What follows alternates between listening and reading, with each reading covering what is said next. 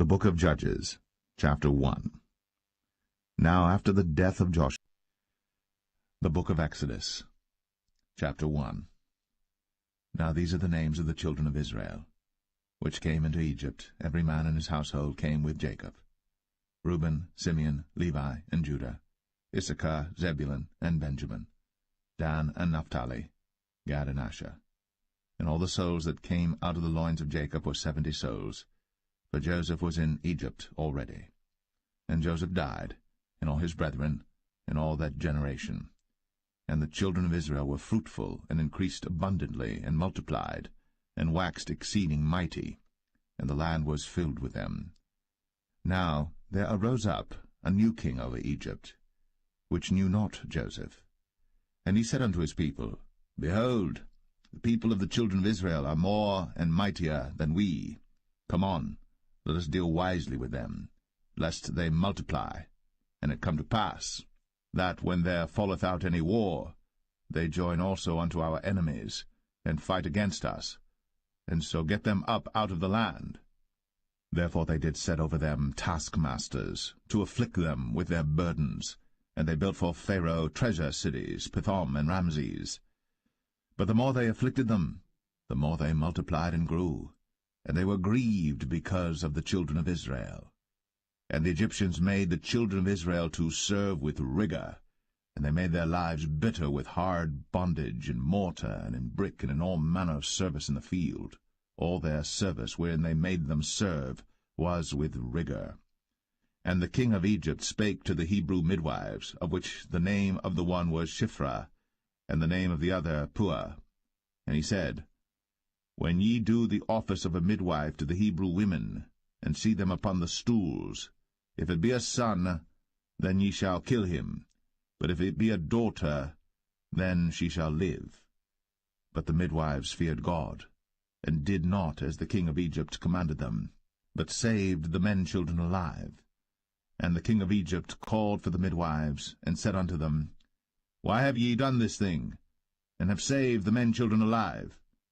And the midwives said unto Pharaoh, Because the Hebrew women are not as the Egyptian women, for they are lively, and are delivered ere the midwives come in unto them.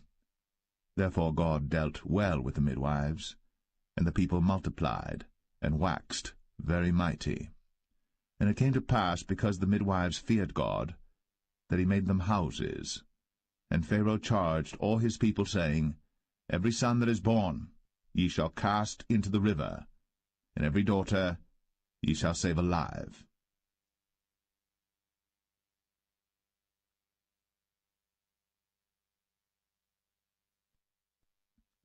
Exodus 2. And there went a man of the house of Levi, and took to wife a daughter of Levi. And the woman conceived, and bare a son. And when she saw him that he was a goodly child, she hid him 3 months. And when she could not longer hide him, she took for him an ark of bulrushes, and daubed it with slime, and with pitch, and put the child therein, and she laid it in the flags by the river's brink. And his sister stood afar off, to wit what would be done to him. And the daughter of Pharaoh came down to wash herself at the river, and her maidens walked along by the river's side.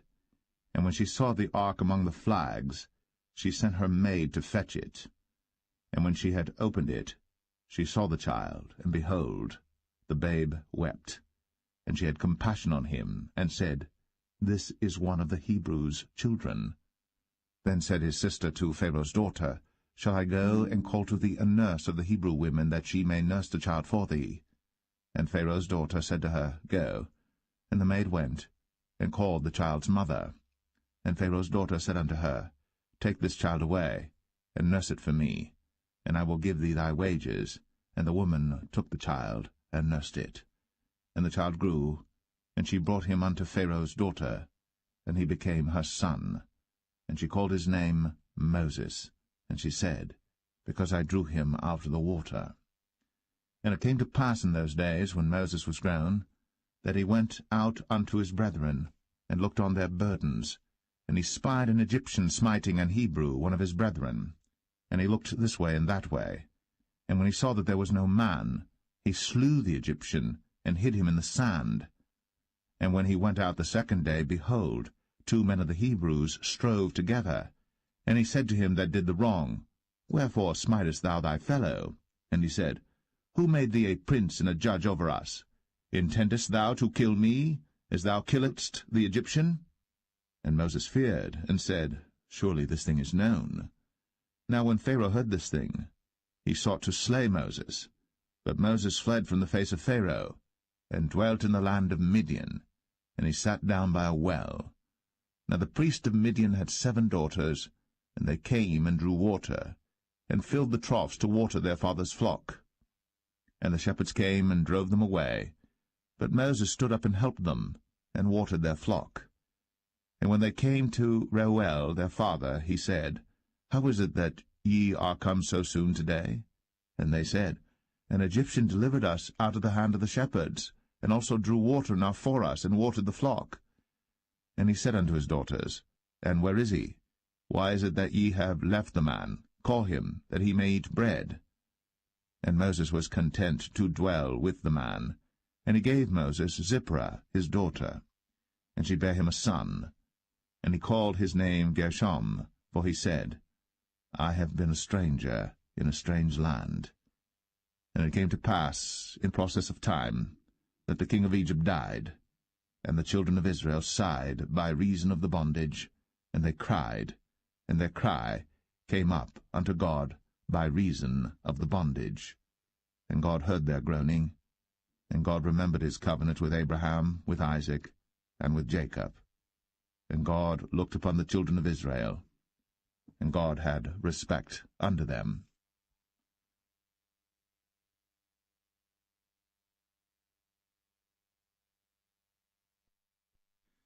Exodus 3.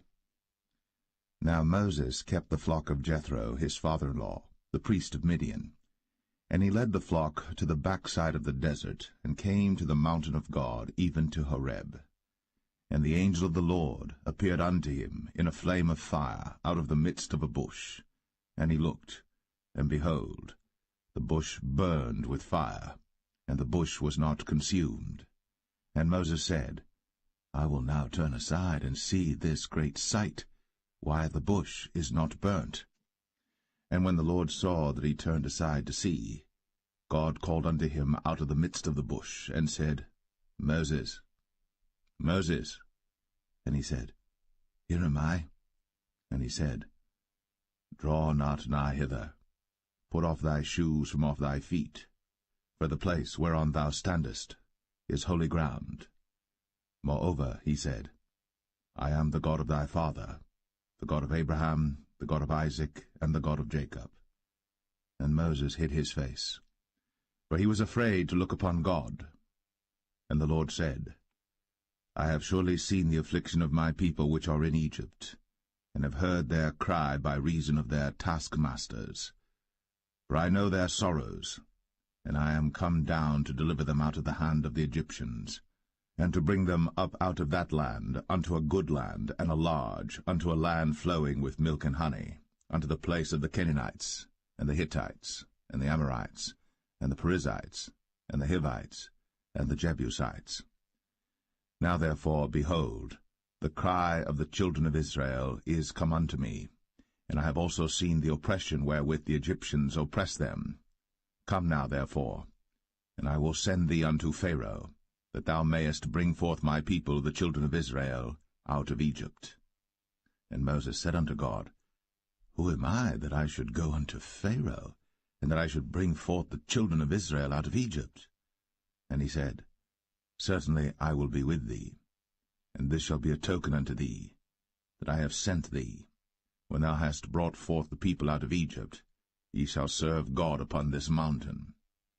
And Moses said unto God, Behold, when I come unto the children of Israel, and shall say unto them, The God of your fathers has sent me unto you, and they shall say to me, What is his name? What shall I say unto them? And God said unto Moses, I am that I am. And he said, Thus shalt thou say unto the children of Israel, I am hath sent me unto you. And God said moreover unto Moses, Thus shalt thou say unto the children of Israel, The Lord God of your fathers, the God of Abraham, the God of Isaac, and the God of Jacob, hath sent me unto you. This is my name for ever, and this is my memorial unto all generations. Go and gather the elders of Israel together, and say unto them, The Lord God of your fathers, the God of Abraham, of Isaac, and of Jacob, appeared unto me, saying, I have surely visited you, and seen that which is done to you in Egypt. And I have said, I will bring you up out of the affliction of Egypt, unto the land of the Canaanites, and the Hittites, and the Amorites, and the Perizzites, and the Hivites, and the Jebusites, unto a land flowing with milk and honey. And they shall hearken to thy voice, and thou shalt come, thou and the elders of Israel, unto the king of Egypt, and ye shall say unto him, The Lord God of the Hebrews hath met with us.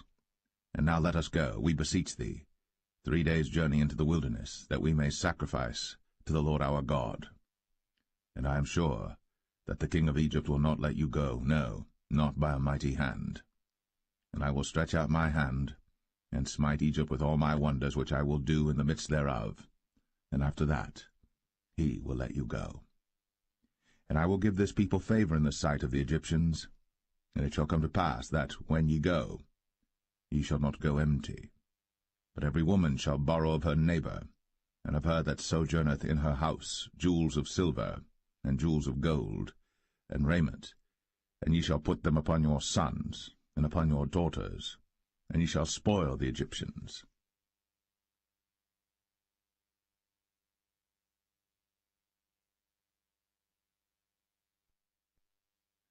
Exodus 4. And Moses answered and said, But behold, they will not believe me, nor hearken unto my voice, for they will say, The Lord hath not appeared unto thee. And the Lord said unto him, What is that in thine hand? And he said, A rod. And he said, Cast it on the ground. And he cast it on the ground, and it became a serpent. And Moses fled from before it. And the Lord said unto Moses, Put forth thine hand, and take it by the tail. And he put forth his hand, and caught it. And it became a rod in his hand, that they may believe that the Lord God of their fathers, the God of Abraham, the God of Isaac, and the God of Jacob, hath appeared unto thee. And the Lord said furthermore unto him, Put now thine hand into thy bosom. And he put his hand into his bosom, and when he took it out, behold, his hand was leprous as snow. And he said, Put thine hand into thy bosom again. And he put his hand into his bosom again, and plucked it out of his bosom. And behold, it was turned again as his other flesh. And it shall come to pass, if they will not believe thee, neither hearken to the voice of the first sign, that they will believe the voice of the latter sign. And it shall come to pass, if they will not believe also these 2 signs, neither hearken unto thy voice, that thou shalt take of the water of the river, and pour it upon the dry land, and the water which thou takest out of the river shall become blood upon the dry land. And Moses said unto the Lord, O my Lord, I am not eloquent, neither heretofore nor since thou hast spoken unto thy servant, but I am slow of speech and of a slow tongue.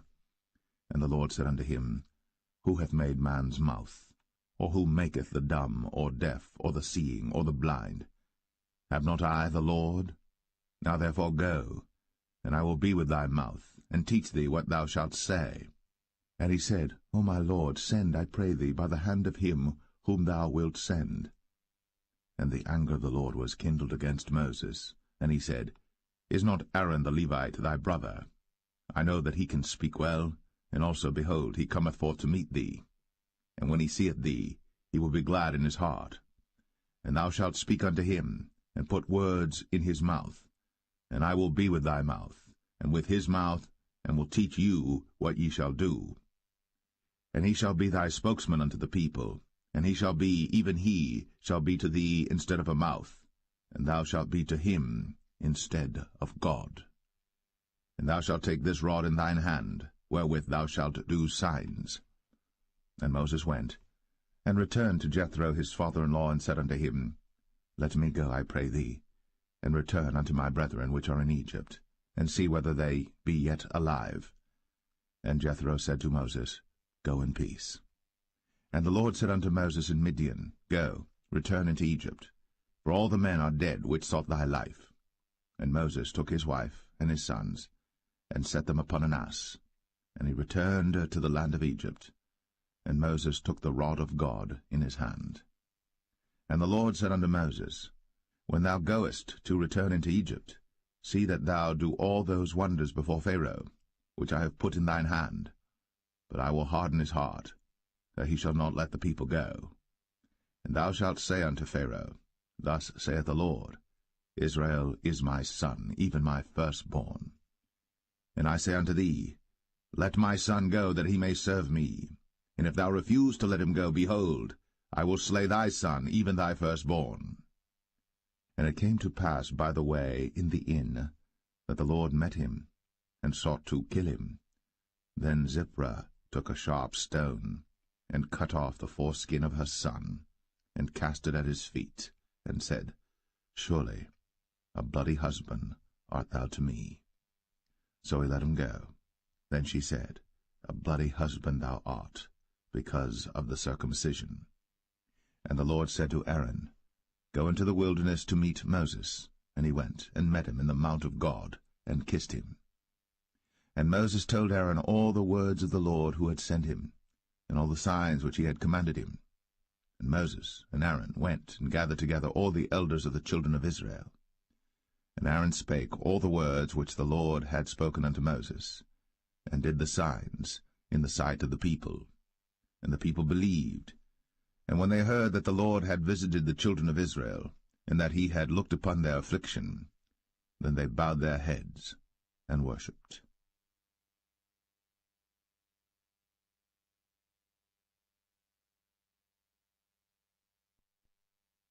Exodus 5.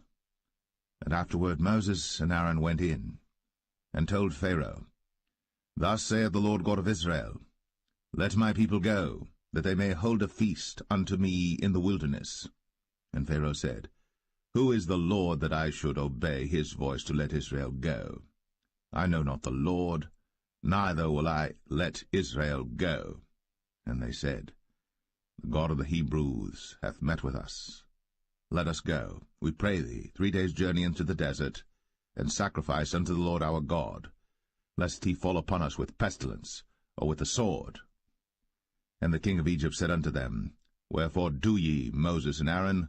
Let the people from their works get you unto your burdens. And Pharaoh said, Behold, the people of the land now are many, and ye make them rest from their burdens. And Pharaoh commanded the same day the taskmasters of the people and their officers, saying, Ye shall no more give the people straw to make brick, as heretofore. Let them go and gather straw for themselves.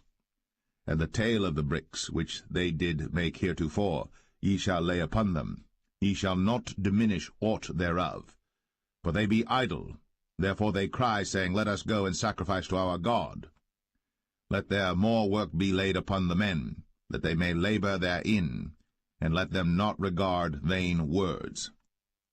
And the taskmasters of the people went out, and their officers, and they spake to the people, saying, Thus saith Pharaoh, I will not give you straw. Go ye, get you straw where you can find it, yet not aught of your work shall be diminished. So the people were scattered abroad throughout all the land of Egypt to gather stubble instead of straw. And the taskmasters hasted them, saying, Fulfill your works, your daily tasks, as when there was straw. And the officers of the children of Israel, which Pharaoh's taskmasters had set over them, were beaten, and demanded, Wherefore have ye not fulfilled your task in making brick both yesterday and today, as heretofore? Then the officers of the children of Israel came and cried unto Pharaoh, saying, Wherefore dealest thou thus with thy servants? There is no straw given unto thy servants. And they say to us, Make brick. And behold, thy servants are beaten, but the fault is in thine own people. But he said, Ye are idle, ye are idle. Therefore ye say, Let us go and do sacrifice to the Lord. Go therefore now and work, for there shall no straw be given you. Yet shall ye deliver the tale of bricks. And the officers of the children of Israel did see that they were in evil case, after it was said, Ye shall not minish aught from your bricks of your daily task. And they met Moses and Aaron, who stood in the way, as they came forth from Pharaoh. And they said unto them, The Lord look upon you and judge, because ye have made our savour to be abhorred in the eyes of Pharaoh, and in the eyes of his servants, to put a sword in their hand to slay us. And Moses returned unto the Lord, and said, Lord, wherefore hast thou so evil entreated this people? Why is it that thou hast sent me? For since I came to Pharaoh to speak in thy name, he hath done evil to this people, neither hast thou delivered thy people at all.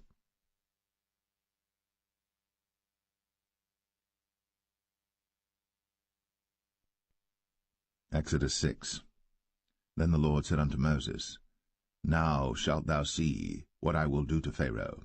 For with a strong hand shall he let them go, and with a strong hand shall he drive them out of his land. And God spake unto Moses, and said unto him, I am the Lord. And I appeared unto Abraham, unto Isaac, and unto Jacob, by the name of God Almighty, but by my name Jehovah was I not known to them.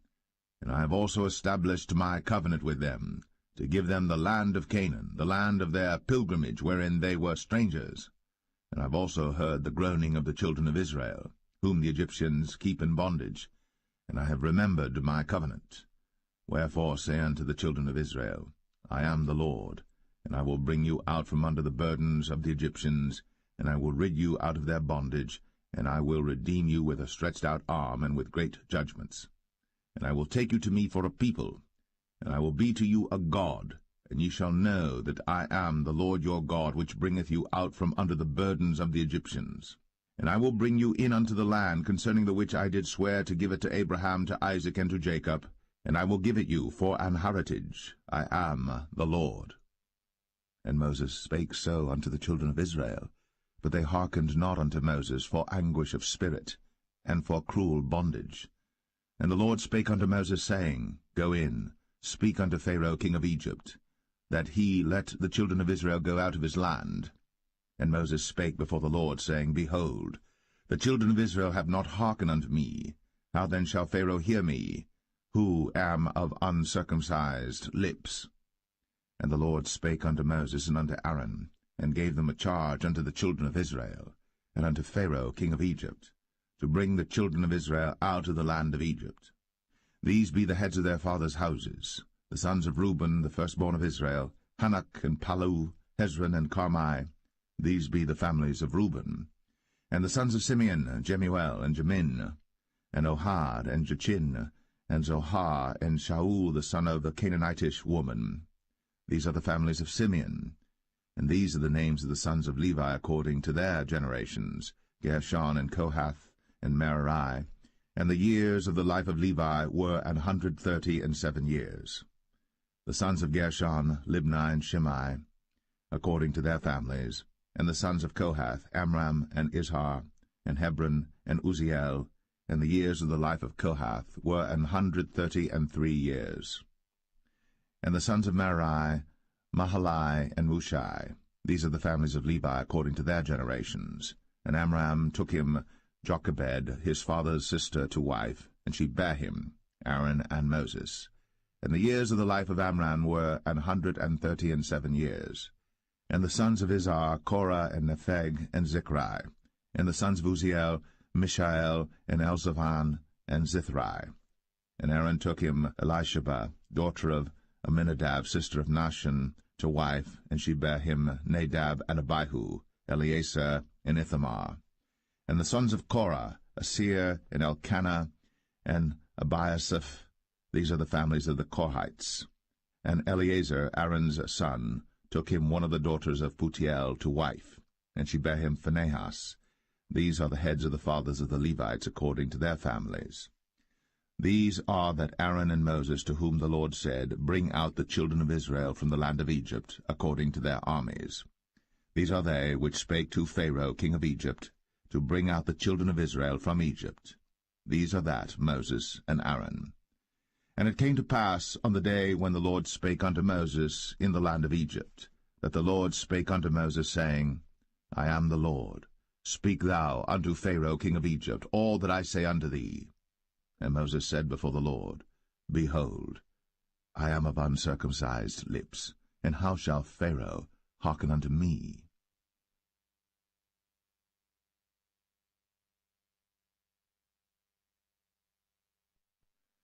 Exodus 7. And the Lord said unto Moses, See, I have made thee a god to Pharaoh, and Aaron thy brother shall be thy prophet. Thou shalt speak all that I command thee, and Aaron thy brother shall speak unto Pharaoh, that he send the children of Israel out of his land. And I will harden Pharaoh's heart, and multiply my signs and my wonders in the land of Egypt. But Pharaoh shall not hearken unto you, that I may lay my hand upon Egypt, and bring forth mine armies and my people the children of Israel out of the land of Egypt by great judgments. And the Egyptians shall know that I am the Lord, when I stretch forth mine hand upon Egypt, and bring out the children of Israel from among them. And Moses and Aaron did as the Lord commanded them, so did they. And Moses was 80 years old, and Aaron 83 years old, when they spake unto Pharaoh.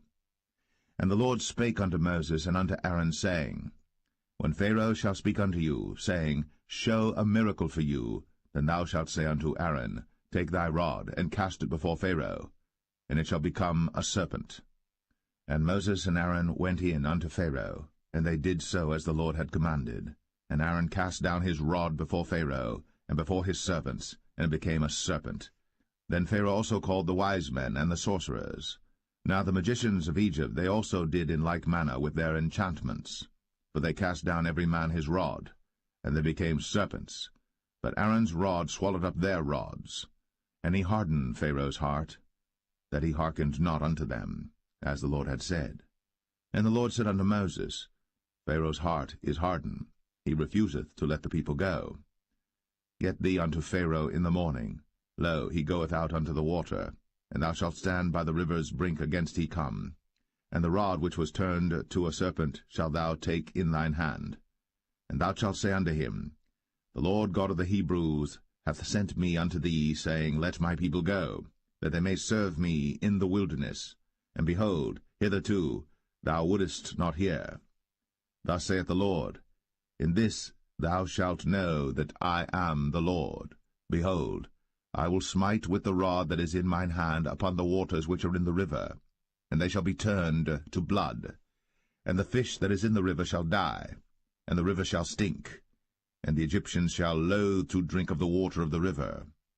And the Lord spake unto Moses, Say unto Aaron, Take thy rod, and stretch out thine hand upon the waters of Egypt, upon their streams, upon their rivers, and upon their ponds, and upon all their pools of water, that they may become blood, and that there may be blood throughout all the land of Egypt, both in vessels of wood and in vessels of stone. And Moses and Aaron did so, as the Lord commanded. And he lifted up the rod, and smote the waters that were in the river, in the sight of Pharaoh, and in the sight of his servants, and all the waters that were in the river were turned to blood. And the fish that was in the river died, and the river stank, and the Egyptians could not drink of the water of the river, and there was blood throughout all the land of Egypt.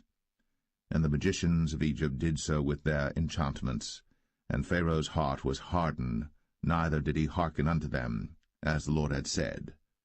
And Pharaoh turned and went into his house, neither did he set his heart to this also.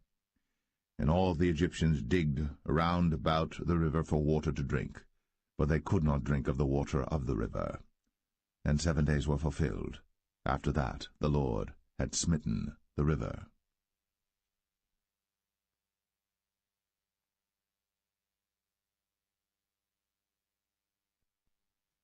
Exodus 8.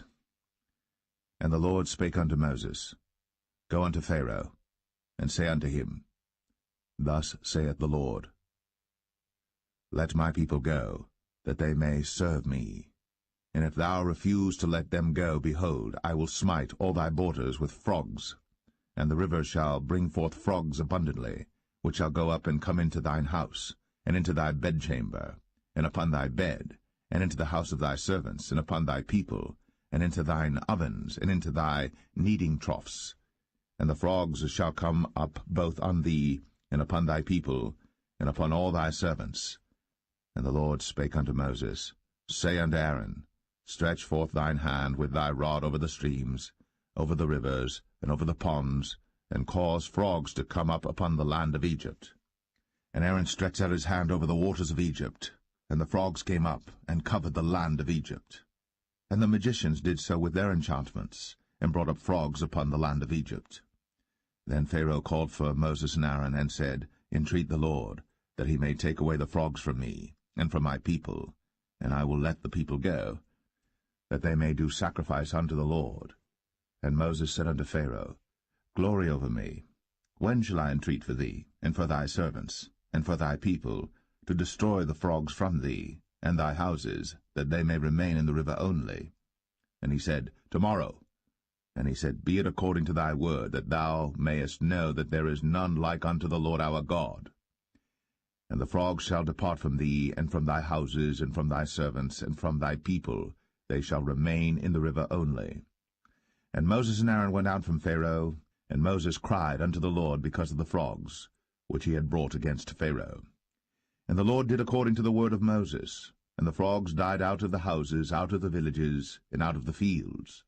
And they gathered them together upon heaps, and the land stank. But when Pharaoh saw that there was respite, he hardened his heart, and hearkened not unto them, as the Lord had said. And the Lord said unto Moses, Say unto Aaron, Stretch out thy rod, and smite the dust of the land, that it may become lice throughout all the land of Egypt. And they did so. For Aaron stretched out his hand with his rod, and smote the dust of the earth, and it became lice in man and in beast. All the dust of the land became lice throughout all the land of Egypt. And the magicians did so with their enchantments to bring forth lice, but they could not, so there were lice upon man and upon beast. Then the magicians said unto Pharaoh, This is the finger of God.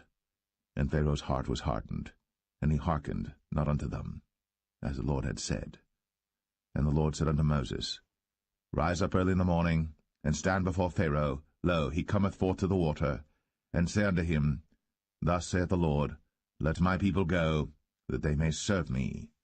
Else, if thou wilt not let my people go, behold, I will send swarms of flies upon thee, and upon thy servants, and upon thy people, and into thy houses, and the houses of the Egyptians shall be full of swarms of flies, and also the ground whereon they are. And I will sever in that day the land of Goshen, in which my people dwell, that no swarms of flies shall be there, to the end thou mayest know that I am the Lord in the midst of the earth. And I will put a division between my people and thy people. Tomorrow shall this sign be. And the Lord did so. And there came a grievous swarm of flies into the house of Pharaoh, and into his servants' houses, and into all the land of Egypt. The land was corrupted by reason of the swarm of flies. And Pharaoh called for Moses and for Aaron, and said, Go ye, sacrifice to your God in the land. And Moses said, It is not meet so to do, for we shall sacrifice the abomination of the Egyptians to the Lord our God. Lo, shall we sacrifice the abomination of the Egyptians before their eyes? And will they not stone us? We will go 3 days' journey into the wilderness, and sacrifice to the Lord our God, as he shall command us. And Pharaoh said, I will let you go, that ye may sacrifice to the Lord your God in the wilderness. Only ye shall not go very far away. Entreat for me. And Moses said, Behold, I go out from thee, and I will entreat the Lord that the swarms of flies may depart from Pharaoh, from his servants, and from his people tomorrow. But let not Pharaoh deal deceitfully any more, not letting the people go to sacrifice to the Lord. And Moses went out from Pharaoh, and entreated the Lord. And the Lord did according to the word of Moses, and he removed the swarms of flies from Pharaoh, from his servants, and from his people. There remained not one. And Pharaoh hardened his heart at this time also, neither would he let the people go.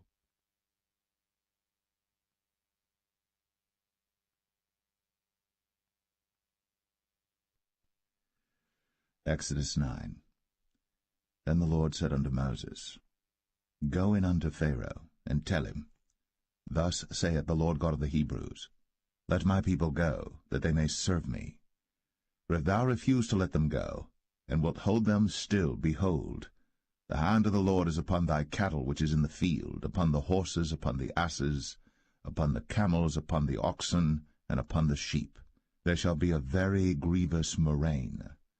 And the Lord shall sever between the cattle of Israel and the cattle of Egypt, and there shall nothing die of all that is the children's of Israel. And the Lord appointed a set time, saying, Tomorrow the Lord shall do this thing in the land. And the Lord did that thing on the morrow, and all the cattle of Egypt died, but of the cattle of the children of Israel died not one. And Pharaoh sent, and behold, there was not one of the cattle of the Israelites dead, and the heart of Pharaoh was hardened, and he did not let the people go. And the Lord said unto Moses and unto Aaron, Take to you handfuls of ashes of the furnace, and let Moses sprinkle it toward the heaven in the sight of Pharaoh. And it shall become small dust in all the land of Egypt, and shall be a boil breaking forth with blains upon man and upon beast throughout all the land of Egypt. Then they took ashes of the furnace, and stood before Pharaoh. And Moses sprinkled it up toward heaven, and it became a boil, breaking forth with blains upon man and upon beast. And the magicians could not stand before Moses because of the boils, for the boil was upon the magicians and upon all the Egyptians. And the Lord hardened the heart of Pharaoh, and he hearkened not unto them, as the Lord had spoken unto Moses.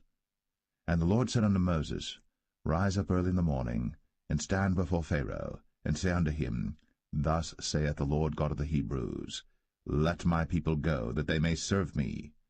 For I will at this time send all my plagues upon thine heart, and upon thy servants, and upon thy people, that thou mayest know that there is none like me in all the earth. For now I will stretch out my hand, that I may smite thee and thy people with pestilence, and thou shalt be cut off from the earth. And in very deed for this cause have I raised thee up, for to show in thee my power, and that my name may be declared throughout all the earth. As yet exaltest thou thyself against my people, that thou wilt not let them go. Behold, tomorrow about this time I will cause it to rain a very grievous hail, such as hath not been in Egypt since the foundation thereof even until now. Send therefore now, and gather thy cattle, and all that thou hast in the field. For upon every man and beast which shall be found in the field, and shall not be brought home, the hail shall come down upon them, and they shall die. He that feared the word of the Lord among the servants of Pharaoh made his servants and his cattle flee into the houses. And he that regarded not the word of the Lord left his servants and his cattle in the field. And the Lord said unto Moses, Stretch forth thine hand toward heaven, that there may be hail in all the land of Egypt, upon man, and upon beast, and upon every herb of the field, throughout the land of Egypt. And Moses stretched forth his rod toward heaven, and the Lord sent thunder and hail, and the fire ran along upon the ground, and the Lord rained hail upon the land of Egypt. So there was hail and fire mingled with the hail, very grievous, such as there was none like it in all the land of Egypt since it became a nation. And the hail smote throughout all the land of Egypt all that was in the field, both man and beast.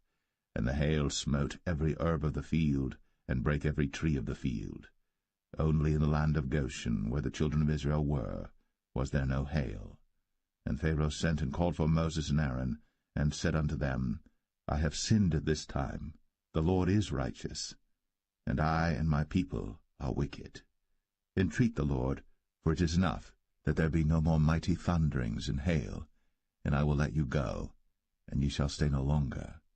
And Moses said unto him, As soon as I am gone out of the city, I will spread abroad my hands unto the Lord, and the thunder shall cease, neither shall there be any more hail, that thou mayest know how that the earth is the Lord's.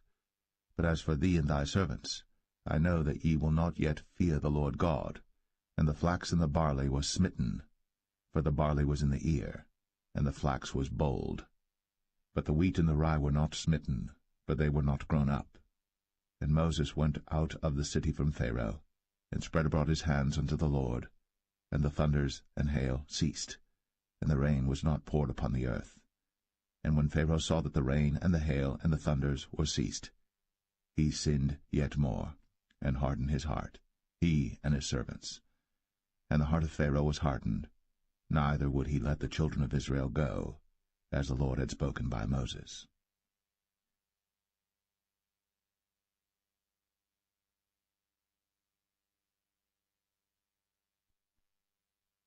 Exodus 10. And the Lord said unto Moses, Go in unto Pharaoh, for I have hardened his heart, and the heart of his servants, that I might show these my signs before him, and that thou mayest tell in the ears of thy son, and of thy son's son, what things I have wrought in Egypt, and my signs which I have done among them, that ye may know how that I am the Lord. And Moses and Aaron came in unto Pharaoh, and said unto him, Thus saith the Lord God of the Hebrews, How long wilt thou refuse to humble thyself before me? Let my people go, that they may serve me. Else, if thou refuse to let my people go, behold, tomorrow will I bring the locusts into thy coast. And they shall cover the face of the earth, that one cannot be able to see the earth. And they shall eat the residue of that which is escaped, which remaineth unto you from the hail, and shall eat every tree which groweth for you out of the field. And they shall fill thy houses, and the houses of all thy servants, and the houses of all the Egyptians, which neither thy fathers nor thy fathers' fathers have seen, since the day that they were upon the earth unto this day. And he turned himself, and went out from Pharaoh. And Pharaoh's servants said unto him, How long shall this man be a snare unto us? Let the men go, that they may serve the Lord their God. Knowest thou not yet that Egypt is destroyed? And Moses and Aaron were brought again unto Pharaoh, and he said unto them, Go, serve the Lord your God. But who are they that shall go? And Moses said, We will go with our young and with our old, with our sons and with our daughters, with our flocks and with our herds will we go, for we must hold a feast unto the Lord. And he said unto them, Let the Lord be so with you, as I will let you go, and your little ones. Look to it, for evil is before you. Not so. Go now, ye that are men, and serve the Lord, for that ye did desire. And they were driven out from Pharaoh's presence. And the Lord said unto Moses, Stretch out thine hand over the land of Egypt for the locusts, that they may come up upon the land of Egypt, and eat every herb of the land, even all that the hail hath left. And Moses stretched forth his rod over the land of Egypt. And the Lord brought an east wind upon the land all that day, and all that night. And when it was morning, the east wind brought the locusts. And the locusts went up over all the land of Egypt, and rested in all the coasts of Egypt. Very grievous were they. Before them there were no such locusts as they, neither after them shall be such. For they covered the face of the whole earth, so that the land was darkened. And they did eat every herb of the land, and all the fruit of the trees which the hail had left. And there remained not any green thing in the trees, or in the herbs of the field, through all the land of Egypt. Then Pharaoh called for Moses and Aaron in haste, and he said, I have sinned against the Lord your God, and against you. Now therefore forgive, I pray thee, my sin only this once, and entreat the Lord your God, that he may take away from me this death only. And he went out from Pharaoh, and entreated the Lord. And the Lord turned a mighty strong west wind, which took away the locusts, and cast them into the Red Sea. There remained not one locust in all the coasts of Egypt. But the Lord hardened Pharaoh's heart, so that he would not let the children of Israel go. And the Lord said unto Moses, Stretch out thine hand toward heaven, that there may be darkness over the land of Egypt, even darkness which may be felt. And Moses stretched forth his hand toward heaven, and there was a thick darkness in all the land of Egypt 3 days. They saw not one another, neither rose any from his place for 3 days. But all the children of Israel had light in their dwellings. And Pharaoh called unto Moses, and said, Go ye, serve the Lord. Only let your flocks and your herds be stayed. Let your little ones also go with you. And Moses said, Thou must give us also sacrifices and burnt offerings, that we may sacrifice unto the Lord our God. Our cattle also shall go with us. There shall not an hoof be left behind, for thereof must we take to serve the Lord our God, and we know not with what we must serve the Lord until we come thither. But the Lord hardened Pharaoh's heart, and he would not let them go. And Pharaoh said unto him, Get thee from me, take heed to thyself, see my face no more, for in that day thou seest my face, thou shalt die. And Moses said, Thou hast spoken well. I will see thy face again no more.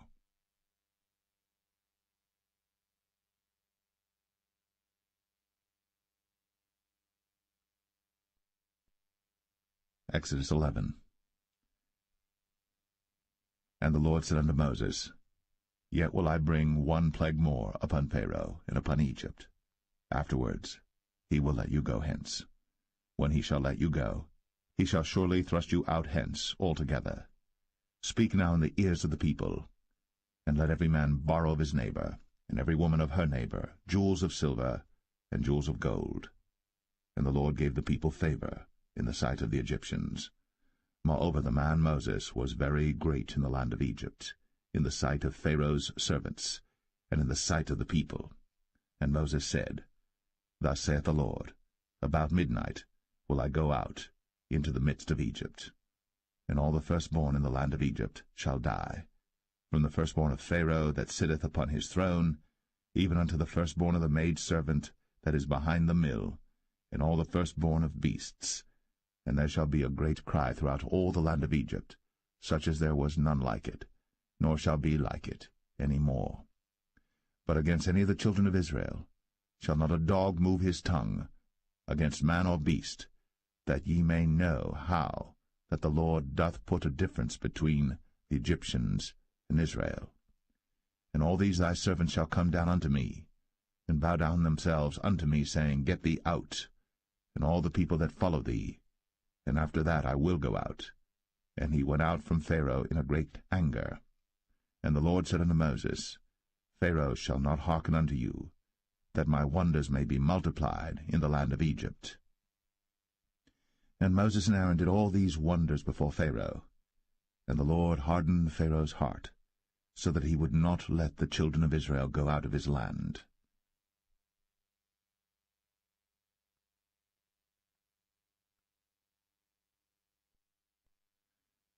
Exodus 12. And the Lord spake unto Moses and Aaron in the land of Egypt, saying, This month shall be unto you the beginning of months. It shall be the first month of the year to you. Speak ye unto all the congregation of Israel, saying, In the 10th day of this month they shall take to them every man a lamb, according to the house of their fathers, a lamb for an house.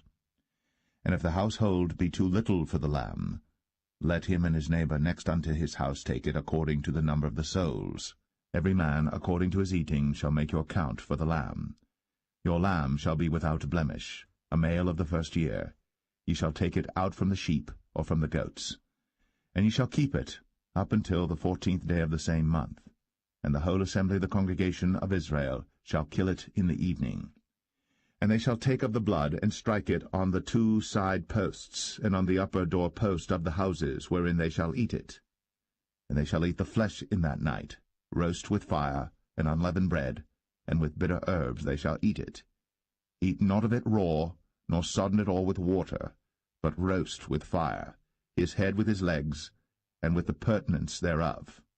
And ye shall let nothing of it remain until the morning. And that which remaineth of it until the morning ye shall burn with fire. And thus shall ye eat it, with your loins girded, your shoes on your feet, and your staff in your hand, and ye shall eat it in haste. It is the Lord's Passover.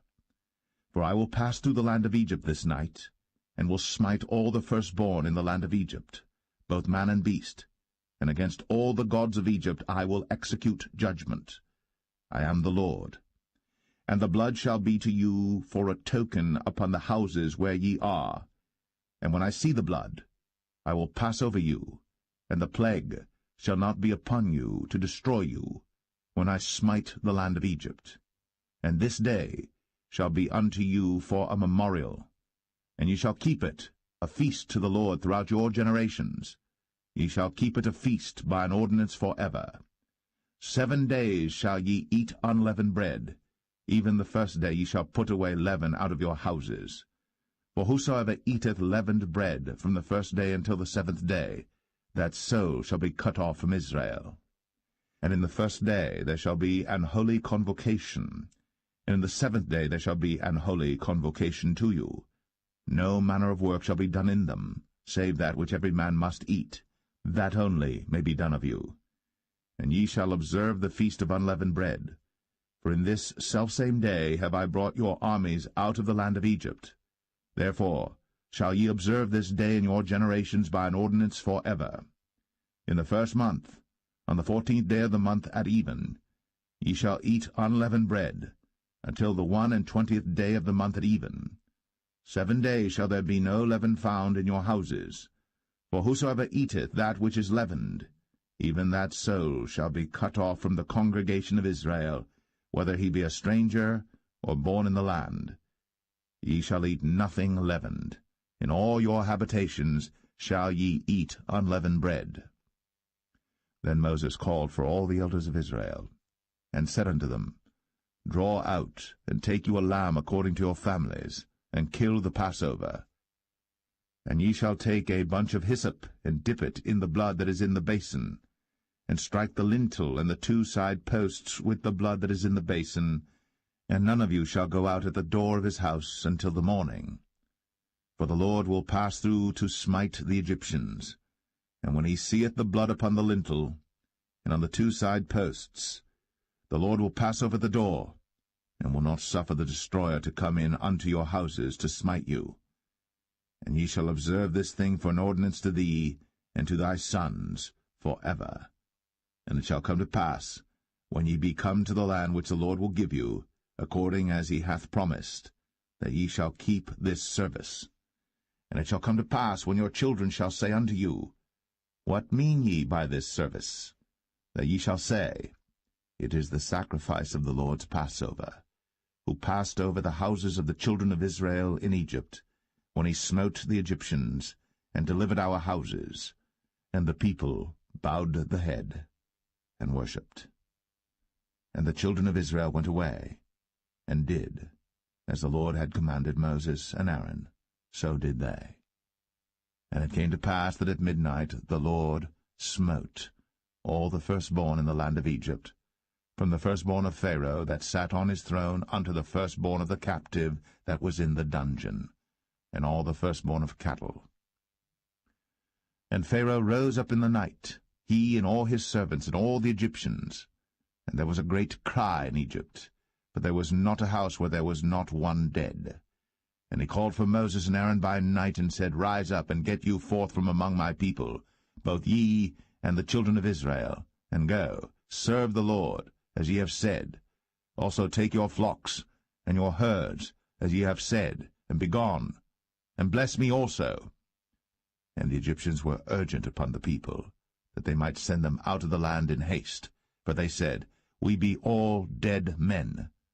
And the people took their dough before it was leavened, their kneading troughs being bound up in their clothes upon their shoulders. And the children of Israel did according to the word of Moses. And they borrowed of the Egyptians jewels of silver, and jewels of gold, and raiment. And the Lord gave the people favor in the sight of the Egyptians, so that they lent unto them such things as they required, and they spoiled the Egyptians. And the children of Israel journeyed from Ramses to Succoth, about 600,000 on foot, that were men, beside children. And a mixed multitude went up also with them, and flocks and herds, even very much cattle. And they baked unleavened cakes of the dough which they brought forth out of Egypt, for it was not leavened, because they were thrust out of Egypt, and could not tarry, neither had they prepared for themselves any victual. Now the sojourning of the children of Israel, who dwelt in Egypt, was 430 years. And it came to pass, at the end of the 430 years, even the selfsame day it came to pass, that all the hosts of the Lord went out from the land of Egypt. It is a night to be much observed unto the Lord for bringing them out from the land of Egypt. This is that night of the Lord to be observed of all the children of Israel in their generations. And the Lord said unto Moses and Aaron, This is the ordinance of the Passover. There shall no stranger eat thereof. But every man's servant that is bought for money, when thou hast circumcised him, then shall he eat thereof. A foreigner and an hired servant shall not eat thereof. In one house shall it be eaten. Thou shalt not carry forth aught of the flesh abroad out of the house, neither shall ye break a bone thereof. All the congregation of Israel shall keep it. And when a stranger shall sojourn with thee, and will keep the Passover to the Lord, let all his males be circumcised, and then let him come near and keep it. And he shall be as one that is born in the land. For no uncircumcised person shall eat thereof. One law shall be to him that is homeborn, and unto the stranger that sojourneth among you. Thus did all the children of Israel. As the Lord commanded Moses and Aaron, so did they. And it came to pass the selfsame day, that the Lord did bring the children of Israel out of the land of Egypt by their armies.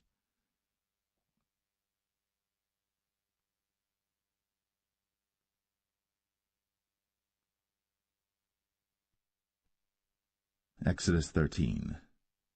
And the Lord spake unto Moses, saying, Sanctify unto me all the firstborn, whatsoever openeth the womb among the children of Israel, both of man and of beast, it is mine.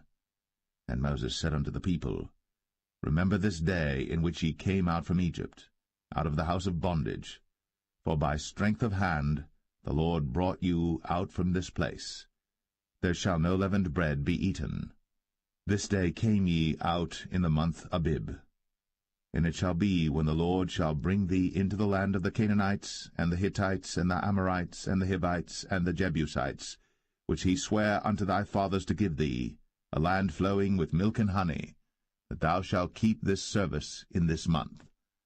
7 days thou shalt eat unleavened bread, and in the 7th day shall be a feast to the Lord.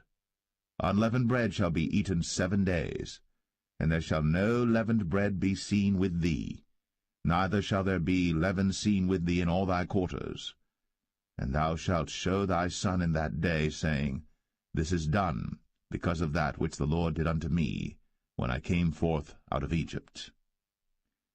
And it shall be for a sign unto thee upon thine hand, and for a memorial between thine eyes, that the Lord's law may be in thy mouth.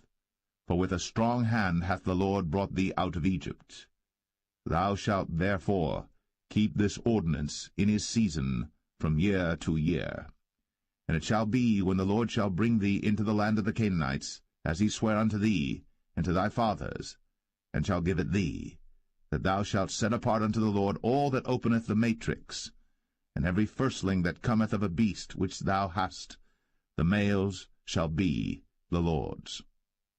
And every firstling of an ass thou shalt redeem with a lamb, and if thou wilt not redeem it, then thou shalt break his neck. And all the firstborn of man among thy children shalt thou redeem. And it shall be, when thy son asketh thee in time to come, saying, What is this? That thou shalt say unto him, By strength of hand the Lord brought us out from Egypt, from the house of bondage. And it came to pass, when Pharaoh would hardly let us go, that the Lord slew all the firstborn in the land of Egypt, both the firstborn of man and the firstborn of beast. Therefore I sacrifice to the Lord all that openeth the matrix, being males, but all the firstborn of my children I redeem. And it shall be for a token upon thine hand, and for frontlets between thine eyes, for by strength of hand the Lord brought us forth out of Egypt. And it came to pass, when Pharaoh had let the people go, that God led them not through the way of the land of the Philistines, although that was near, for God said, Lest peradventure the people repent when they see war, and they return to Egypt. But God led the people about through the way of the wilderness of the Red Sea, and the children of Israel went up harnessed out of the land of Egypt. And Moses took the bones of Joseph with him, for he had straitly sworn the children of Israel, saying, God will surely visit you, and ye shall carry up my bones away hence with you. And they took their journey from Succoth, and encamped in Etham, in the edge of the wilderness. And the Lord went before them by day in a pillar of a cloud, to lead them the way, and by night in a pillar of fire, to give them light, to go by day and night. He took not away the pillar of the cloud by day, nor the pillar of fire by night, from before the people.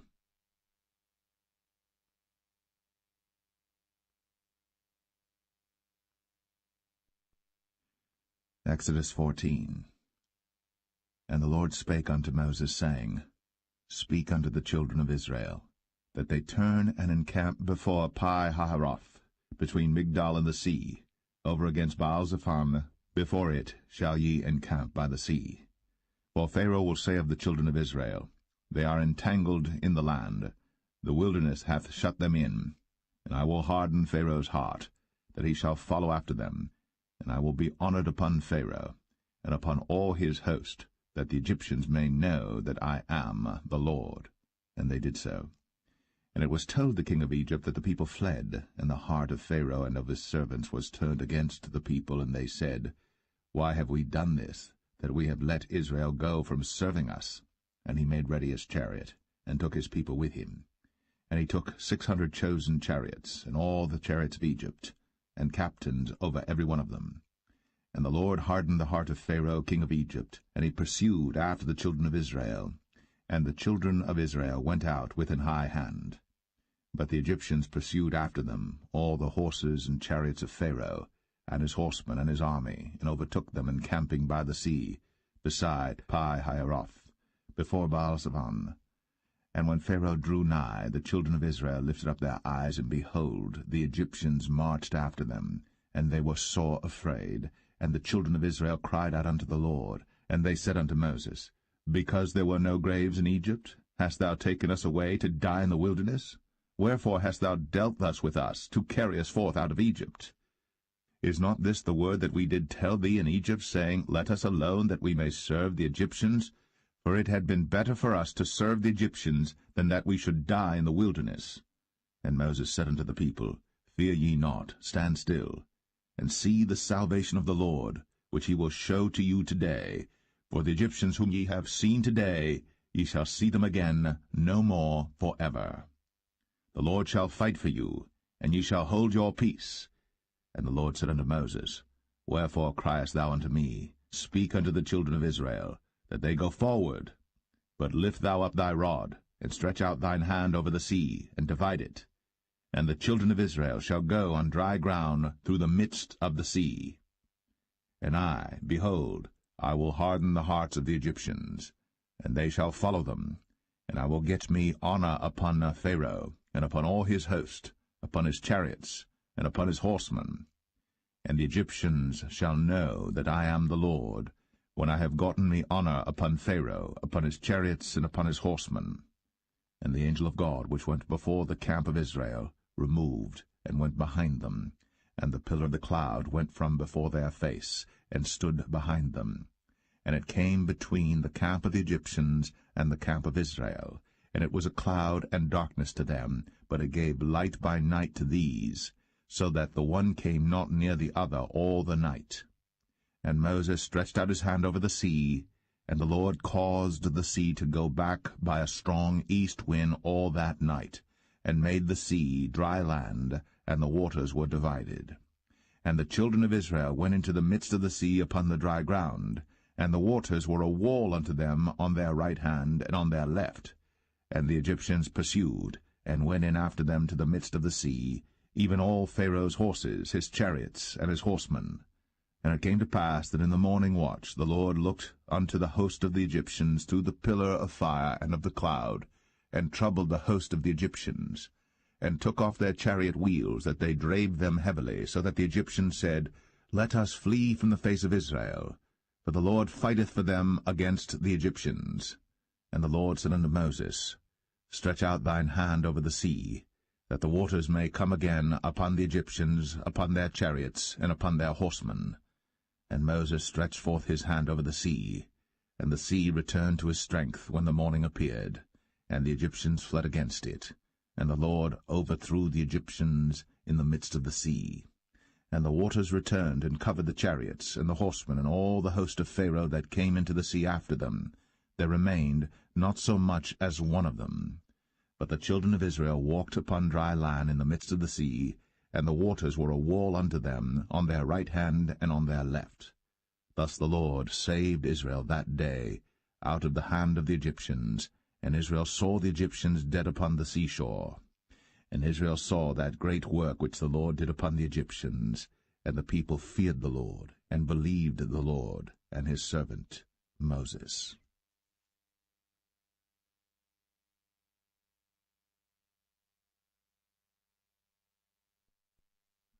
Exodus 15. Then sang Moses and the children of Israel this song unto the Lord, and spake, saying, I will sing unto the Lord, for he hath triumphed gloriously. The horse and his rider hath he thrown into the sea. The Lord is my strength and song, and he is become my salvation. He is my God, and I will prepare him an habitation, my father's God, and I will exalt him. The Lord is a man of war, the Lord is his name. Pharaoh's chariots and his host hath he cast into the sea. His chosen captains also are drowned in the Red Sea. The depths have covered them, they sank into the bottom as a stone. Thy right hand, O Lord, is become glorious in power. Thy right hand, O Lord, hath dashed in pieces the enemy. And in the greatness of thine excellency thou hast overthrown them that rose up against thee. Thou sentest forth thy wrath, which consumed them as stubble. And with the blast of thy nostrils the waters were gathered together. The floods stood upright as an heap, and the depths were congealed in the heart of the sea. The enemy said, I will pursue, I will overtake, I will divide the spoil. My lust shall be satisfied upon them. I will draw my sword, my hand shall destroy them. Thou didst blow with thy wind, the sea covered them. They sank as lead in the mighty waters. Who is like unto thee, O Lord, among the gods? Who is like thee, glorious in holiness, fearful in praises, doing wonders? Thou stretchest out thy right hand, the earth swallowed them. Thou in thy mercy hast led forth the people which thou hast redeemed. Thou hast guided them in thy strength unto thy holy habitation.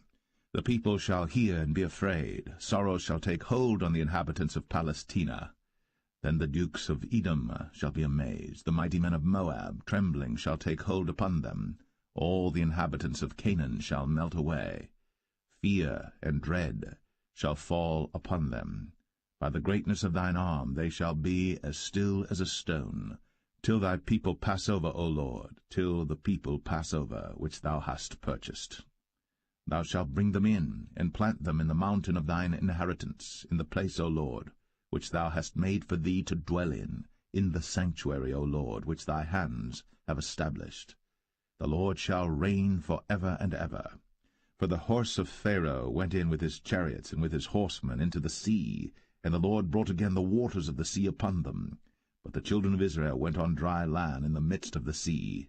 And Miriam the prophetess, the sister of Aaron, took a timbrel in her hand, and all the women went out after her with timbrels and with dances.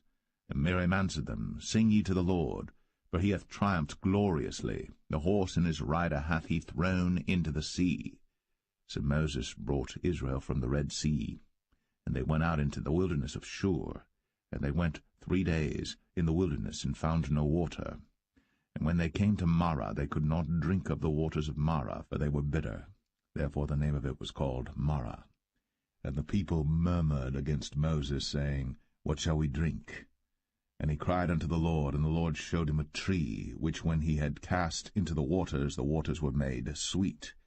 There he made for them a statute and an ordinance, and there he proved them, and said, If thou wilt diligently hearken to the voice of the Lord thy God, and wilt do that which is right in his sight, and wilt give ear to his commandments, and keep all his statutes, I will put none of these diseases upon thee, which I have brought upon the Egyptians, for I am the Lord that healeth thee.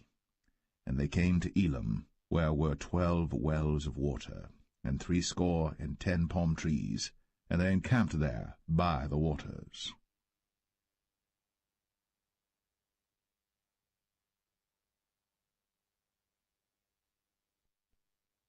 Exodus 16.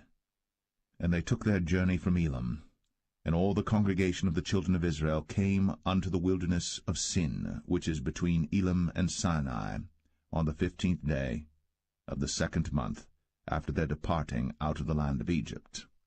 And the whole congregation of the children of Israel murmured against Moses and Aaron in the wilderness. And the children of Israel said unto them, Would to God we had died by the hand of the Lord in the land of Egypt, when we sat by the flesh pots, and when we did eat bread to the full. For ye have brought us forth into this wilderness to kill this whole assembly with hunger.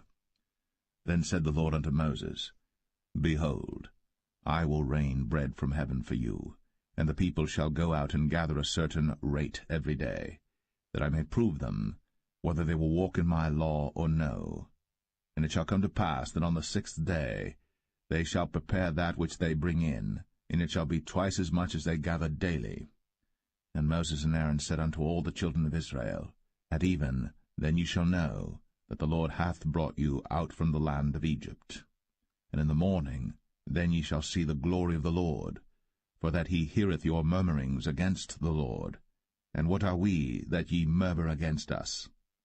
And Moses said, This shall be when the Lord shall give you in the evening flesh to eat, and in the morning bread to the full, for that the Lord heareth your murmurings, which ye murmur against him. And what are we? Your murmurings are not against us, but against the Lord. And Moses spake unto Aaron, Say unto all the congregation of the children of Israel, Come near before the Lord, for he hath heard your murmurings. And it came to pass, as Aaron spake unto the whole congregation of the children of Israel, that they looked toward the wilderness, and behold, the glory of the Lord appeared in the cloud. And the Lord spake unto Moses, saying, I have heard the murmurings of the children of Israel.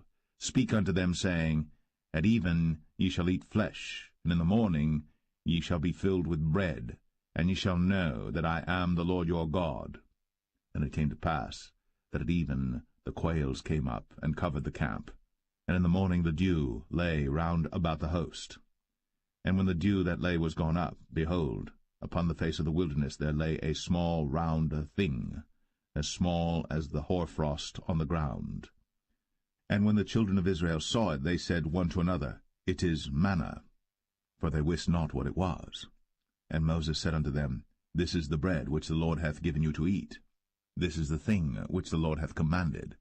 Gather of it every man according to his eating, an omer for every man according to the number of your persons. Take ye every man for them which are in his tents. And the children of Israel did so, and gathered some more, some less. And when they did meet it with an omer, he that gathered much had nothing over, and he that gathered little had no lack. They gathered every man according to his eating. And Moses said, Let no man leave of it till the morning. Notwithstanding they hearkened not unto Moses, but some of them left of it until the morning. And it bred worms, and stank. And Moses was wroth with them. And they gathered it every morning, every man according to his eating. And when the sun waxed hot, it melted. And it came to pass that on the 6th day they gathered twice as much bread, 2 omers for one man. And all the rulers of the congregation came and told Moses. And he said unto them, This is that which the Lord hath said. Tomorrow is the rest of the holy Sabbath unto the Lord.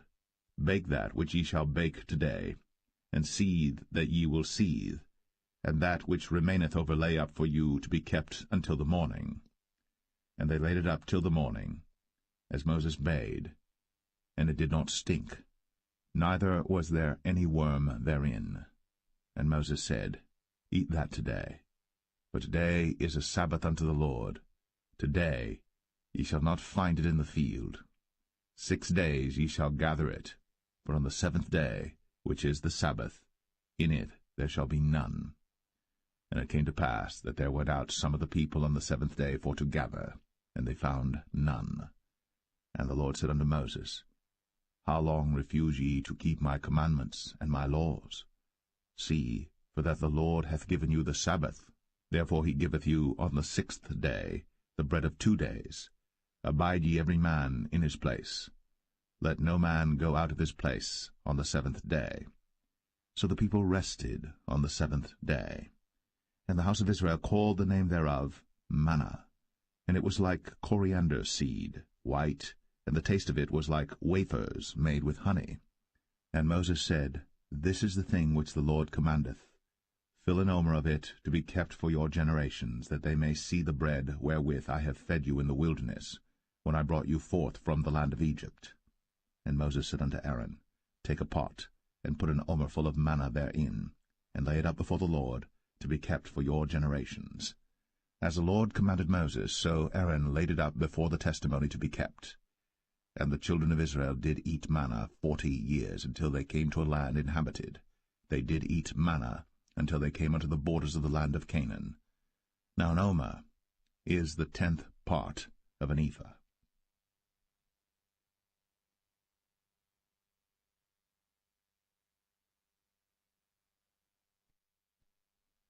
Exodus 17. And all the congregation of the children of Israel journeyed from the wilderness of Sin after their journeys, according to the commandment of the Lord, and pitched in Rephidim. And there was no water for the people to drink. Wherefore the people did chide with Moses, and said, Give us water that we may drink. And Moses said unto them, Why chide ye with me? Wherefore do ye tempt the Lord? And the people thirsted there for water. And the people murmured against Moses, and said, Wherefore is this that thou hast brought us up out of Egypt, to kill us, and our children, and our cattle with thirst? And Moses cried unto the Lord, saying, What shall I do unto this people? They be almost ready to stone me. And the Lord said unto Moses, Go on before the people, and take with thee of the elders of Israel, and thy rod wherewith thou smotest the river, take in thine hand, and go. Behold, I will stand before thee there upon the rock in Horeb, and thou shalt smite the rock. And there shall come water out of it, that the people may drink. And Moses did so in the sight of the elders of Israel. And he called the name of the place Massah and Meribah, because of the chiding of the children of Israel, and because they tempted the Lord, saying, Is the Lord among us or not? Then came Amalek and fought with Israel in Rephidim. And Moses said unto Joshua, Choose us out men, and go out, fight with Amalek. Tomorrow I will stand on the top of the hill with the rod of God in mine hand.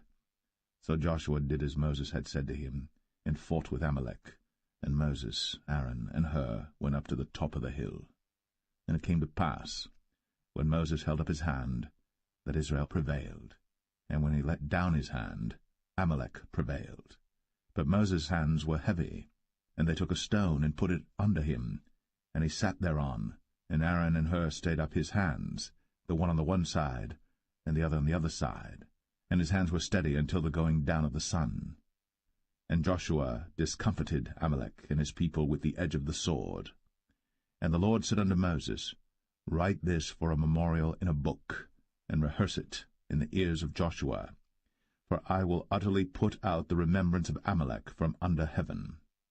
And Moses built an altar, and called the name of it Jehovah Nissi. For he said, Because the Lord has sworn that the Lord will have war with Amalek from generation to generation.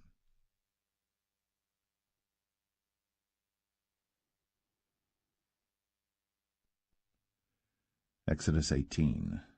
When Jethro, the priest of Midian, Moses' father-in-law, heard of all that God had done for Moses, and for Israel his people, and that the Lord had brought Israel out of Egypt, then Jethro, Moses' father-in-law, took Zipporah, Moses' wife, after he had sent her back, and her 2 sons, of which the name of the one was Gershom, for he said, I have been an alien in a strange land.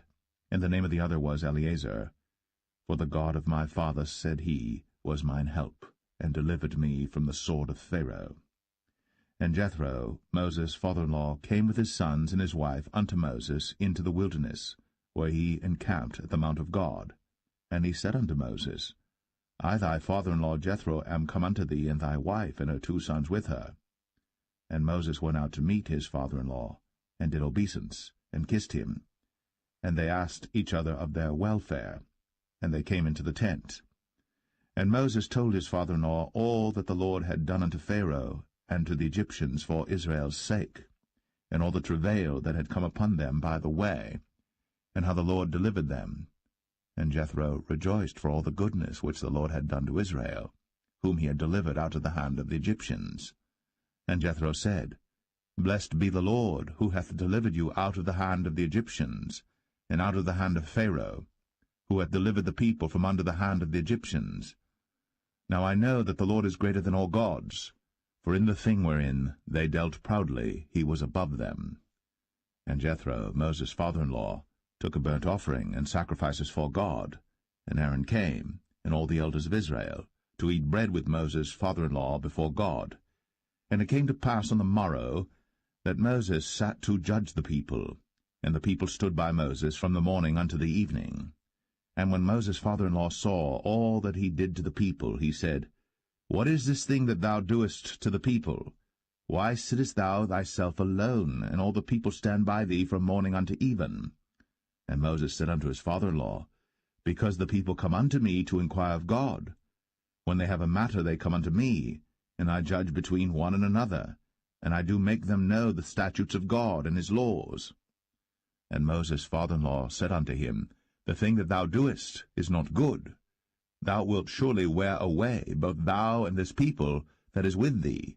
For this thing is too heavy for thee. Thou art not able to perform it thyself alone. Hearken now unto my voice. I will give thee counsel, and God shall be with thee.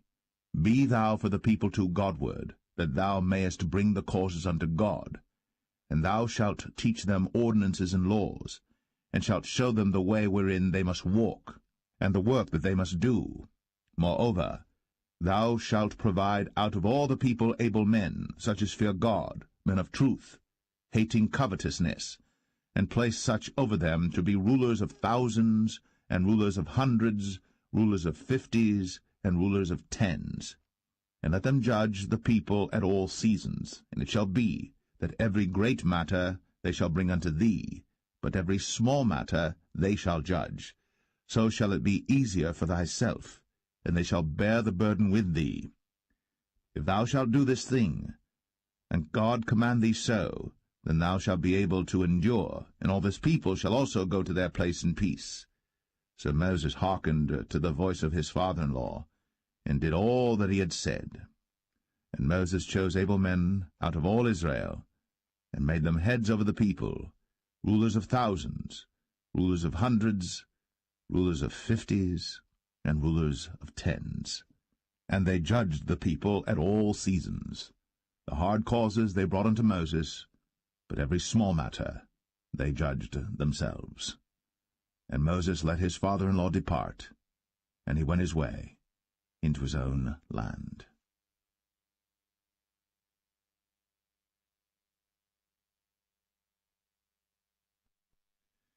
Exodus 19. In the 3rd month, when the children of Israel were gone forth out of the land of Egypt, the same day came they into the wilderness of Sinai. But they were departed from Rephidim, and were come to the desert of Sinai, and had pitched in the wilderness, and there Israel camped before the mount. And Moses went up unto God, and the Lord called unto him out of the mountain, saying, Thus shalt thou say to the house of Jacob, and tell the children of Israel, Ye have seen what I did unto the Egyptians, and how I bare you on eagle's wings, and brought you unto myself. Now therefore, if ye will obey my voice indeed, and keep my covenant, then ye shall be a peculiar treasure unto me above all people. For all the earth is mine, and ye shall be unto me a kingdom of priests, and an holy nation. These are the words which thou shalt speak unto the children of Israel. And Moses came and called for the elders of the people, and laid before their faces all these words which the Lord commanded him. And all the people answered together, and said, All that the Lord hath spoken we will do. And Moses returned the words of the people unto the Lord. And the Lord said unto Moses, Lo, I come unto thee in a thick cloud, that the people may hear when I speak with thee, and believe thee for ever. And Moses told the words of the people unto the Lord. And the Lord said unto Moses, Go unto the people, and sanctify them today and tomorrow, and let them wash their clothes, and be ready against the 3rd day. For the 3rd day the Lord will come down in the sight of all the people upon Mount Sinai. And thou shalt set bounds unto the people round about, saying, Take heed to yourselves, that ye go not up into the mount, or touch the border of it. Whosoever toucheth the mount shall be surely put to death. There shall not an hand touch it, but he shall surely be stoned, or shot through, whether it be beast or man. It shall not live. When the trumpet soundeth long, they shall come up to the mount. And Moses went down from the mount unto the people, and sanctified the people, and they washed their clothes. And he said unto the people, Be ready against the 3rd day. Come not at your wives. And it came to pass on the 3rd day in the morning, that there were thunders and lightnings, and a thick cloud upon the mount, and the voice of the trumpet exceeding loud, so that all the people that was in the camp trembled. And Moses brought forth the people out of the camp to meet with God. And they stood at the nether part of the mount. and Mount Sinai was altogether on a smoke, because the Lord descended upon it in fire, and the smoke thereof ascended as the smoke of a furnace, and the whole mount quaked greatly. And when the voice of the trumpet sounded long, and waxed louder and louder, Moses spake, and God answered him by a voice. And the Lord came down upon Mount Sinai, on the top of the mount, and the Lord called Moses up to the top of the mount, and Moses went up. And the Lord said unto Moses, Go down, charge the people, lest they break through unto the Lord to gaze, and many of them perish. And let the priests also which come near to the Lord sanctify themselves, lest the Lord break forth upon them. And Moses said unto the Lord, The people cannot come up to Mount Sinai, for thou chargest us, saying, Set bounds about the mount, and sanctify it. And the Lord said unto him, Away, get thee down, and thou shalt come up, thou and Aaron with thee. But let not the priests and the people break through to come up unto the Lord, lest he break forth upon them. So Moses went down unto the people, and spake unto them.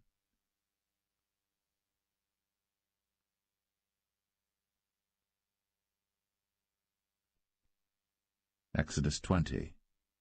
And God spake all these words, saying, I am the Lord thy God, which have brought thee out of the land of Egypt, out of the house of bondage. Thou shalt have no other gods before me. Thou shalt not make unto thee any graven image, or any likeness of any thing that is in heaven above, or that is in the earth beneath, or that is in the water under the earth.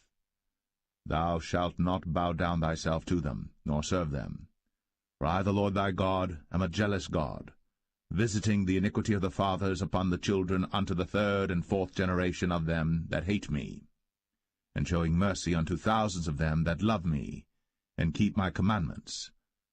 Thou shalt not take the name of the Lord thy God in vain, for the Lord will not hold him guiltless that taketh his name in vain. Remember the Sabbath day, to keep it holy. 6 days shalt thou labor, and do all thy work. But the 7th day is the Sabbath of the Lord thy God.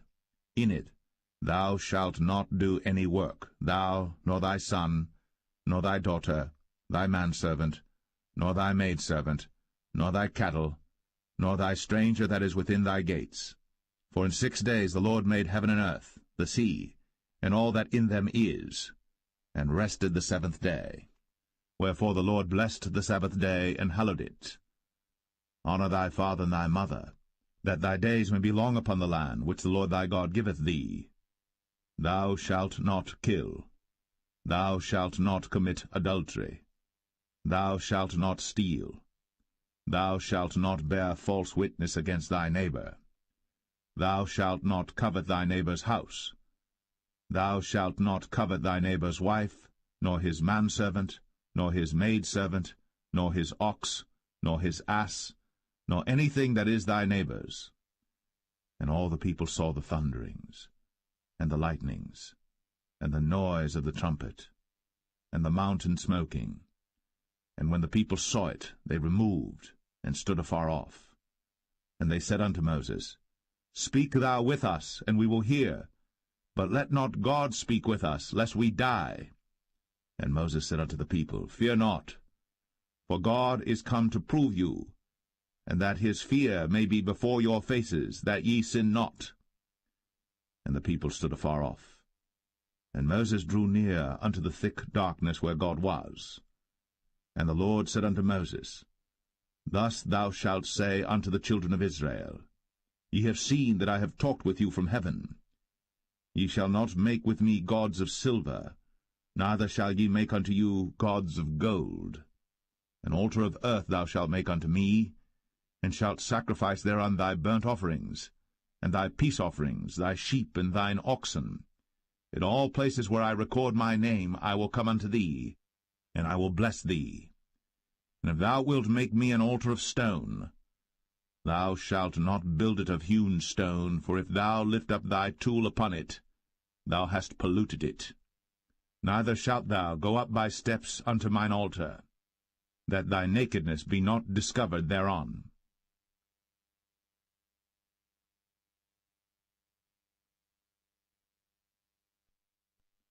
Exodus 21. Now these are the judgments which thou shalt set before them. If thou buy an Hebrew servant, 6 years he shall serve, and in the 7th he shall go out free for nothing. If he came in by himself, he shall go out by himself. If he were married, then his wife shall go out with him. If his master have given him a wife, and she have borne him sons or daughters, the wife and her children shall be her master's, and he shall go out by himself. And if the servant shall plainly say, I love my master, my wife, and my children, I will not go out free, then his master shall bring him unto the judges. He shall also bring him to the door, or unto the doorpost, and his master shall bore his ear through with an awl, and he shall serve him forever. And if a man sell his daughter to be a maidservant, she shall not go out as the men servants do. If she please not her master, who hath betrothed her to himself, then shall he let her be redeemed. To sell her unto a strange nation, he shall have no power, seeing he hath dealt deceitfully with her. And if he have betrothed her unto his son, he shall deal with her after the manner of daughters. If he take him another wife, her food, her raiment, and her duty of marriage, shall he not diminish? And if he do not these 3 unto her, then shall she go out free without money. He that smiteth a man so that he die shall be surely put to death. And if a man lie not in wait, but God deliver him into his hand, then I will appoint thee a place whither he shall flee. But if a man come presumptuously upon his neighbor, to slay him with guile, thou shalt take him from mine altar, that he may die. And he that smiteth his father or his mother shall be surely put to death. And he that stealeth a man, and selleth him, or if he be found in his hand, he shall surely be put to death. And he that curseth his father or his mother shall surely be put to death. And if men strive together, and one smite another with a stone, or with his fist, and he die not, but keepeth his bed, if he rise again and walk abroad upon his staff, then shall he that smote him be quit, only he shall pay for the loss of his time, and shall cause him to be thoroughly healed. And if a man smite his servant or his maid with a rod, and he die under his hand, he shall be surely punished. Notwithstanding, if he continue a day or 2, he shall not be punished, for he is his money. If men strive and hurt a woman with child, so that her fruit depart from her, and yet no mischief follow, he shall be surely punished, according as the woman's husband will lay upon him, and he shall pay as the judges determine. And if any mischief follow, then thou shalt give life for life, eye for eye, tooth for tooth, hand for hand, foot for foot, burning for burning, wound for wound, stripe for stripe. And if a man smite the eye of his servant, or the eye of his maid, that it perish, he shall let him go free for his eye's sake. And if he smite out his manservant's tooth, or his maidservant's tooth, he shall let him go free for his tooth's sake. If an ox gore a man or a woman, that they die, then the ox shall be surely stoned, and his flesh shall not be eaten, but the owner of the ox shall be quit. But if the ox were wont to push with his horn in time past, and hath been testified to his owner, and he hath not kept him in, but that he hath killed a man or a woman, the ox shall be stoned, and his owner also shall be put to death. If there be laid on him a sum of money, then he shall give for the ransom of his life whatsoever is laid upon him, whether he have gored a son, or have gored a daughter, according to this judgment shall it be done unto him.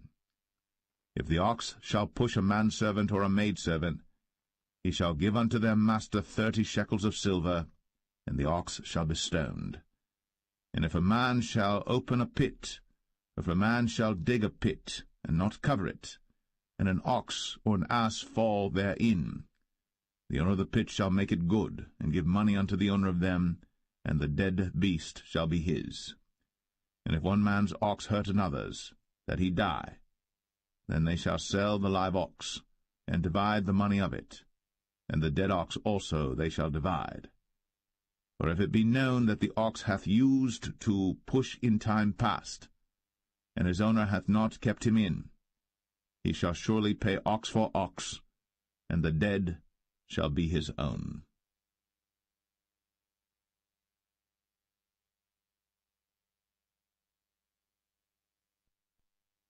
Exodus 22. If a man shall steal an ox or a sheep and kill it or sell it, he shall restore 5 oxen for an ox and 4 sheep for a sheep. If a thief be found breaking up, and be smitten that he die, there shall no blood be shed for him. If the sun be risen upon him, there shall be blood shed for him, for he should make full restitution. If he have nothing, then he shall be sold for his theft. If the theft be certainly found in his hand alive, whether it be ox or ass or sheep, he shall restore double. If a man shall cause a field or vineyard to be eaten, and shall put in his beast, and shall feed in another man's field, of the best of his own field and of the best of his own vineyard, shall he make restitution. If fire break out and catch in thorns, so that stacks of corn or the standing corn of the field be consumed therewith, he that kindled the fire shall surely make restitution. If a man shall deliver unto his neighbor money or stuff to keep, and it be stolen out of the man's house, if the thief be found, let him pay double. If the thief be not found, then the master of the house shall be brought unto the judges to see whether he have put his hand unto his neighbor's goods. For all manner of trespass, whether it be for ox, for ass, for sheep, for raiment, or for any manner of lost thing, which another challengeth to be his, the cause of both parties shall come before the judges, and whom the judges shall condemn, he shall pay double unto his neighbor. If a man deliver unto his neighbor an ass, or an ox, or a sheep, or any beast to keep, and it die, or be hurt, or driven away, no man seeing it, then shall an oath of the Lord be between them both, that he hath not put his hand unto his neighbor's goods, and the owner of it shall accept thereof, and he shall not make it good. And if it be stolen from him, he shall make restitution unto the owner thereof. If it be torn in pieces, then let him bring it for witness, and he shall not make good that which was torn. And if a man borrow aught of his neighbor, and it be hurt or die, the owner thereof being not with it, he shall surely make it good. But if the owner thereof be with it, he shall not make it good. If it be an hired thing, it came for his hire. And if a man entice a maid that is not betrothed, and lie with her, he shall surely endow her to be his wife. If her father utterly refuse to give her unto him, he shall pay money according to the dowry of virgins. Thou shalt not suffer a witch to live. Whosoever lieth with a beast shall surely be put to death. He that sacrificeth unto any god, save unto the Lord only, he shall be utterly destroyed. Thou shalt neither vex a stranger nor oppress him, for ye were strangers in the land of Egypt. Ye shall not afflict any widow or fatherless child. If thou afflict them in any wise, and they cry at all unto me, I will surely hear their cry, and my wrath shall wax hot, and I will kill you with the sword, and your wives shall be widows, and your children fatherless. If thou lend money to any of my people that is poor by thee, thou shalt not be to him as an usurer, neither shalt thou lay upon him usury. If thou at all take thy neighbour's raiment to pledge, thou shalt deliver it unto him by that the sun goeth down. For that is his covering only, it is his raiment for his skin, wherein shall he sleep. And it shall come to pass, when he crieth unto me, that I will hear, for I am gracious. Thou shalt not revile the gods, nor curse the ruler of thy people. Thou shalt not delay to offer the first of thy ripe fruits, and of thy liquors, the firstborn of thy sons shalt thou give unto me. Likewise shalt thou do with thine oxen, and with thy sheep. 7 days it shall be with his dam. On the 8th day thou shalt give it me. And ye shall be holy men unto me. Neither shall ye eat any flesh that is torn of beasts in the field. Ye shall cast it to the dogs.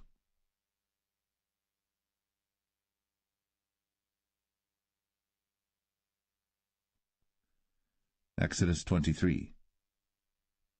Thou shalt not raise a false report. Put not thine hand with the wicked to be an unrighteous witness.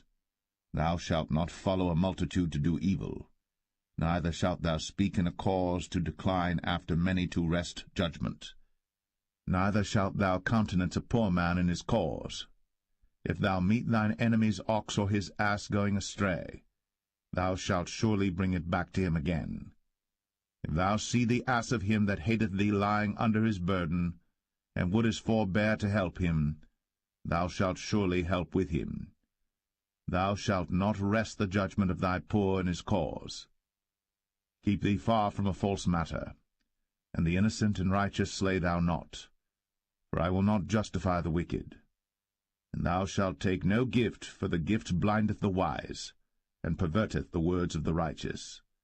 Also, thou shalt not oppress a stranger. For ye know the heart of a stranger, seeing ye were strangers in the land of Egypt. And 6 years thou shalt sow thy land, and shalt gather in the fruits thereof. But the 7th year thou shalt let it rest and lie still, that the poor of thy people may eat, and what they leave the beasts of the field shall eat. In like manner thou shalt deal with thy vineyard, and with thy oliveyard. 6 days thou shalt do thy work, and on the 7th day thou shalt rest, that thine ox and thine ass may rest, and the son of thy handmaid, and the stranger may be refreshed. And in all things that I have said unto you be circumspect, and make no mention of the name of other gods, neither let it be heard out of thy mouth. 3 times thou shalt keep a feast unto me in the year. Thou shalt keep the feast of unleavened bread. Thou shalt eat unleavened bread 7 days, as I commanded thee, in the time appointed of the month Abib. For in it thou camest out from Egypt, and none shall appear before me empty. And the feast of harvest, the firstfruits of thy labours, which thou hast sown in the field, and the feast of ingathering, which is in the end of the year, when thou hast gathered in thy labours out of the field. 3 times in the year all thy males shall appear before the Lord God. Thou shalt not offer the blood of my sacrifice with leavened bread, neither shall the fat of my sacrifice remain until the morning. The first of the firstfruits of thy land thou shalt bring into the house of the Lord thy God. Thou shalt not see the kid in his mother's milk. Behold, I send an angel before thee, to keep thee in the way, and to bring thee into the place which I have prepared. Beware of him, and obey his voice. Provoke him not, for he will not pardon your transgressions, for my name is in him. But if thou shalt indeed obey his voice, and do all that I speak, then I will be an enemy unto thine enemies, and an adversary unto thine adversaries. For mine angel shall go before thee, and bring thee in unto the Amorites, and the Hittites, and the Perizzites, and the Canaanites, the Hivites, and the Jebusites, and I will cut them off. Thou shalt not bow down to their gods, nor serve them, nor do after their works, but thou shalt utterly overthrow them, and quite break down their images. And ye shall serve the Lord your God, and he shall bless thy bread and thy water, and I will take sickness away from the midst of thee. There shall nothing cast their young, nor be barren in thy land. The number of thy days I will fulfill. I will send my fear before thee, and will destroy all the people to whom thou shalt come, and I will make all thine enemies turn their backs unto thee. And I will send hornets before thee, which shall drive out the Hivite, the Canaanite, and the Hittite from before thee. I will not drive them out from before thee in 1 year, lest the land become desolate, and the beasts of the field multiply against thee. By little and little I will drive them out from before thee, until thou be increased and inherit the land. And I will set thy bounds from the Red Sea even unto the sea of the Philistines, and from the desert unto the river. For I will deliver the inhabitants of the land into your hand, and thou shalt drive them out before thee. Thou shalt make no covenant with them, nor with their gods. They shall not dwell in thy land, lest they make thee sin against me. For if thou serve their gods, it will surely be a snare unto thee.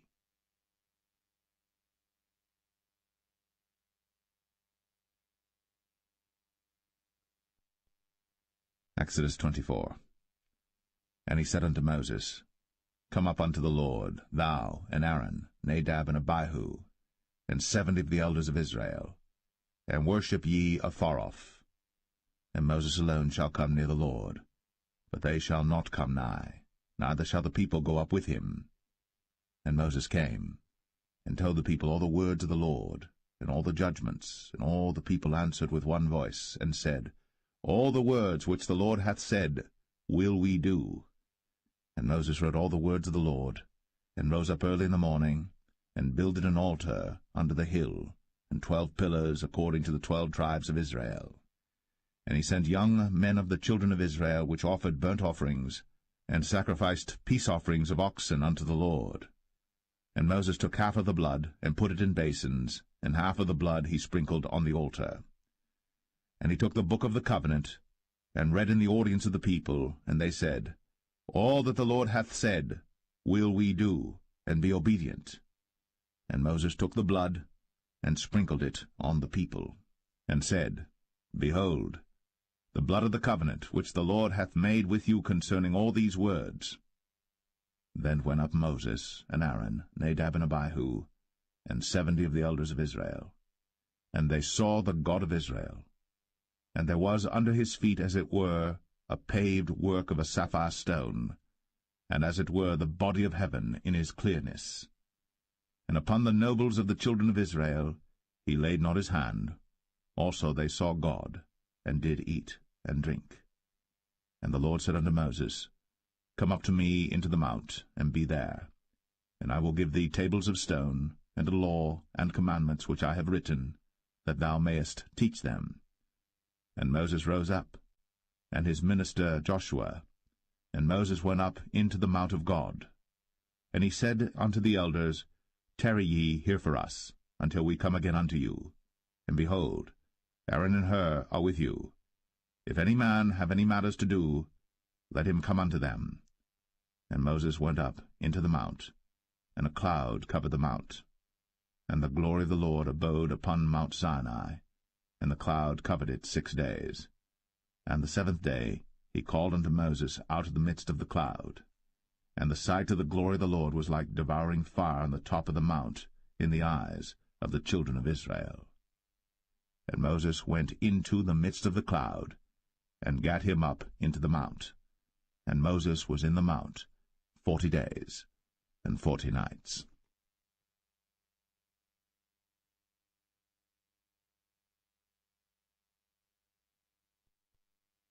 Exodus 25. And the Lord spake unto Moses, saying, Speak unto the children of Israel, that they bring me an offering of every man that giveth it willingly with his heart. Ye shall take my offering.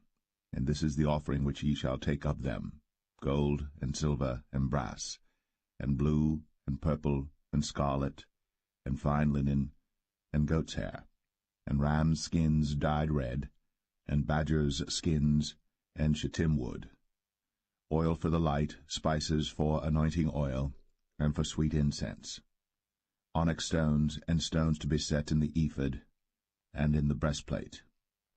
And let them make me a sanctuary, that I may dwell among them, according to all that I show thee, after the pattern of the tabernacle, and the pattern of all the instruments thereof, even so shall ye make it. And they shall make an ark of shittim wood. 2 cubits and a half shall be the length thereof, and a cubit and a half the breadth thereof, and a cubit and a half the height thereof. And thou shalt overlay it with pure gold, within and without shalt thou overlay it, and shalt make upon it a crown of gold round about. And thou shalt cast 4 rings of gold for it, and put them in the 4 corners thereof, and 2 rings shall be in the one side of it, and 2 rings in the other side of it. And thou shalt make staves of shittim wood, and overlay them with gold. And thou shalt put the staves into the rings by the sides of the ark, that the ark may be borne with them. The staves shall be in the rings of the ark, they shall not be taken from it. And thou shalt put into the ark the testimony which I shall give thee. And thou shalt make a mercy seat of pure gold. 2 cubits and a half shall be the length thereof, and 1 cubit and a half the breadth thereof. And thou shalt make 2 cherubims of gold. Of beaten work shalt thou make them, in the 2 ends of the mercy seat. And make 1 cherub on the one end, and the other cherub on the other end. Even of the mercy seat shall ye make the cherubims on the 2 ends thereof. And the cherubims shall stretch forth their wings on high, covering the mercy seat with their wings, and their faces shall look one to another. Toward the mercy seat shall the faces of the cherubims be. And thou shalt put the mercy seat above upon the ark, and in the ark thou shalt put the testimony that I shall give thee. And there I will meet with thee, and I will commune with thee from above the mercy seat, from between the 2 cherubims which are upon the ark of the testimony, of all things which I will give thee in commandment unto the children of Israel. Thou shalt also make a table of shittim wood. 2 cubits shall be the length thereof, and 1 cubit the breadth thereof, and 1 cubit and a half the height thereof. And thou shalt overlay it with pure gold, and make thereto a crown of gold round about. And thou shalt make unto it a border of an handbreadth round about, and thou shalt make a golden crown to the border thereof round about.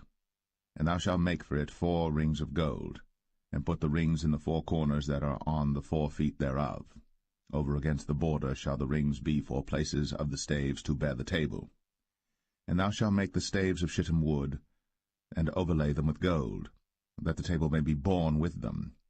And thou shalt make the dishes thereof, and spoons thereof, and covers thereof, and bowls thereof, to cover withal. Of pure gold shalt thou make them. And thou shalt set upon the table showbread before me always. And thou shalt make a candlestick of pure gold. Of beaten work shall the candlestick be made. His shaft, and his branches, his bowls, his knobs and his flowers shall be of the same. And 6 branches shall come out of the sides of it, 3 branches of the candlestick out of the one side, and 3 branches of the candlestick out of the other side. 3 bowls made like unto almonds, with a knob and a flower in one branch, and 3 bowls made like almonds in the other branch, with a knob and a flower. So in the 6 branches that come out of the candlestick. And in the candlestick shall be 4 bowls made like unto almonds, with their knobs and their flowers. And there shall be a knob under 2 branches of the same, and a knob under 2 branches of the same, and a knob under 2 branches of the same, according to the 6 branches that proceed out of the candlestick. Their knobs and their branches shall be of the same. All it shall be one beaten work of pure gold. And thou shalt make the 7 lamps thereof, and they shall light the lamps thereof, that they may give light over against it. And the tongs thereof, and the snuff dishes thereof, shall be of pure gold. Of a talent of pure gold shall he make it with all these vessels.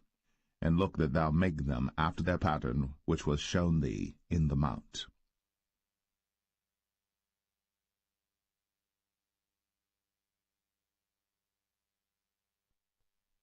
Exodus 26.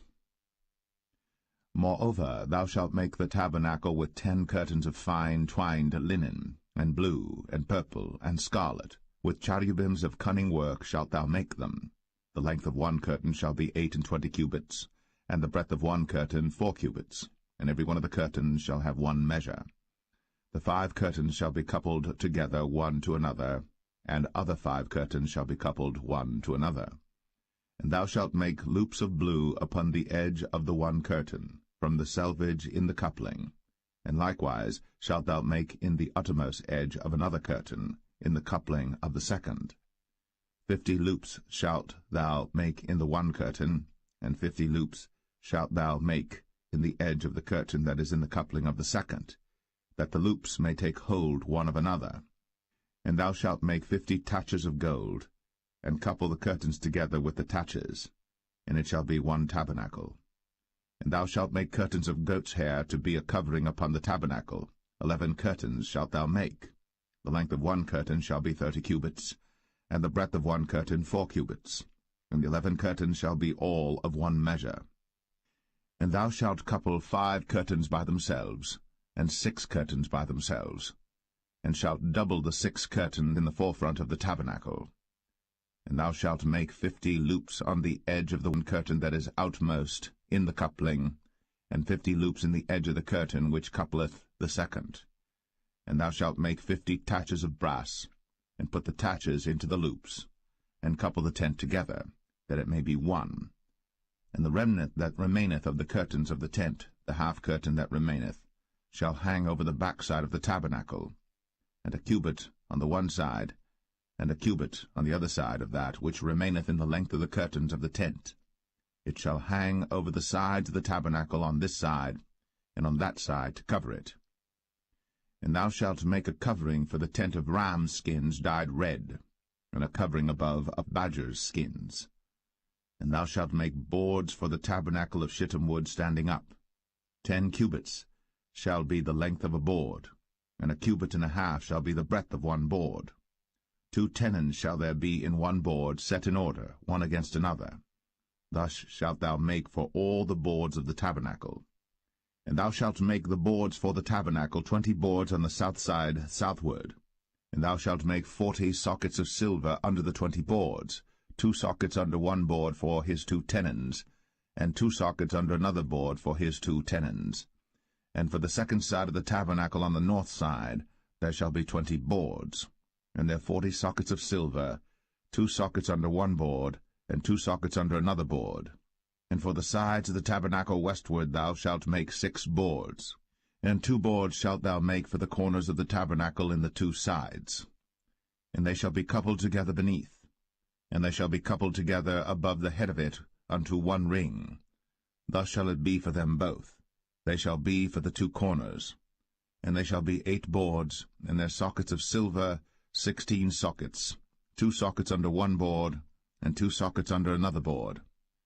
And thou shalt make bars of shittim wood, 5 for the boards of the one side of the tabernacle, and 5 bars for the boards of the other side of the tabernacle, and 5 bars for the boards of the side of the tabernacle for the 2 sides westward. And the middle bar in the midst of the boards shall reach from end to end. And thou shalt overlay the boards with gold, and make their rings of gold, for places for the bars, and thou shalt overlay the bars with gold. And thou shalt rear up the tabernacle according to the fashion thereof which was shown thee in the mount. And thou shalt make a veil of blue and purple and scarlet and fine twined linen of cunning work. With cherubims shall it be made. And thou shalt hang it upon 4 pillars of shittim wood overlaid with gold. Their hooks shall be of gold, upon the 4 sockets of silver. And thou shalt hang up the veil under the taches, that thou mayest bring in thither within the veil the ark of the testimony. And the veil shall divide unto you between the holy place and the most holy. And thou shalt put the mercy seat upon the ark of the testimony in the most holy place. And thou shalt set the table without the veil, and the candlestick over against the table on the side of the tabernacle toward the south. And thou shalt put the table on the north side. And thou shalt make an hanging for the door of the tent, of blue and purple and scarlet, and fine twined linen, wrought with needlework.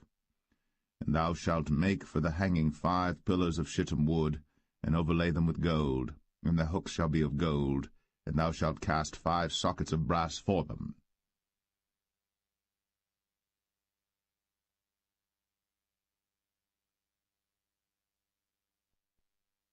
Exodus 27.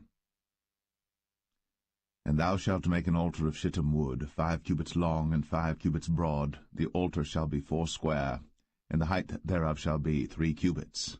And thou shalt make the horns of it upon the 4 corners thereof. His horns shall be of the same, and thou shalt overlay it with brass.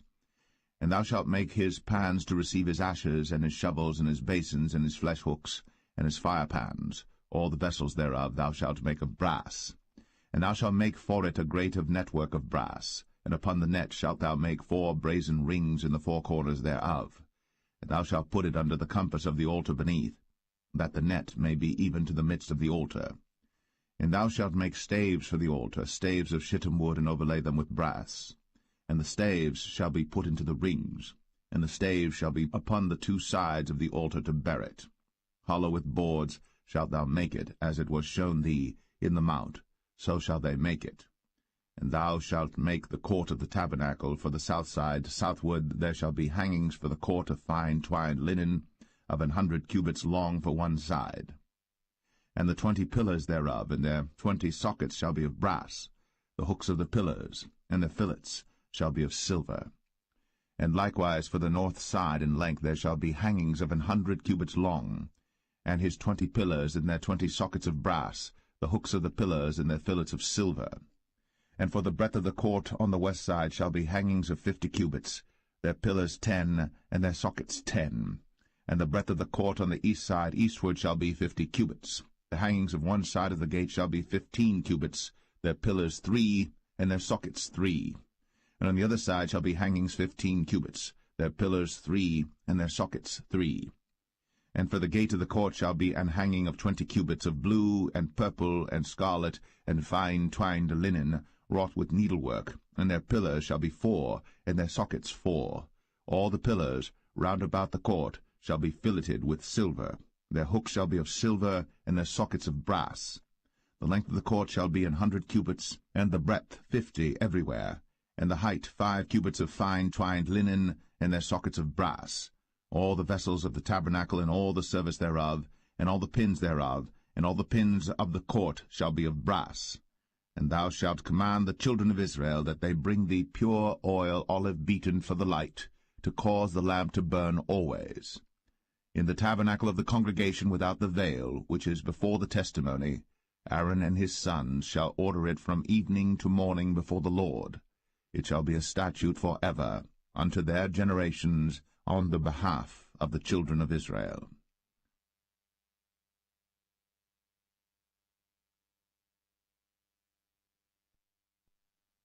Exodus 28. And take thou unto thee Aaron thy brother, and his sons with him, from among the children of Israel, that he may minister unto me in the priest's office, even Aaron, Nadab, and Abihu, Eleazar, and Ithamar, Aaron's sons. And thou shalt make holy garments for Aaron thy brother, for glory and for beauty. And thou shalt speak unto all that are wise-hearted, whom I have filled with the spirit of wisdom, that they may make Aaron's garments to consecrate him, that he may minister unto me in the priest's office. And these are the garments which they shall make, a breastplate, and an ephod, and a robe, and a broidered coat, a mitre, and a girdle. And they shall make holy garments for Aaron thy brother, and his sons, that he may minister unto me in the priest's office. And they shall take gold, and blue, and purple, and scarlet, and fine linen. And they shall make the ephod of gold, of blue, and of purple, of scarlet, and fine twined linen with cunning work. It shall have the 2 shoulder pieces thereof joined at the 2 edges thereof, and so it shall be joined together. And the curious girdle of the ephod which is upon it shall be of the same, according to the work thereof, even of gold, of blue, and purple, and scarlet, and fine twined linen. And thou shalt take 2 onyx stones, and grave on them the names of the children of Israel, 6 of their names on one stone, and the other 6 names of the rest on the other stone, according to their birth. With the work of an engraver in stone, like the engravings of a signet, shalt thou engrave the 2 stones with the names of the children of Israel. Thou shalt make them to be set in ouches of gold. And thou shalt put the 2 stones upon the shoulders of the ephod for stones of memorial unto the children of Israel. And Aaron shall bear their names before the Lord upon his 2 shoulders for a memorial. And thou shalt make ouches of gold, and 2 chains of pure gold at the ends. Of wreathen work shalt thou make them, and fasten the wreathen chains to the ouches. And thou shalt make the breastplate of judgment with cunning work. After the work of the ephod thou shalt make it, of gold, of blue, and of purple, and of scarlet, and of fine twined linen shalt thou make it. 4 square it shall be, being doubled. A span shall be the length thereof, and a span shall be the breadth thereof. And thou shalt set in it settings of stones, even 4 rows of stones. The first row shall be a sardius, a topaz, and a carbuncle. This shall be the first row. And the second row shall be an emerald, a sapphire, and a diamond. And the third row a ligure, an agate, and an amethyst. And the 4th row a beryl, and an onyx, and a jasper. They shall be set in gold in their enclosings. And the stone shall be with the names of the children of Israel, 12 according to their names, like the engravings of a signet. Every one with his name shall they be according to the 12 tribes.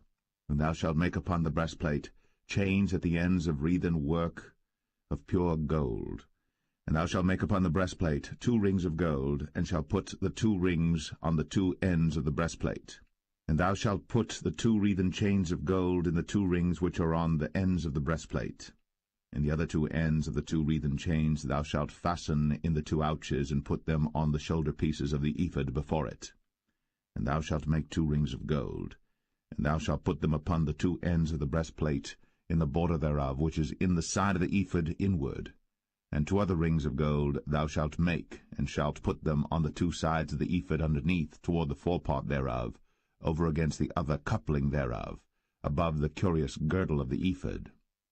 And they shall bind the breastplate by the rings thereof unto the rings of the ephod with a lace of blue, that it may be above the curious girdle of the ephod, and that the breastplate be not loosed from the ephod. And Aaron shall bear the names of the children of Israel in the breastplate of judgment upon his heart, when he goeth in unto the holy place for a memorial before the Lord continually. And thou shalt put in the breastplate of judgment the Urim and the Thummim, and they shall be upon Aaron's heart, when he goeth in before the Lord. And Aaron shall bear the judgment of the children of Israel upon his heart before the Lord continually. And thou shalt make the robe of the ephod all of blue. And there shall be an hole in the top of it, in the midst thereof. It shall have a binding of woven work round about the whole of it, as it were the whole of an habergeon, that it be not rent. And beneath upon the hem of it thou shalt make pomegranates of blue, and of purple, and of scarlet, round about the hem thereof, and bells of gold between them round about, a golden bell and a pomegranate, a golden bell and a pomegranate, upon the hem of the robe round about. And it shall be upon Aaron to minister, and his sound shall be heard when he goeth in unto the holy place before the Lord, and when he cometh out, that he die not. And thou shalt make a plate of pure gold, and grave upon it, like the engravings of a signet, holiness to the Lord. And thou shalt put it on a blue lace, that it may be upon the mitre, upon the forefront of the mitre it shall be. And it shall be upon Aaron's forehead, that Aaron may bear the iniquity of the holy things, which the children of Israel shall hallow in all their holy gifts. And it shall be always upon his forehead, that they may be accepted before the Lord. And thou shalt embroider the coat of fine linen, and thou shalt make the mitre of fine linen, and thou shalt make the girdle of needlework. And for Aaron's sons thou shalt make coats, and thou shalt make for them girdles, and bonnets shalt thou make for them for glory and for beauty. And thou shalt put them upon Aaron thy brother, and his sons with him, and shalt anoint them, and consecrate them, and sanctify them, that they may minister unto me in the priest's office. And thou shalt make them linen breeches to cover their nakedness, from the loins even unto the thighs they shall reach.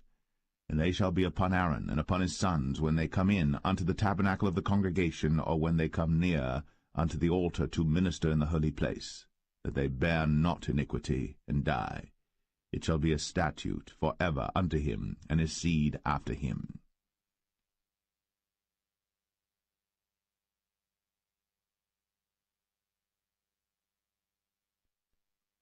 Exodus 29. And this is the thing that thou shalt do unto them to hallow them, to minister unto me in the priest's office. Take 1 young bullock, and 2 rams without blemish, and unleavened bread and cakes unleavened tempered with oil, and wafers unleavened anointed with oil, of wheaten flour shalt thou make them.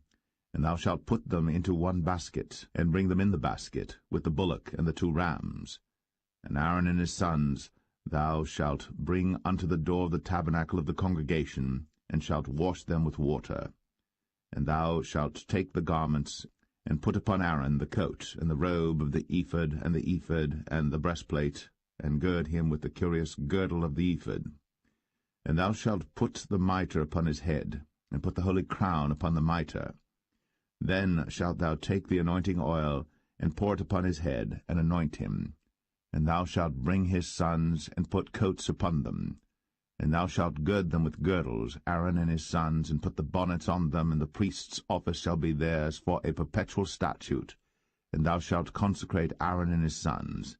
And thou shalt cause a bullock to be brought before the tabernacle of the congregation, and Aaron and his sons shall put their hands upon the head of the bullock. And thou shalt kill the bullock before the Lord, by the door of the tabernacle of the congregation.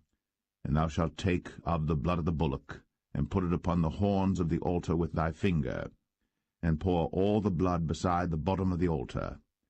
And thou shalt take all the fat that covereth the inwards, and the caul that is above the liver, and the 2 kidneys, and the fat that is upon them, and burn them upon the altar.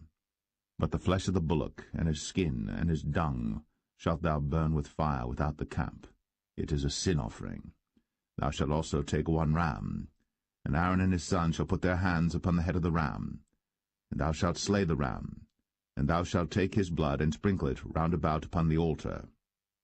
And thou shalt cut the ram in pieces, and wash the inwards of him and his legs, and put them unto his pieces and unto his head.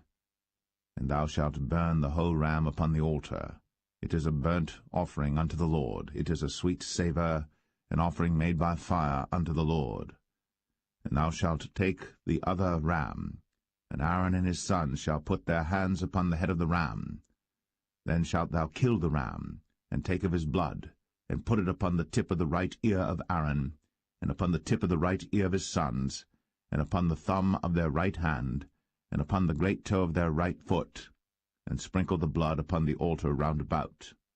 And thou shalt take of the blood that is upon the altar, and of the anointing oil, and sprinkle it upon Aaron, and upon his garments, and upon his sons, and upon the garments of his sons with him. And he shall be hallowed, and his garments, and his sons' garments with him. Also thou shalt take of the ram the fat and the rump, and the fat that covereth the inwards, and the caul above the liver, and the 2 kidneys, and the fat that is upon them, and the right shoulder, for it is a ram of consecration. And 1 loaf of bread, and 1 cake of oiled bread, and 1 wafer out of the basket of the unleavened bread that is before the Lord. And thou shalt put all in the hands of Aaron, and in the hands of his sons, and shalt wave them for a wave offering before the Lord. And thou shalt receive them of their hands, and burn them upon the altar for a burnt offering, for a sweet savour before the Lord. It is an offering made by fire unto the Lord. And thou shalt take the breast of the ram of Aaron's consecration, and wave it for a wave offering before the Lord, and it shall be thy part. And thou shalt sanctify the breast of the wave offering, and the shoulder of the heave offering, which is waved, and which is heaved up, of the ram of the consecration, even of that which is for Aaron, and of that which is for his sons. And it shall be Aaron's and his sons by a statute for ever from the children of Israel. For it is an heave offering, and it shall be an heave offering from the children of Israel of the sacrifice of their peace offerings, even their heave offering unto the Lord. And the holy garments of Aaron shall be his sons after him, to be anointed therein, and to be consecrated in them. And that son that is priest in his stead shall put them on 7 days, when he cometh into the tabernacle of the congregation to minister in the holy place. And thou shalt take the ram of the consecration, and seethe his flesh in the holy place. And Aaron and his sons shall eat the flesh of the ram, and the bread that is in the basket by the door of the tabernacle of the congregation. And they shall eat those things wherewith the atonement was made, to consecrate and to sanctify them. But a stranger shall not eat thereof, because they are holy. And if aught of the flesh of the consecrations, or of the bread, remain unto the morning, then thou shalt burn the remainder with fire. It shall not be eaten, because it is holy. And thus shalt thou do unto Aaron and to his sons, according to all things which I have commanded thee. 7 days shalt thou consecrate them. And thou shalt offer every day a bullock for a sin offering, for atonement. And thou shalt cleanse the altar, when thou hast made an atonement for it. And thou shalt anoint it, to sanctify it. 7 days thou shalt make an atonement for the altar, and sanctify it. And it shall be an altar most holy. Whatsoever toucheth the altar shall be holy. Now this is that which thou shalt offer upon the altar: 2 lambs of the first year, day by day, continually. The 1 lamb thou shalt offer in the morning, and the other lamb thou shalt offer at even. And with the 1 lamb a 10th deal of flour mingled with the 4th part of an hin of beaten oil, and the 4th part of an hin of wine for a drink offering. And the other lamb thou shalt offer at even, and shalt do thereto according to the meat offering of the morning, and according to the drink offering thereof, for a sweet savour, an offering made by fire unto the Lord. This shall be a continual burnt offering throughout your generations at the door of the tabernacle of the congregation before the Lord, where I will meet you, to speak there unto thee. And there I will meet with the children of Israel, and the tabernacle shall be sanctified by my glory. And I will sanctify the tabernacle of the congregation and the altar. I will sanctify also both Aaron and his sons to minister to me in the priest's office.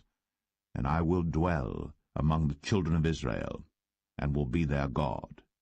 And they shall know that I am the Lord their God, that brought them forth out of the land of Egypt, that I may dwell among them. I am the Lord their God.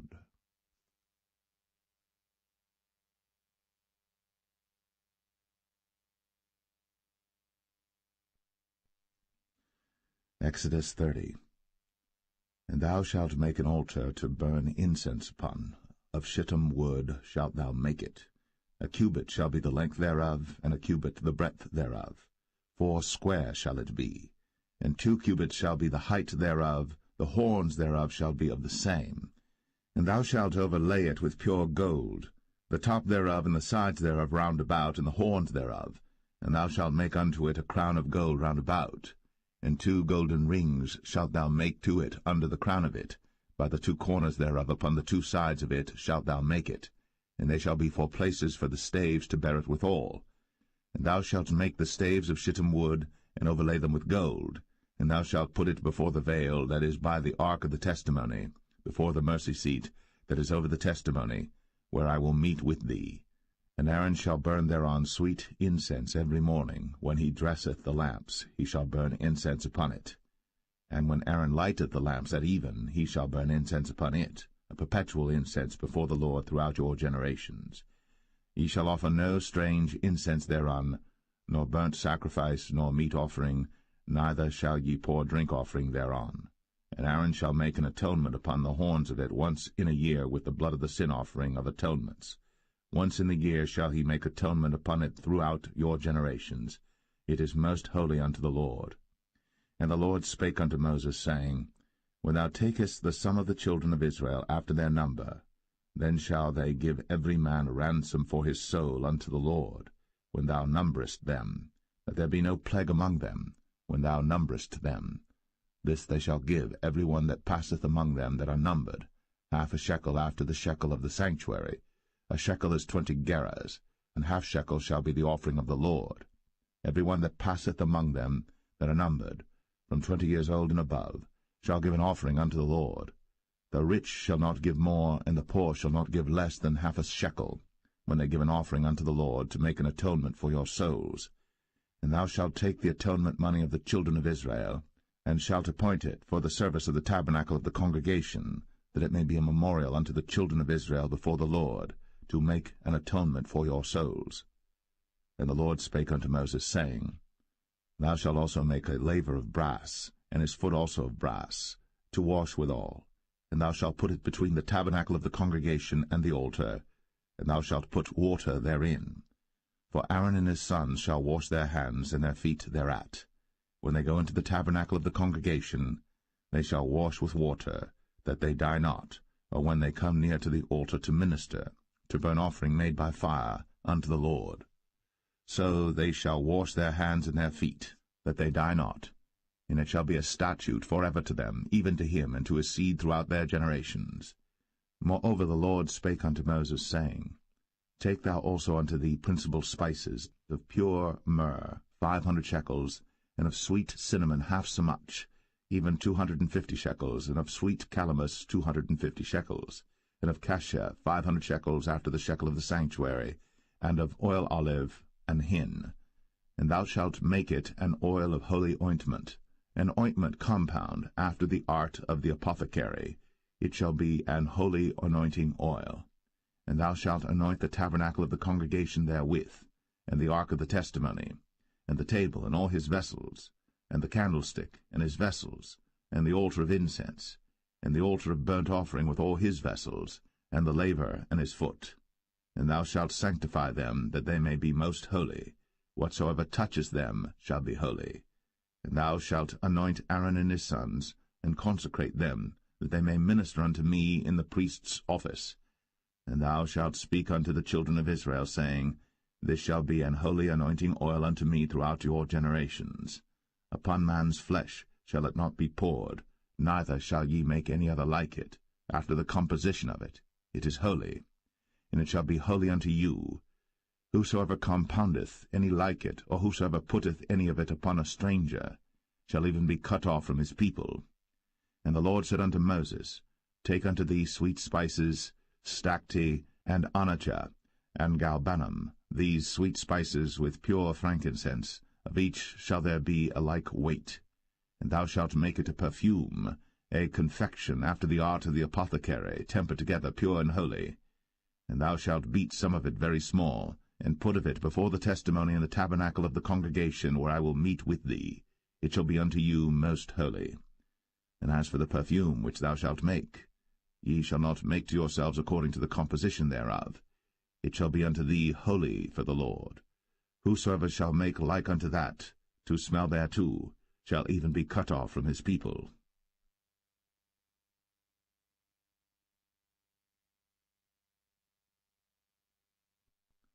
Exodus 31.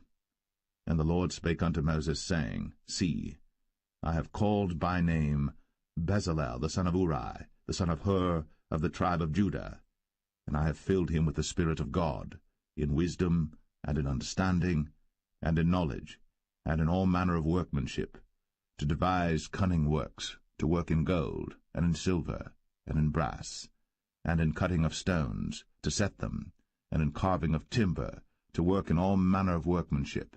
And I, behold, I have given with him Aholiab, the son of Ahisamach, of the tribe of Dan.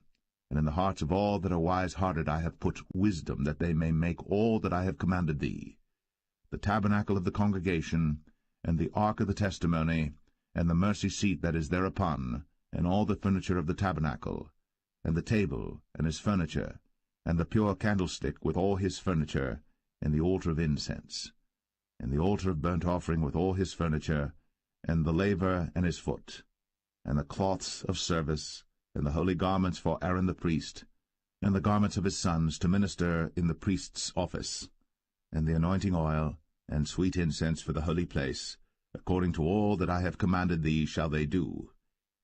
And the Lord spake unto Moses, saying, Speak thou also unto the children of Israel, saying, Verily, my Sabbaths ye shall keep, for it is a sign between me and you throughout your generations, that ye may know that I am the Lord that doth sanctify you.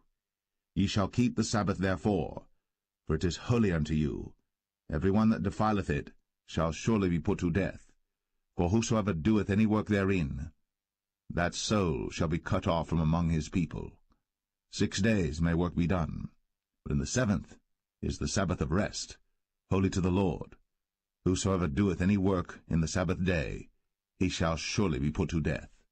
Wherefore the children of Israel shall keep the Sabbath, to observe the Sabbath throughout their generations, for a perpetual covenant. It is a sign between me and the children of Israel forever. For in 6 days the Lord made heaven and earth, and on the 7th day he rested and was refreshed. And he gave unto Moses, when he had made an end of communing with him upon Mount Sinai, 2 tables of testimony, tables of stone, written with the finger of God.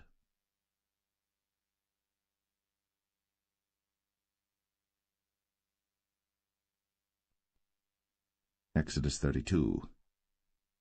And when the people saw that Moses delayed to come down out of the mount, the people gathered themselves together unto Aaron, and said unto him, Up, make us gods, which shall go before us.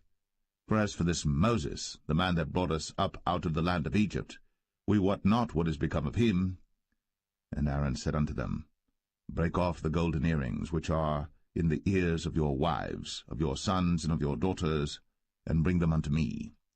And all the people brake off the golden earrings which were in their ears, and brought them unto Aaron. And he received them at their hand, and fashioned it with a graving tool, after he had made it, a molten calf. And they said, These be thy gods, O Israel, which brought thee up out of the land of Egypt. And when Aaron saw it, he built an altar before it. And Aaron made proclamation and said, Tomorrow is a feast to the Lord. And they rose up early on the morrow, and offered burnt offerings, and brought peace offerings. And the people sat down to eat and to drink, and rose up to play. And the Lord said unto Moses, Go, get thee down, for thy people, which thou broughtest out of the land of Egypt, have corrupted themselves. They have turned aside quickly out of the way which I commanded them. They have made them a molten calf, and have worshipped it, and have sacrificed thereunto, and said, These be thy gods, O Israel, which have brought thee up out of the land of Egypt. And the Lord said unto Moses, I have seen this people, and behold, it is a stiff-necked people. Now therefore let me alone, that my wrath may wax hot against them, and that I may consume them, and I will make of thee a great nation. And Moses besought the Lord his God, and said, Lord, why doth thy wrath wax hot against thy people, which thou hast brought forth out of the land of Egypt with great power, and with a mighty hand?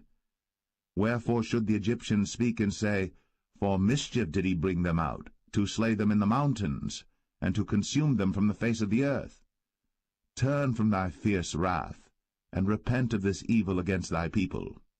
Remember Abraham, Isaac, and Israel, thy servants, to whom thou swarest by thine own self, and saidst unto them, I will multiply your seed as the stars of heaven, and all this land that I have spoken of will I give unto your seed, and they shall inherit it for ever. And the Lord repented of the evil which he thought to do unto his people. And Moses turned, and went down from the mount, and the 2 tables of the testimony were in his hand. The tables were written on both their sides. On the one side and on the other were they written. And the tables were the work of God, and the writing was the writing of God, graven upon the tables. And when Joshua heard the noise of the people as they shouted, he said unto Moses, There is a noise of war in the camp. And he said, It is not the voice of them that shout for mastery, neither is it the voice of them that cry for being overcome, but the noise of them that sing do I hear. And it came to pass, as soon as he came nigh unto the camp, that he saw the calf and the dancing. And Moses' anger waxed hot, and he cast the tables out of his hands, and brake them beneath the mount. And he took the calf which they had made, and burnt it in the fire, and ground it to powder, and strawed it upon the water, and made the children of Israel drink of it. And Moses said unto Aaron, What did this people unto thee, that thou hast brought so great a sin upon them? And Aaron said, Let not the anger of my Lord wax hot. Thou knowest the people, that they are set on mischief. For they said unto me, Make us gods, which shall go before us. For as for this Moses, the man that brought us up out of the land of Egypt, we wot not what is become of him. And I said unto them, Whosoever hath any gold, let them break it off. So they gave it to me. Then I cast it into the fire, and there came out this calf. And when Moses saw that the people were naked, for Aaron had made them naked unto their shame among their enemies, then Moses stood in the gate of the camp, and said, Who is on the Lord's side? Let him come unto me. And all the sons of Levi gathered themselves together unto him.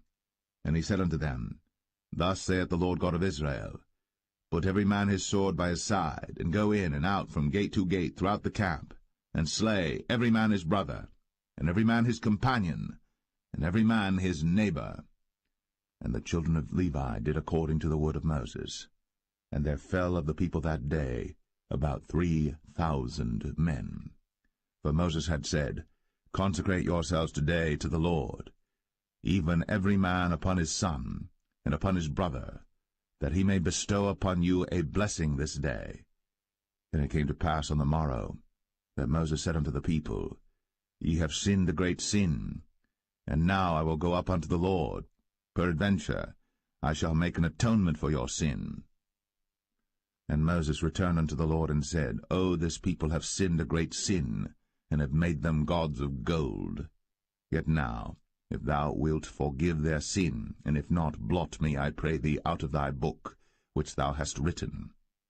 And the Lord said unto Moses, Whosoever hath sinned against me, him will I blot out of my book. Therefore now go, lead the people unto the place of which I have spoken unto thee. Behold, mine angel shall go before thee. Nevertheless, in the day when I visit, I will visit their sin upon them. And the Lord plagued the people, because they made the calf which Aaron made.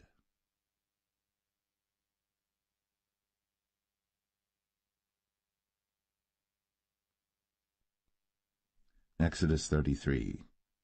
And the Lord said unto Moses, Depart, and go up hence, thou, and the people which thou hast brought up out of the land of Egypt, unto the land which I sware unto Abraham, to Isaac, and to Jacob, saying, Unto thy seed will I give it.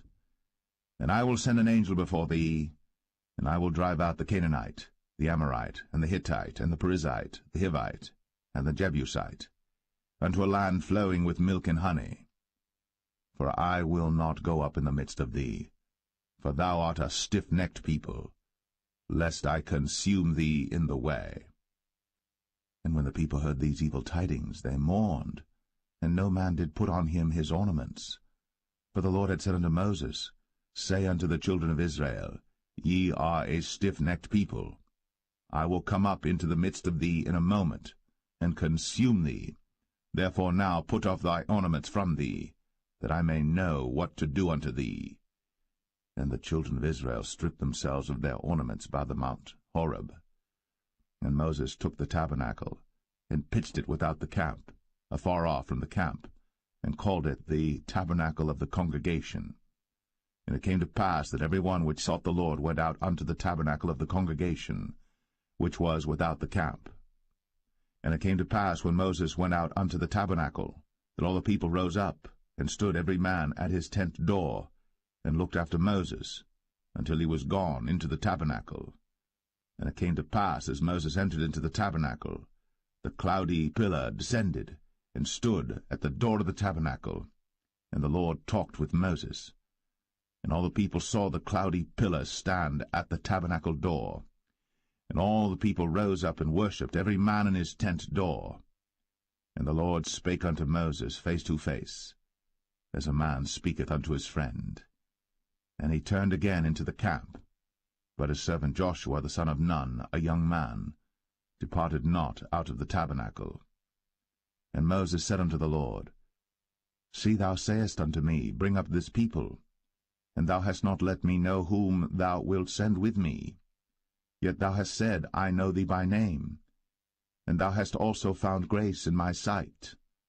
Now therefore, I pray thee, if I have found grace in thy sight, show me now thy way, that I may know thee, that I may find grace in thy sight, and consider that this nation is thy people.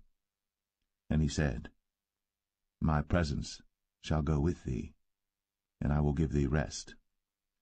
And he said unto him, If thy presence go not with me, carry us not up hence. For wherein shall it be known here that I and thy people have found grace in thy sight? Is it not in that thou goest with us? So shall we be separated, I and thy people, from all the people that are upon the face of the earth.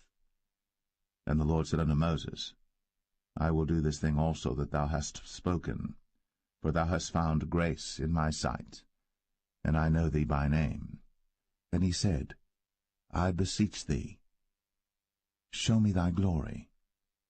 And he said, I will make all my goodness pass before thee, and I will proclaim the name of the Lord before thee, and will be gracious to whom I will be gracious, and will show mercy on whom I will show mercy. And he said, Thou canst not see my face, for there shall no man see me and live. And the Lord said, Behold, there is a place by me, and thou shalt stand upon a rock. And it shall come to pass, while my glory passeth by, that I will put thee in a cleft of the rock, and will cover thee with my hand while I pass by. And I will take away mine hand, and thou shalt see my back parts, but my face shall not be seen.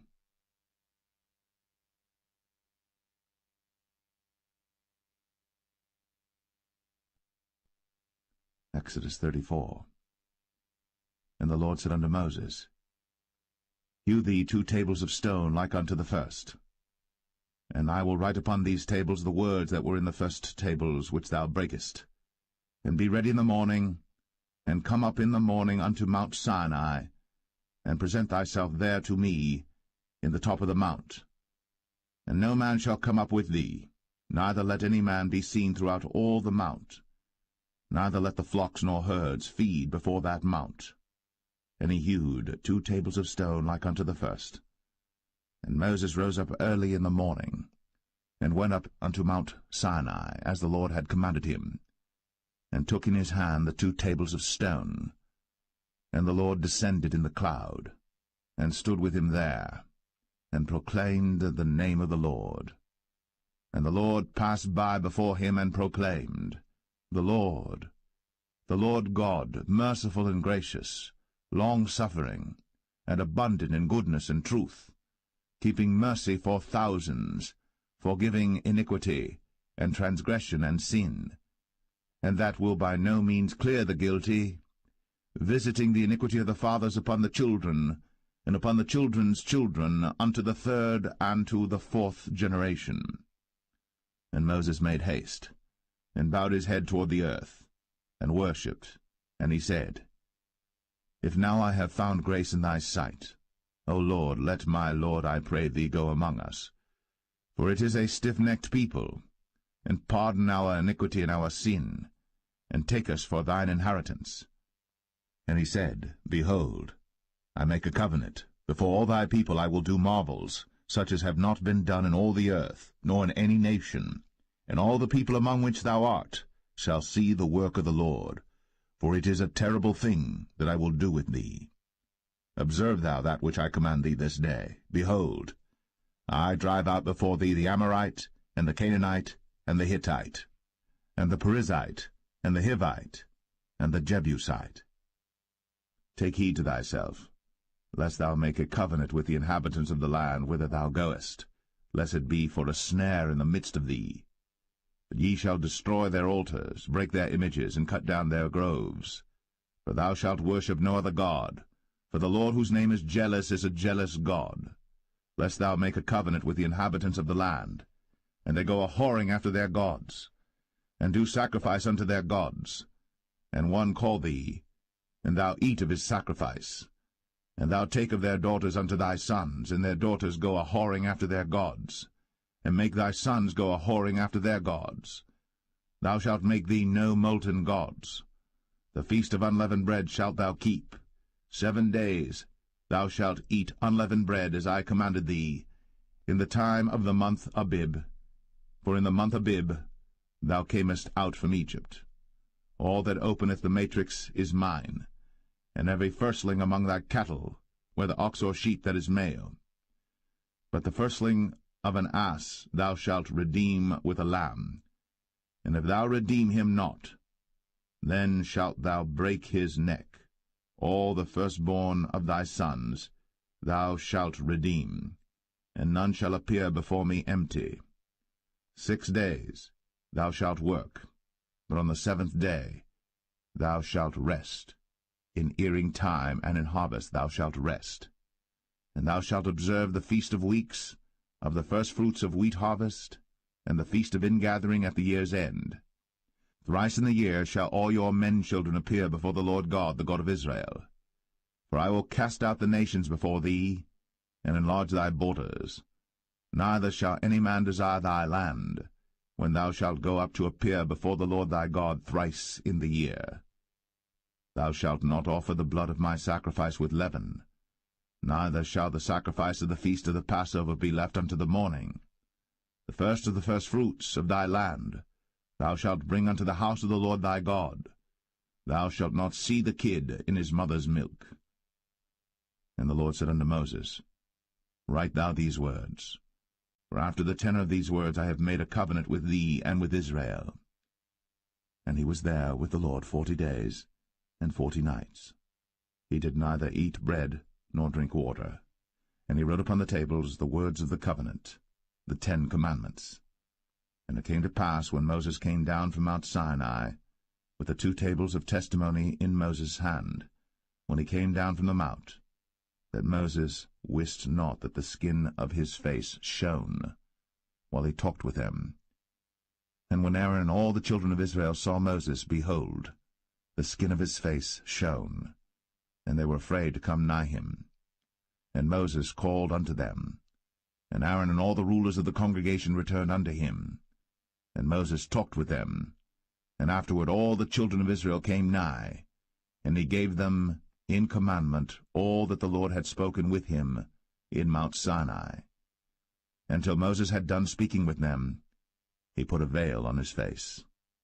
But when Moses went in before the Lord to speak with him, he took the veil off until he came out. And he came out, and spake unto the children of Israel that which he was commanded. And the children of Israel saw the face of Moses, that the skin of Moses' face shone. And Moses put the veil upon his face again, until he went in to speak with him.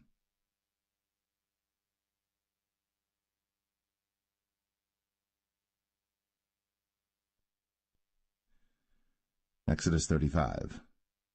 And Moses gathered all the congregation of the children of Israel together, and said unto them, These are the words which the Lord hath commanded, that ye should do them.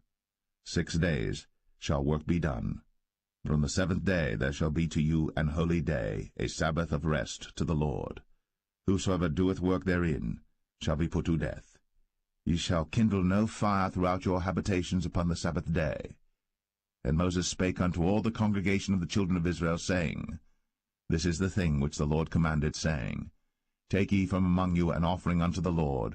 Whosoever is of a willing heart, let him bring it, an offering of the Lord, gold and silver and brass, and blue and purple and scarlet and fine linen and goat's hair, and rams' skins dyed red, and badgers' skins, and shittim wood, and oil for the light, and spices for anointing oil, and for the sweet incense, and onyx stones, and stones to be set for the ephod and for the breastplate. And every wise-hearted among you shall come, and make all that the Lord hath commanded, the tabernacle, his tent, and his covering, his taches, and his boards, his bars, his pillars, and his sockets, the ark and the staves thereof, with the mercy seat and the veil of the covering, the table and his staves, and all his vessels, and the showbread, the candlestick also for the light, and his furniture, and his lamps, with the oil for the light, and the incense altar, and his staves, and the anointing oil, and the sweet incense, and the hanging for the door at the entering in of the tabernacle, the altar of burnt offering, with his brazen grate, his staves, and all his vessels, the laver and his foot, the hangings of the court, his pillars, and their sockets, and the hanging for the door of the court, the pins of the tabernacle, and the pins of the court, and their cords, the cloths of service, to do service in the holy place, the holy garments for Aaron the priest, and the garments of his sons to minister in the priest's office.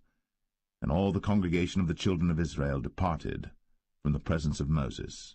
And they came, every one whose heart stirred him up, and every one whom his spirit made willing. And they brought the Lord's offering to the work of the tabernacle of the congregation, and for all his service, and for the holy garments. And they came, both men and women, as many as were willing-hearted, and brought bracelets and earrings and rings and tablets, all jewels of gold. And every man that offered an offering of gold unto the Lord. And every man with whom was found blue and purple and scarlet and fine linen and goat's hair, and red skins of rams and badgers' skins brought them. Every one that did offer an offering of silver and brass brought the Lord's offering, and every man with whom was found shittim wood for any work of the service brought it. And all the women that were wise-hearted did spin with their hands, and brought that which they had spun, both of blue and of purple and of scarlet and of fine linen.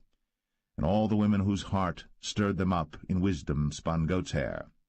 And the rulers brought onyx stones, and stones to be set for the ephod and for the breastplate, and spice, and oil for the light, and for the anointing oil, and for the sweet incense. The children of Israel brought a willing offering unto the Lord, every man and woman whose heart made them willing to bring for all manner of work, which the Lord had commanded to be made by the hand of Moses. And Moses said unto the children of Israel, See, the Lord hath called by name Bezalel the son of Uri, the son of Hur, of the tribe of Judah. And he hath filled him with the Spirit of God in wisdom, in understanding and in knowledge, and in all manner of workmanship, and to devise curious works, to work in gold, and in silver, and in brass, and in the cutting of stones, to set them, and in carving of wood, to make any manner of cunning work. And he hath put in his heart that he may teach, both he and Aholiab, the son of Ahisamach, of the tribe of Dan. Them hath he filled with wisdom of heart, to work all manner of work, of the engraver, and of the cunning workman, and of the embroiderer, in blue, and in purple, and scarlet, and in fine linen, and of the weaver, even of them that do any work, and of those that devise cunning work.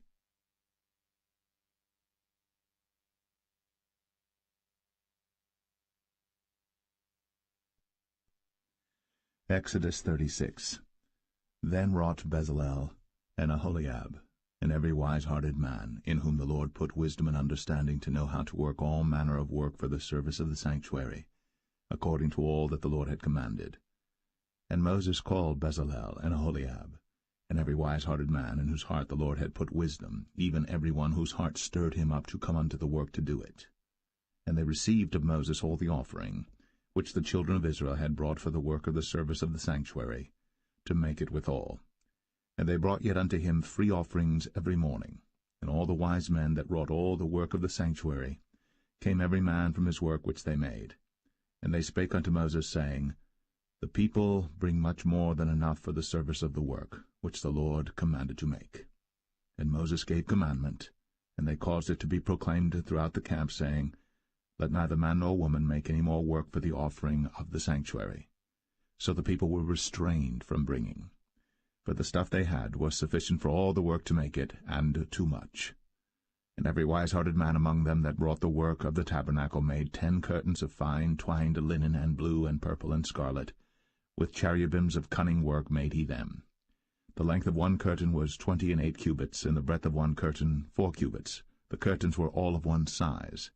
And he coupled the 5 curtains one unto another, and the other 5 curtains he coupled one unto another. And he made loops of blue on the edge of one curtain from the selvage in the coupling. Likewise he made in the uttermost side of another curtain in the coupling of the second. 50 loops made he in one curtain, and 50 loops made he in the edge of the curtain which was in the coupling of the second. The loops held one curtain to another. And he made 50 taches of gold, and coupled the curtains one unto another with the taches. So it became one tabernacle. And he made curtains of goat's hair for the tent over the tabernacle. 11 curtains he made them. The length of one curtain was 30 cubits, and 4 cubits was the breadth of one curtain. The 11 curtains were of one size. And he coupled 5 curtains by themselves, and 6 curtains by themselves. And he made 50 loops upon the uttermost edge of the curtain in the coupling, and 50 loops made he upon the edge of the curtain which coupleth the second. And he made 50 taches of brass to couple the tent together, that it might be one. And he made a covering for the tent of ram skins dyed red, and a covering of badger skins above that.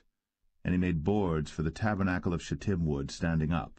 The length of a board was 10 cubits, and the breadth of a board 1 cubit and a half. One board had 2 tenons, equally distant one from another. Thus did he make for all the boards of the tabernacle. And he made boards for the tabernacle, 20 boards for the south side southward. And 40 sockets of silver he made under the 20 boards, 2 sockets under one board for his 2 tenons, and 2 sockets under another board for his 2 tenons. And for the other side of the tabernacle, which is toward the north corner, he made 20 boards, and there 40 sockets of silver, 2 sockets under one board, and 2 sockets under another board. And for the sides of the tabernacle westward he made 6 boards, and 2 boards made he for the corners of the tabernacle in the 2 sides, and they were coupled beneath, and coupled together at the head thereof to one ring. Thus he did to both of them in both the corners. And there were 8 boards, and their sockets were 16 sockets of silver, under every board 2 sockets. And he made bars of shittim wood, 5 for the boards of the one side of the tabernacle, and 5 bars for the boards of the other side of the tabernacle, and 5 bars for the boards of the tabernacle for the sides westward. And he made the middle bar to shoot through the boards from the one end to the other. And he overlaid the boards with gold, and made their rings of gold to be places for the bars, and overlaid the bars with gold.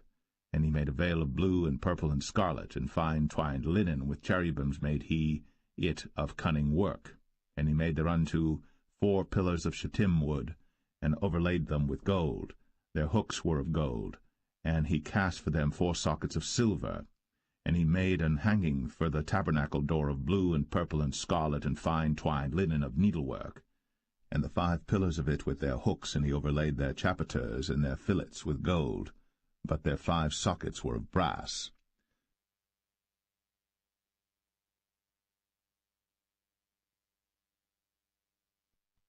Exodus 37. And Bezalel made the ark of shittim wood. 2 cubits and a half was the length of it, and 1 cubit and a half the breadth of it, and 1 cubit and a half the height of it. And he overlaid it with pure gold within and without, and made a crown of gold to it round about. And he cast for it 4 rings of gold, to be set by the 4 corners of it, even 2 rings upon the one side of it, and 2 rings upon the other side of it. And he made staves of shittim wood, and overlaid them with gold. And he put the staves into the rings by the sides of the ark to bear the ark. And he made the mercy seat of pure gold. 2 cubits and a half was the length thereof, and 1 cubit and a half the breadth thereof. And he made 2 cherubims of gold, beaten out of one piece made he them, on the 2 ends of the mercy seat, 1 cherub on the end on this side, and another cherub on the other end on that side.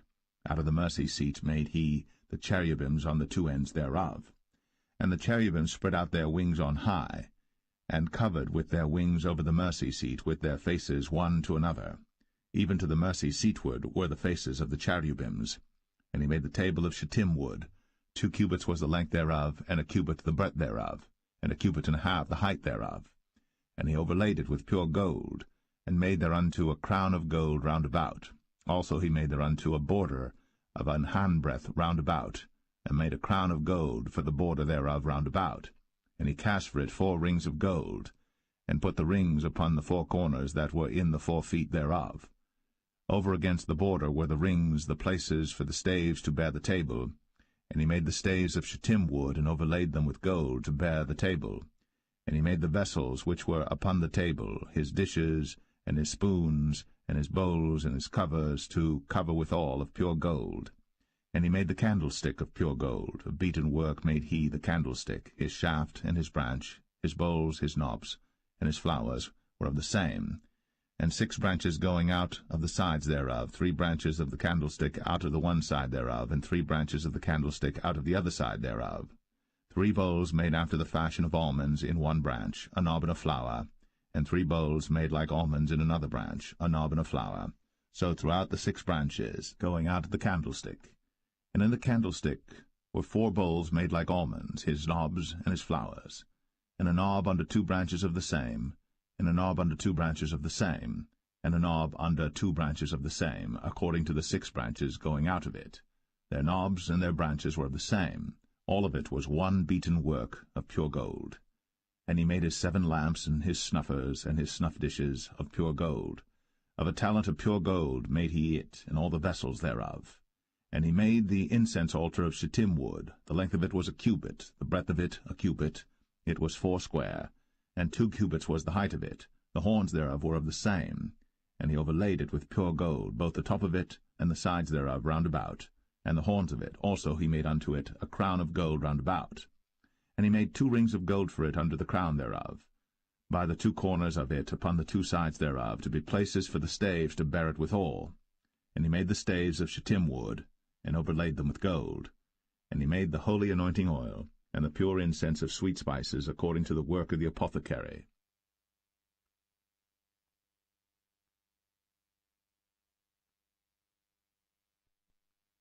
Exodus 38. And he made the altar of burnt offering of shittim wood.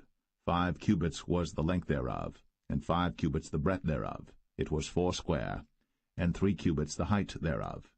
And he made the horns thereof on the 4 corners of it.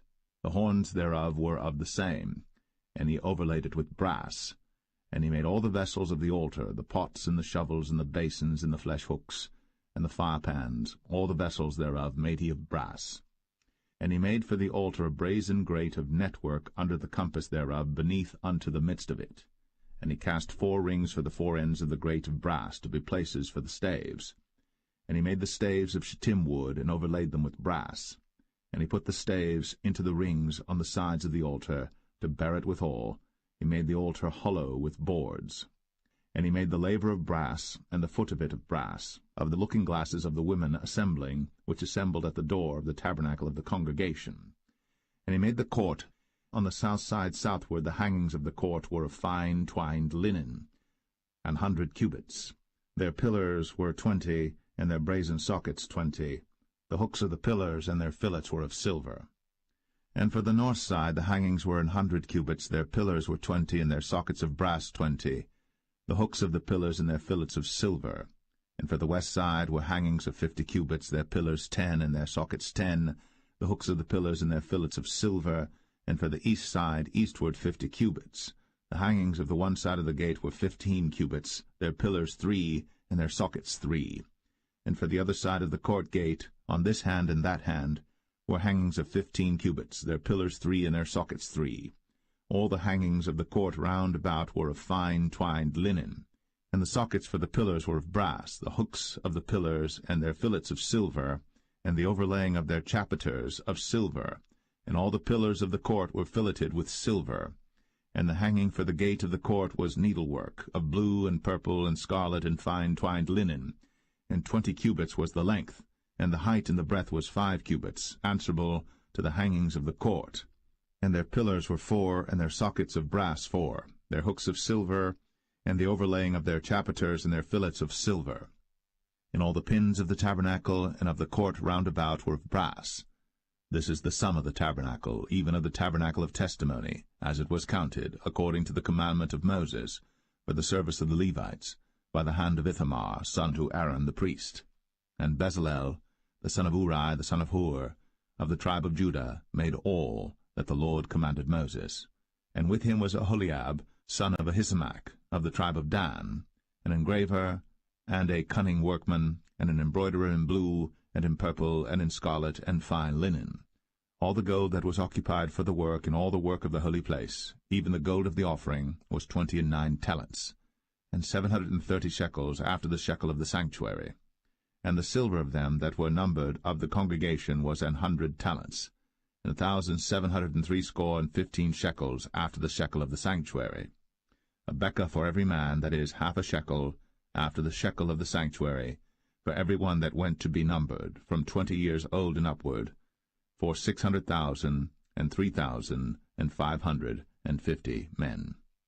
And of the 100 talents of silver were cast the sockets of the sanctuary, and the sockets of the veil, and 100 sockets of the 100 talents, a talent for a socket. And of the 1,775 shekels he made hooks for the pillars, and overlaid their chapiters, and filleted them. And the brass of the offering was 70 talents, and 2,400 shekels. And therewith he made the sockets to the door of the tabernacle of the congregation, and the brazen altar, and the brazen grate for it, and all the vessels of the altar, and the sockets of the court round about, and the sockets of the court gate, and all the pins of the tabernacle, and all the pins of the court round about.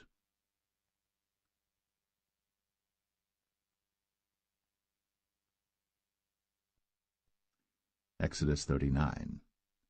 And of the blue, and purple, and scarlet they made cloths of service, to do service in the holy place, and made the holy garments for Aaron, as the Lord commanded Moses. And he made the ephod of gold, blue, and purple, and scarlet, and fine twined linen. And they did beat the gold into thin plates, and cut it into wires, to work it in the blue, and in the purple, and in the scarlet, and in the fine linen, with cunning work. They made shoulder pieces for it, to couple it together. By the 2 edges was it coupled together. And the curious girdle of his ephod that was upon it was of the same, according to the work thereof, of gold, blue, and purple, and scarlet, and fine twined linen, as the Lord commanded Moses. And they wrought onyx stones enclosed in ouches of gold, graven as signets are graven, with the names of the children of Israel. And he put them on the shoulders of the ephod, that they should be stones for a memorial to the children of Israel, as the Lord commanded Moses. And he made the breastplate of cunning work, like the work of the ephod, of gold, blue, and purple, and scarlet, and fine twined linen. It was foursquare. They made the breastplate double. A span was the length thereof, and a span the breadth thereof, being doubled. And they set in it 4 rows of stones. The first row was a sardius, a topaz, and a carbuncle. This was the first row. And the second row an emerald, a sapphire, and a diamond. And the third row a ligure, an agate, and an amethyst. and the fourth row a beryl, an onyx, and a jasper. They were enclosed in ouches of gold in their enclosings. And the stones were according to the names of the children of Israel, 12 according to their names, like the engravings of a signet, every one with his name, according to the 12 tribes. And they made upon the breastplate chains at the ends of wreathen work of pure gold. And they made 2 ouches of gold and 2 gold rings, and put the 2 rings in the 2 ends of the breastplate. And they put the 2 wreathen chains of gold in the 2 rings on the ends of the breastplate. And the 2 ends of the 2 wreathen chains they fastened in the 2 ouches, and put them on the shoulder pieces of the ephod before it. And they made 2 rings of gold, and put them on the 2 ends of the breastplate, upon the border of it, which was on the side of the ephod inward. And they made 2 other golden rings, and put them on the 2 sides of the ephod underneath, toward the forepart of it, over against the other coupling thereof, above the curious girdle of the ephod. And they did bind the breastplate by his rings unto the rings of the ephod with a lace of blue, that it might be above the curious girdle of the ephod, and that the breastplate might not be loosed from the ephod, as the Lord commanded Moses. And he made the robe of the ephod of woven work, all of blue. And there was an hole in the midst of the robe, as the hole of an habergeon, with a band round about the hole, that it should not rend. And they made upon the hems of the robe pomegranates of blue and purple and scarlet and twined linen. And they made bells of pure gold, and put the bells between the pomegranates upon the hem of the robe, round about between the pomegranates, a bell and a pomegranate round about the hem of the robe to minister in, as the Lord commanded Moses. And they made coats of fine linen of woven work for Aaron and for his sons, and a mitre of fine linen, and goodly bonnets of fine linen, and linen breeches of fine twined linen, and a girdle of fine twined linen, and blue and purple and scarlet of needlework, as the Lord commanded Moses. And they made the plate of the holy crown of pure gold, and wrote upon it a writing like to the engravings of a signet, Holiness to the Lord. And they tied unto it a lace of blue, to fasten it on high upon the mitre, as the Lord commanded Moses. Thus was all the work of the tabernacle of the tent of the congregation finished. And the children of Israel did according to all that the Lord commanded Moses, so did they. And they brought the tabernacle unto Moses, the tent, and all his furniture, his taches, his boards, his bars, and his pillars, and his sockets, and the covering of ram skins dyed red, and the covering of badger skins, and the veil of the covering, the ark of the testimony, and the staves thereof, and the mercy seat, the table and all the vessels thereof, and the showbread, the pure candlestick, with the lamps thereof, even with the lamps to be set in order, and all the vessels thereof, and the oil for light, and the golden altar, and the anointing oil, and the sweet incense, and the hanging for the tabernacle door, the brazen altar, and his grate of brass, his staves and all his vessels, the laver and his foot, the hangings of the court, his pillars and his sockets, and the hanging for the court gate, his cords, and his pins, and all the vessels of the service of the tabernacle for the tent of the congregation, the cloths of service to do service in the holy place, and the holy garments for Aaron the priest, and his sons' garments, to minister in the priest's office, according to all that the Lord commanded Moses. So the children of Israel made all the work. And Moses did look upon all the work, and behold, they had done it, as the Lord had commanded, even so had they done it. And Moses blessed them.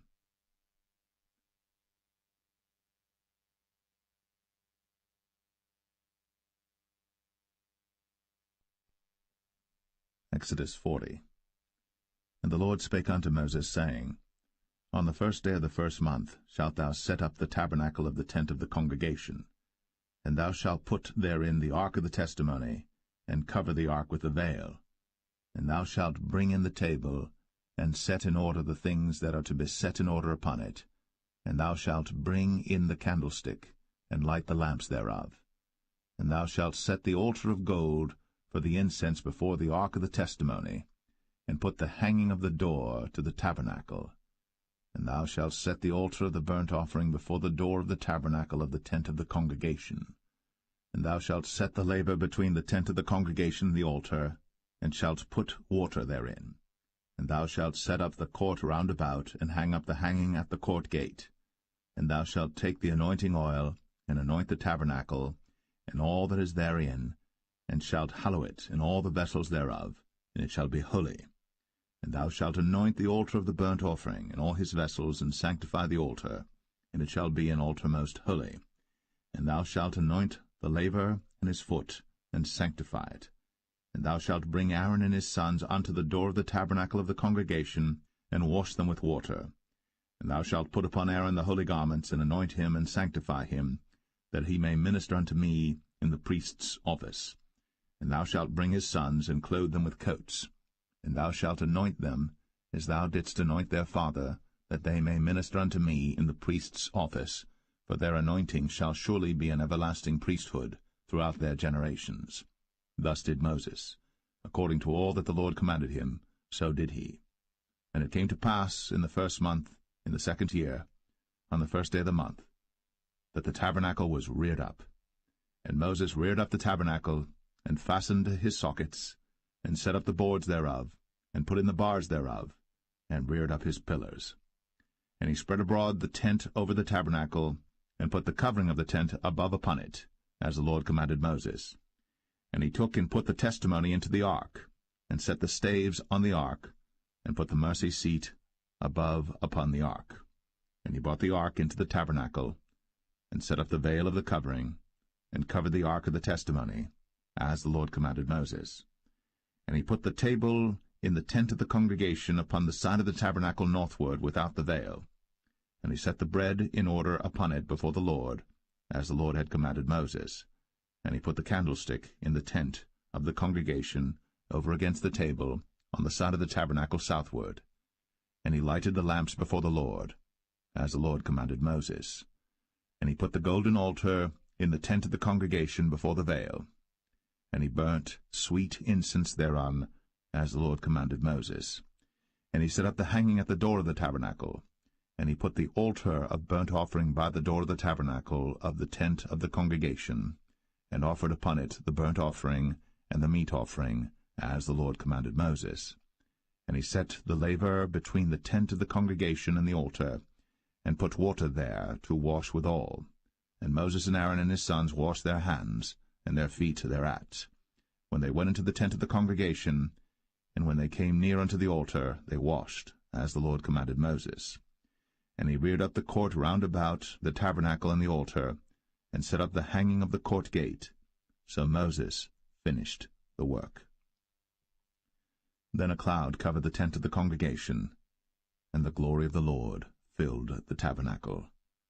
And Moses was not able to enter into the tent of the congregation, because the cloud abode thereon, and the glory of the Lord filled the tabernacle. And when the cloud was taken up from over the tabernacle, the children of Israel went onward in all their journeys. But if the cloud were not taken up, then they journeyed not till the day that it was taken up. For the cloud of the Lord was upon the tabernacle by day, and fire was on it by night, in the sight of all the house of Israel, throughout all their journeys.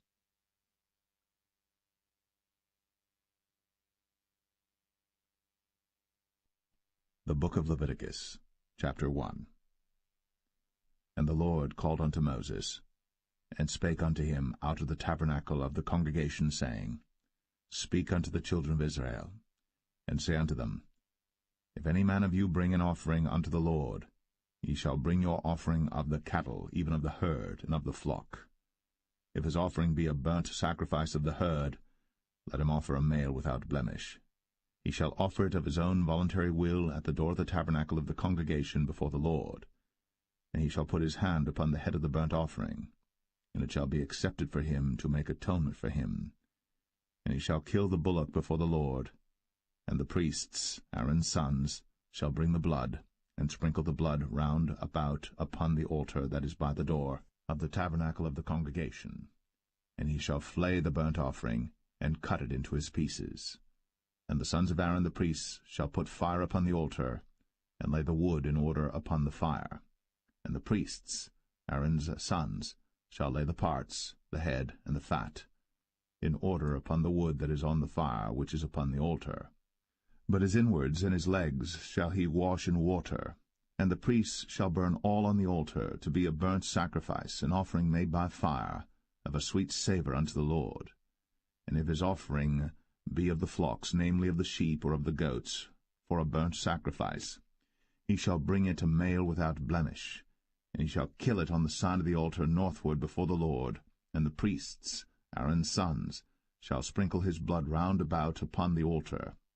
And he shall cut it into his pieces, with his head and his fat, and the priest shall lay them in order on the wood that is on the fire which is upon the altar. But he shall wash the inwards and the legs with water, and the priest shall bring it all, and burn it upon the altar. It is a burnt sacrifice, an offering made by fire, of a sweet savour unto the Lord. And if the burnt sacrifice for his offering to the Lord be of fowls, then he shall bring his offering of turtle doves or of young pigeons. And the priest shall bring it unto the altar, and wring off his head, and burn it on the altar, and the blood thereof shall be wrung out at the side of the altar. And he shall pluck away his crop with his feathers, and cast it beside the altar on the east part, by the place of the ashes. And he shall cleave it with the wings thereof, but shall not divide it asunder. And the priest shall burn it upon the altar, upon the wood that is upon the fire. It is a burnt sacrifice, an offering made by fire, of a sweet savour unto the Lord.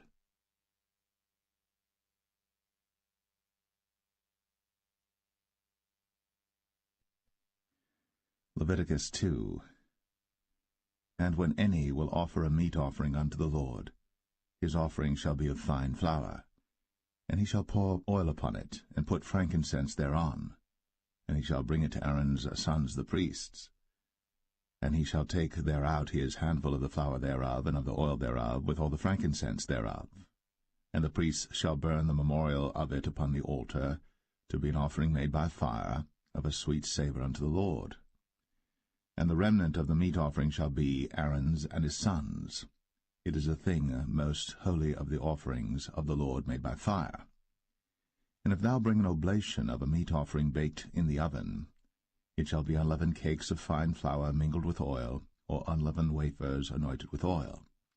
And if thy oblation be a meat offering baked in a pan, it shall be of fine flour, unleavened, mingled with oil. Thou shalt part it in pieces, and pour oil thereon. It is a meat offering. And if thy oblation be a meat offering baked in the frying pan, it shall be made of fine flour with oil. And thou shalt bring the meat offering that is made of these things unto the Lord, and when it is presented unto the priest, he shall bring it unto the altar. And the priest shall take from the meat offering a memorial thereof, and shall burn it upon the altar. It is an offering made by fire, of a sweet savour unto the Lord. And that which is left of the meat offering shall be Aaron's and his sons. It is a thing most holy of the offerings of the Lord made by fire. No meat offering which ye shall bring unto the Lord shall be made with leaven, for ye shall burn no leaven, nor any honey, in any offering of the Lord made by fire. As for the oblation of the firstfruits, ye shall offer them unto the Lord, but they shall not be burnt on the altar for a sweet savour. And every oblation of thy meat offering shalt thou season with salt, neither shalt thou suffer the salt of the covenant of thy God to be lacking from thy meat offering. With all thine offerings thou shalt offer salt. And if thou offer a meat offering of thy firstfruits unto the Lord, thou shalt offer for the meat offering of thy firstfruits green ears of corn dried by the fire, even corn beaten out of full ears. And thou shalt put oil upon it, and lay frankincense thereon. It is a meat offering. And the priest shall burn the memorial of it, part of the beaten corn thereof, and part of the oil thereof, with all the frankincense thereof. It is an offering made by fire unto the Lord.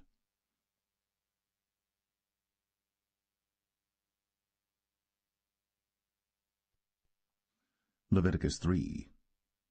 And if his oblation be a sacrifice of peace offering, if he offer it of the herd, whether it be a male or female, he shall offer it without blemish before the Lord.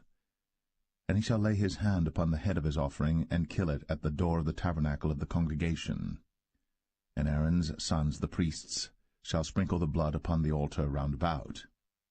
And he shall offer of the sacrifice of the peace offering an offering made by fire unto the Lord, the fat that covereth the inwards, and all the fat that is upon the inwards, and the 2 kidneys, and the fat that is on them, which is by the flanks, and the caul above the liver, with the kidneys, it shall he take away. And Aaron's sons shall burn it on the altar upon the burnt sacrifice which is upon the wood that is on the fire. It is an offering made by fire, of a sweet savour unto the Lord. And if his offering for a sacrifice of peace offering unto the Lord be of the flock, male or female, he shall offer it without blemish. If he offer a lamb for his offering, then shall he offer it before the Lord. And he shall lay his hand upon the head of his offering, and kill it before the tabernacle of the congregation. And Aaron's sons shall sprinkle the blood thereof round about upon the altar. And he shall offer of the sacrifice of the peace offering an offering made by fire unto the Lord, the fat thereof, and the whole rump, it shall he take off hard by the backbone, and the fat that covereth the inwards, and all the fat that is upon the inwards, and the 2 kidneys, and the fat that is upon them, which is by the flanks, and the caul above the liver, with the kidneys, it shall he take away. And the priest shall burn it upon the altar. It is the food of the offering made by fire unto the Lord. And if his offering be a goat, then he shall offer it before the Lord. And he shall lay his hand upon the head of it, and kill it before the tabernacle of the congregation. And the sons of Aaron shall sprinkle the blood thereof upon the altar round about. And he shall offer thereof his offering, even an offering made by fire unto the Lord, the fat that covereth the inwards, and all the fat that is upon the inwards, and the 2 kidneys, and the fat that is upon them, which is by the flanks, and the caul above the liver, with the kidneys, it shall he take away. And the priest shall burn them upon the altar. It is the food of the offering made by fire for a sweet savour. All the fat is the Lord's. It shall be a perpetual statute for your generations throughout all your dwellings, that ye eat neither fat nor blood.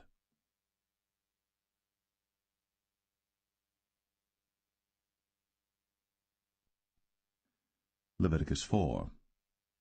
And the Lord spake unto Moses, saying, Speak unto the children of Israel, saying, If a soul shall sin through ignorance against any of the commandments of the Lord, concerning things which ought not to be done, and shall do against any of them, if the priest that is anointed do sin according to the sin of the people, then let him bring for his sin which he hath sinned a young bullock without blemish unto the Lord for a sin offering.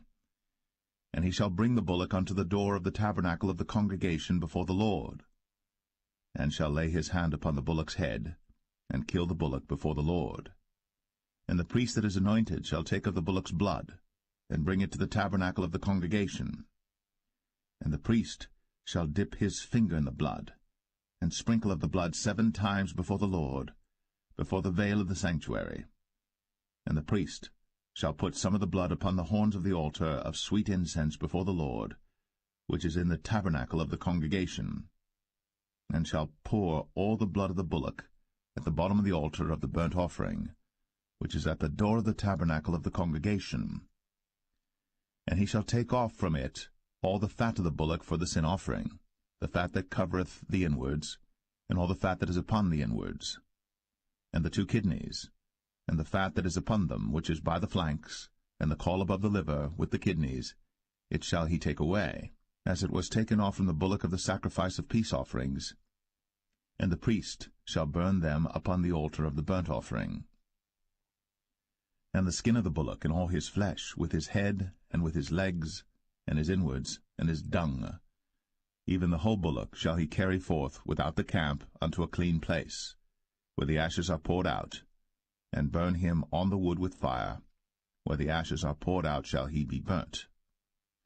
And if the whole congregation of Israel sin through ignorance, and the thing be hid from the eyes of the assembly, and they have done somewhat against any of the commandments of the Lord concerning things which should not be done, and are guilty, when the sin which they have sinned against it is known, then the congregation shall offer a young bullock for the sin, and bring him before the tabernacle of the congregation. And the elders of the congregation shall lay their hands upon the head of the bullock before the Lord, and the bullock shall be killed before the Lord. And the priest that is anointed shall bring of the bullock's blood to the tabernacle of the congregation. And the priest shall dip his finger in some of the blood, and sprinkle it 7 times before the Lord, even before the veil. And he shall put some of the blood upon the horns of the altar which is before the Lord, that is, in the tabernacle of the congregation, and shall pour out all the blood at the bottom of the altar of the burnt offering, which is at the door of the tabernacle of the congregation. And he shall take all his fat from him, and burn it upon the altar. And he shall do with the bullock as he did with the bullock for a sin offering. So shall he do with this. And the priest shall make an atonement for them, and it shall be forgiven them. And he shall carry forth the bullock without the camp, and burn him as he burned the first bullock. It is a sin offering for the congregation. When a ruler hath sinned, and done somewhat through ignorance against any of the commandments of the Lord his God, concerning things which should not be done, and is guilty, or if his sin, wherein he hath sinned, come to his knowledge, he shall bring his offering, a kid of the goats, a male without blemish. And he shall lay his hand upon the head of the goat, and kill it in the place where they killed the burnt offering before the Lord. It is a sin offering. And the priest shall take of the blood of the sin offering with his finger, and put it upon the horns of the altar of burnt offering, and shall pour out his blood at the bottom of the altar of burnt offering. And he shall burn all his fat upon the altar, as the fat of the sacrifice of peace offerings. And the priest shall make an atonement for him as concerning his sin, and it shall be forgiven him. And if any one of the common people sin through ignorance, while he doeth somewhat against any of the commandments of the Lord concerning things which ought not to be done, and be guilty, or if his sin, which he hath sinned, come to his knowledge, then he shall bring his offering, a kid of the goats, a female without blemish, for his sin, which he hath sinned. And he shall lay his hand upon the head of the sin offering, and slay the sin offering in the place of the burnt offering. And the priest shall take of the blood thereof with his finger, and put it upon the horns of the altar of burnt offering, and shall pour out all the blood thereof at the bottom of the altar. And he shall take away all the fat thereof, as the fat is taken away from off the sacrifice of peace offerings. And the priest shall burn it upon the altar for a sweet savour unto the Lord. And the priest shall make an atonement for him, and it shall be forgiven him. And if he bring a lamb for a sin offering, he shall bring it a female without blemish. And he shall lay his hand upon the head of the sin offering, and slay it for a sin offering in the place where they kill the burnt offering. And the priest shall take of the blood of the sin offering with his finger, and put it upon the horns of the altar of burnt offering, and shall pour out all the blood thereof at the bottom of the altar. And he shall take away all the fat thereof, as the fat of the lamb is taken away from the sacrifice of the peace offerings. And the priest shall burn them upon the altar according to the offerings made by fire unto the Lord. And the priest shall make an atonement for his sin that he hath committed, and it shall be forgiven him.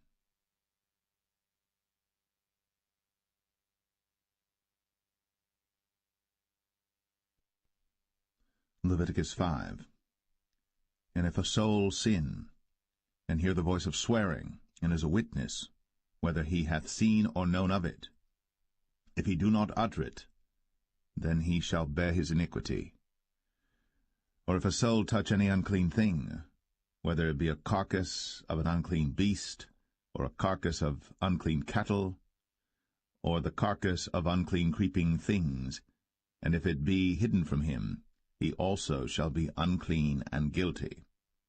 Or if he touch the uncleanness of man, whatsoever uncleanness it be that a man shall be defiled withal, and it be hid from him, when he knoweth of it, then he shall be guilty. Or if a soul swear, pronouncing with his lips to do evil, or to do good, whatsoever it be that a man shall pronounce with an oath, and it be hid from him, when he knoweth of it, then he shall be guilty in one of these. And it shall be, when he shall be guilty in one of these things, that he shall confess that he hath sinned in that thing. And he shall bring his trespass offering unto the Lord for his sin which he hath sinned, a female from the flock, a lamb or a kid of the goats, for a sin offering, and the priest shall make an atonement for him concerning his sin. And if he be not able to bring a lamb, then he shall bring for his trespass which he hath committed 2 turtle doves, or 2 young pigeons unto the Lord, one for a sin offering, and the other for a burnt offering. And he shall bring them unto the priest, who shall offer that which is for the sin offering first, and wring off his head from his neck, but shall not divide it asunder. And he shall sprinkle of the blood of the sin offering upon the side of the altar, and the rest of the blood shall be wrung out at the bottom of the altar. It is a sin offering. And he shall offer the second for a burnt offering according to the manner, and the priest shall make an atonement for him for his sin which he hath sinned, and it shall be forgiven him. But if he be not able to bring 2 turtle-doves or 2 young pigeons, then he that sinned shall bring for his offering the 10th part of an ephah of fine flour for a sin offering. He shall put no oil upon it, neither shall he put any frankincense thereon, for it is a sin offering.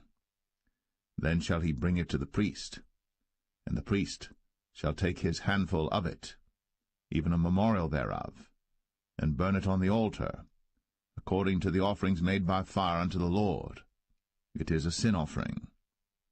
And the priest shall make an atonement for him as touching his sin that he hath sinned in one of these, and it shall be forgiven him. And the remnant shall be the priest's, as a meat offering. And the Lord spake unto Moses, saying, If a soul commit a trespass, and sin through ignorance in the holy things of the Lord, then he shall bring for his trespass unto the Lord a ram without blemish out of the flocks, with thy estimation by shekels of silver, after the shekel of the sanctuary, for a trespass offering. And he shall make amends for the harm that he hath done in the holy thing, and shall add the 5th part thereto, and give it unto the priest. And the priest shall make an atonement for him with the ram of the trespass offering, and it shall be forgiven him. And if a soul sin, and commit any of these things which are forbidden to be done by the commandments of the Lord, though he wist it not, yet is he guilty, and shall bear his iniquity. And he shall bring a ram without blemish out of the flock, with thy estimation, for a trespass offering unto the priest. And the priest shall make an atonement for him concerning his ignorance, wherein he erred and wist it not, and it shall be forgiven him. It is a trespass offering. He hath certainly trespassed against the Lord.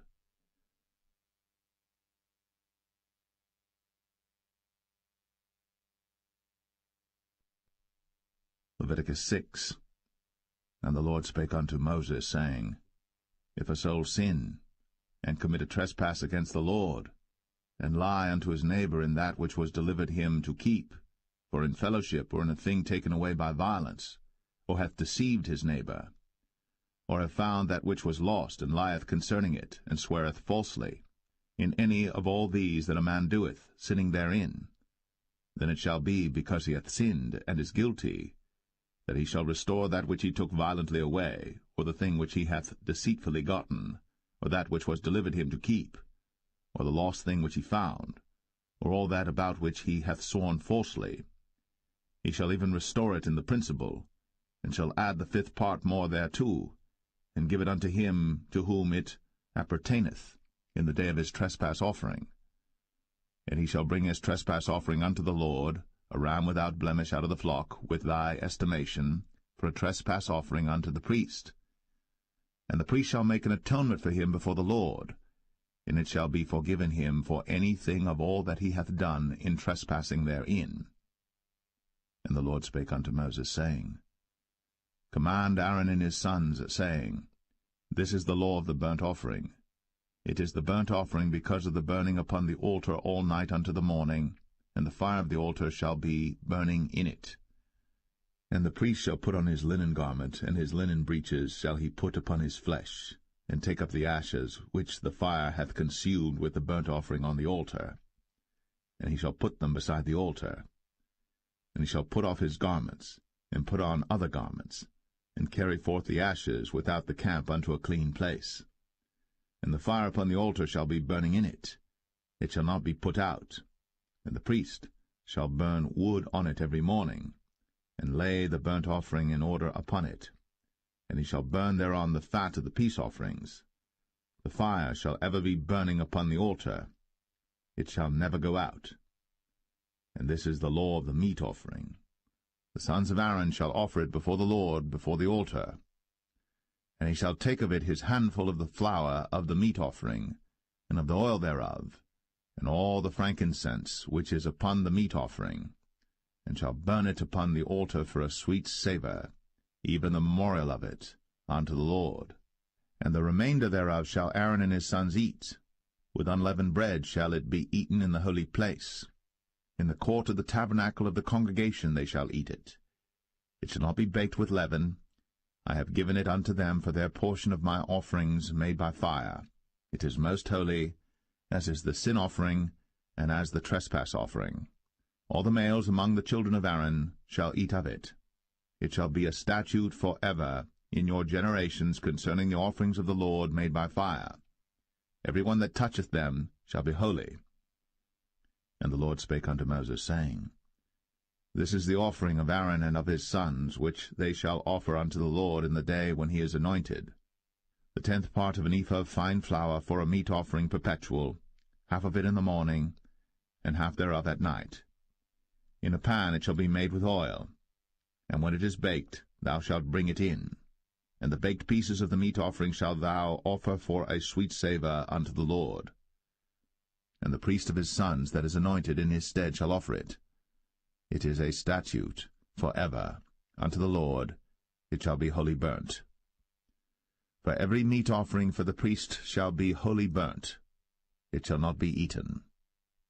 And the Lord spake unto Moses, saying, Speak unto Aaron and to his sons, saying, This is the law of the sin offering. In the place where the burnt offering is killed shall the sin offering be killed before the Lord. It is most holy. The priest that offereth it for sin shall eat it. In the holy place shall it be eaten, in the court of the tabernacle of the congregation. Whatsoever shall touch the flesh thereof shall be holy. And when there is sprinkled of the blood thereof upon any garment, thou shalt wash that whereon it was sprinkled in the holy place. But the earthen vessel wherein it is sodden shall be broken, and if it be sodden in a brazen pot, it shall be both scoured and rinsed in water. All the males among the priests shall eat thereof. It is most holy. And no sin offering, whereof any of the blood is brought into the tabernacle of the congregation to reconcile with all in the holy place, shall be eaten. It shall be burnt in the fire.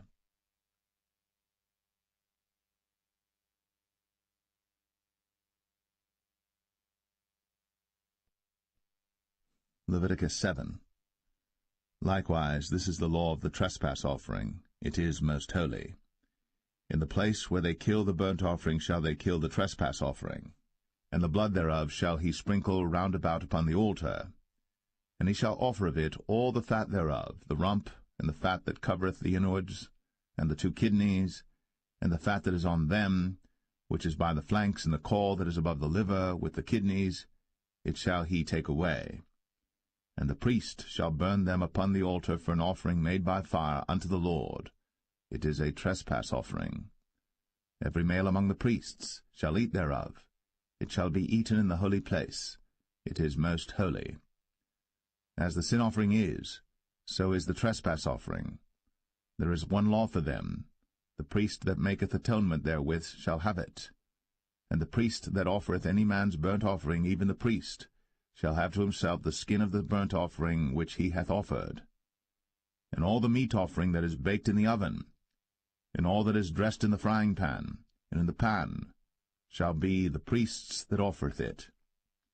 And every meat offering mingled with oil and dry shall all the sons of Aaron have, one as much as another. And this is the law of the sacrifice of peace offerings which he shall offer unto the Lord. If he offer it for a thanksgiving, then he shall offer with the sacrifice of thanksgiving unleavened cakes mingled with oil, and unleavened wafers anointed with oil, and cakes mingled with oil of fine flour fried. Besides the cakes, he shall offer for his offering leavened bread with the sacrifice of thanksgiving of his peace offerings, and of it he shall offer one out of the whole oblation for an heave offering unto the Lord, and it shall be the priest's that sprinkleth the blood of the peace offerings. And the flesh of the sacrifice of his peace offerings for thanksgiving shall be eaten the same day that it is offered. He shall not leave any of it until the morning. But if the sacrifice of his offering be a vow or a voluntary offering, it shall be eaten the same day that he offereth his sacrifice, and on the morrow also the remainder of it shall be eaten. But the remainder of the flesh of the sacrifice on the 3rd day shall be burnt with fire. And if any of the flesh of the sacrifice of his peace offerings be eaten at all on the 3rd day, it shall not be accepted, neither shall it be imputed unto him that offereth it. It shall be an abomination, and the soul that eateth of it shall bear his iniquity. And the flesh that toucheth any unclean thing shall not be eaten. it shall be burnt with fire. And as for the flesh, all that be clean shall eat thereof. But the soul that eateth of the flesh of the sacrifice of peace offerings that pertain unto the Lord, having his uncleanness upon him, even that soul shall be cut off from his people.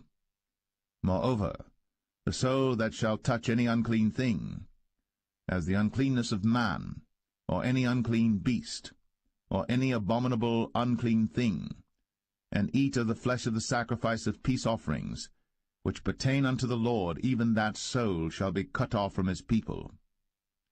And the Lord spake unto Moses, saying, Speak unto the children of Israel, saying, Ye shall eat no manner of fat, of ox, or of sheep, or of goat, and the fat of the beast that dieth of itself, and the fat of that which is torn with beasts, may be used in any other use, but ye shall in no wise eat of it. For whosoever eateth the fat of the beast, of which men offer an offering made by fire unto the Lord, even the soul that eateth it shall be cut off from his people. Moreover, ye shall eat no manner of blood, whether it be of fowl or of beast, in any of your dwellings. Whatsoever soul it be that eateth any manner of blood, even that soul shall be cut off from his people. And the Lord spake unto Moses, saying, Speak unto the children of Israel, saying, He that offereth the sacrifice of his peace offerings unto the Lord shall bring his oblation unto the Lord the sacrifice of his peace offerings. His own hands shall bring the offerings of the Lord made by fire, the fat with the breast. It shall he bring, that the breast may be waved for a wave offering before the Lord. And the priest shall burn the fat upon the altar, but the breast shall be Aaron's and his sons'. And the right shoulder shall ye give unto the priest for an heave offering of the sacrifices of your peace offerings. He among the sons of Aaron, that offereth the blood of the peace offerings, and the fat, shall have the right shoulder for his part. For the wave breast and the heave shoulder have I taken of the children of Israel, from off the sacrifices of their peace offerings, and have given them unto Aaron the priest, and unto his sons by a statute forever from among the children of Israel. This is the portion of the anointing of Aaron, and of the anointing of his sons, out of the offerings of the Lord made by fire, in the day when he presented them to minister unto the Lord in the priest's office, which the Lord commanded to be given them of the children of Israel, in the day that he anointed them, by a statute forever throughout their generations. This is the law of the burnt offering, of the meat offering, and of the sin offering, and of the trespass offering, and of the consecrations, and of the sacrifice of the peace offerings, which the Lord commanded Moses in Mount Sinai, in the day that he commanded the children of Israel to offer their oblations unto the Lord in the wilderness of Sinai.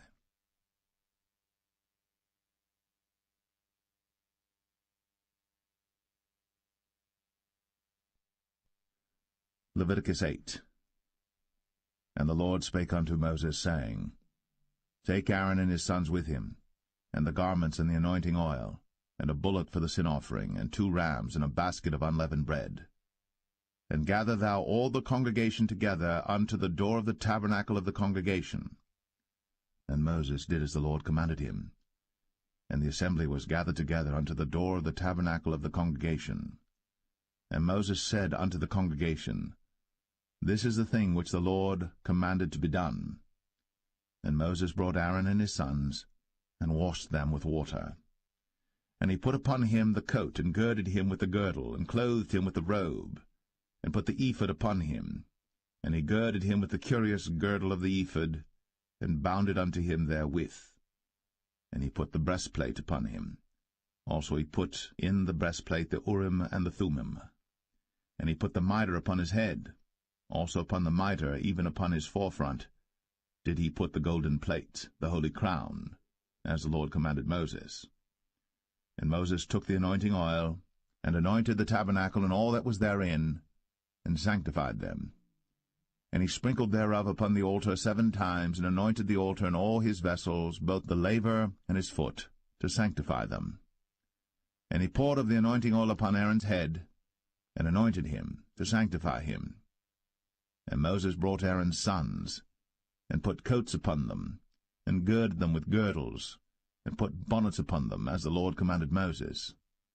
And he brought the bullock for the sin offering, and Aaron and his sons laid their hands upon the head of the bullock for the sin offering, and he slew it. And Moses took the blood, and put it upon the horns of the altar round about with his finger, and purified the altar, and poured the blood at the bottom of the altar, and sanctified it, to make reconciliation upon it. And he took all the fat that was upon the inwards, and the caul above the liver, and the 2 kidneys, and their fat, and Moses burned it upon the altar. But the bullock and his hide, his flesh and his dung, he burnt with fire without the camp, as the Lord commanded Moses. And he brought the ram for the burnt offering, and Aaron and his sons laid their hands upon the head of the ram, and he killed it. And Moses sprinkled the blood upon the altar round about, and he cut the ram into pieces. And Moses burnt the head, and the pieces, and the fat. And he washed the inwards and the legs in water. And Moses burnt the whole ram upon the altar. It was a burnt sacrifice for a sweet savour, and an offering made by fire unto the Lord, as the Lord commanded Moses. And he brought the other ram, the ram of consecration. And Aaron and his sons laid their hands upon the head of the ram, and he slew it. And Moses took of the blood of it, and put it upon the tip of Aaron's right ear, and upon the thumb of his right hand, and upon the great toe of his right foot. And he brought Aaron's sons, and Moses put of the blood upon the tip of their right ear, and upon the thumbs of their right hands, and upon the great toes of their right feet. And Moses sprinkled the blood upon the altar round about. And he took the fat, and the rump, and all the fat that was upon the inwards, and the caul above the liver, and the 2 kidneys and their fat, and the right shoulder. And out of the basket of unleavened bread that was before the Lord, he took 1 unleavened cake, and a cake of oiled bread, and 1 wafer, and put them on the fat, and upon the right shoulder. And he put all upon Aaron's hands, and upon his sons' hands, and waved them for a wave offering before the Lord. And Moses took them from off their hands, and burnt them on the altar upon the burnt offering. They were consecrations for a sweet savour. It is an offering made by fire unto the Lord. And Moses took the breast, and waved it for a wave offering before the Lord. For of the ram of consecration it was Moses' part, as the Lord commanded Moses. And Moses took of the anointing oil, and of the blood which was upon the altar, and sprinkled it upon Aaron, and upon his garments, and upon his sons, and upon his sons' garments with him, and sanctified Aaron, and his garments, and his sons' garments with him. And Moses said unto Aaron and to his sons, Boil the flesh at the door of the tabernacle of the congregation, and there eat it with the bread that is in the basket of consecrations, as I commanded, saying, Aaron and his sons shall eat it. And that which remaineth of the flesh and of the bread shall ye burn with fire. And ye shall not go out of the door of the tabernacle of the congregation in 7 days, until the days of your consecration be at an end. For 7 days shall he consecrate you, as he hath done this day, so the Lord hath commanded to do, to make an atonement for you. Therefore shall ye abide at the door of the tabernacle of the congregation day and night, 7 days, and keep the charge of the Lord, that ye die not, for so I am commanded. So Aaron and his sons did all things which the Lord commanded by the hand of Moses.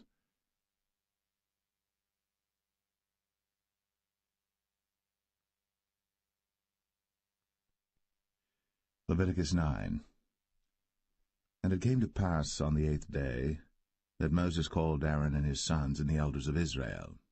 And he said unto Aaron, Take thee a young calf for a sin offering, and a ram for a burnt offering without blemish, and offer them before the Lord. And unto the children of Israel thou shalt speak, saying, Take ye a kid of the goats for a sin offering, and a calf and a lamb, both of the first year, without blemish, for a burnt offering. Also a bullock and a ram for peace offerings to sacrifice before the Lord, and a meat offering mingled with oil, for today the Lord will appear unto you.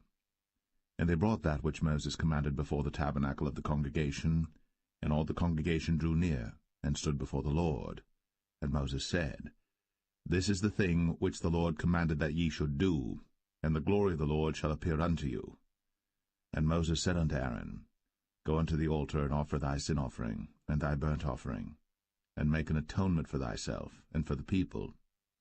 And offer the offering of the people, and make an atonement for them, as the Lord commanded. Aaron therefore went unto the altar, and slew the calf of the sin offering, which was for himself. And the sons of Aaron brought the blood unto him, and he dipped his finger in the blood, and put it upon the horns of the altar, and poured out the blood at the bottom of the altar. But the fat and the kidneys and the caul above the liver of the sin offering he burnt upon the altar, as the Lord commanded Moses. And the flesh and the hide he burnt with fire without the camp. And he slew the burnt offering. And Aaron's sons presented unto him the blood, which he sprinkled round about upon the altar. And they presented the burnt offering unto him, with the pieces thereof, and the head, and he burnt them upon the altar. And he did wash the inwards and the legs, and burnt them upon the burnt offering on the altar. And he brought the people's offering, and took the goat which was the sin offering for the people, and slew it, and offered it for sin as the first. And he brought the burnt offering, and offered it according to the manner. And he brought the meat offering, and took an handful thereof, and burnt it upon the altar, beside the burnt sacrifice of the morning. He slew also the bullock and the ram for a sacrifice of peace offerings, which was for the people. And Aaron's sons presented unto him the blood which he sprinkled upon the altar round about. And the fat of the bullock and of the ram, the rump, and that which covereth the inwards, and the kidneys, and the caul above the liver. And they put the fat upon the breasts, and he burnt the fat upon the altar. And the breasts and the right shoulder Aaron waved for a wave offering before the Lord, as Moses commanded. And Aaron lifted up his hand toward the people, and blessed them, and came down from offering of the sin offering, and the burnt offering, and peace offerings. And Moses and Aaron went into the tabernacle of the congregation, and came out, and blessed the people. And the glory of the Lord appeared unto all the people. And there came a fire out from before the Lord, and consumed upon the altar the burnt offering and the fat, which when all the people saw, they shouted, and fell on their faces.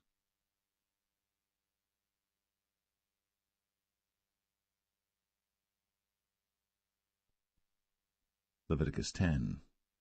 And Nadab and Abihu, the sons of Aaron, took either of them his censer, and put fire therein, and put incense thereon, and offered strange fire before the Lord, which he commanded them not. And there went out fire from the Lord, and devoured them, and they died before the Lord. Then Moses said unto Aaron, This is it that the Lord spake, saying, I will be sanctified in them that come nigh me, and before all the people I will be glorified. And Aaron held his peace. And Moses called Mishael and Elzaphan, the sons of Uzziel, the uncle of Aaron, and said unto them, Come near, carry your brethren from before the sanctuary out of the camp.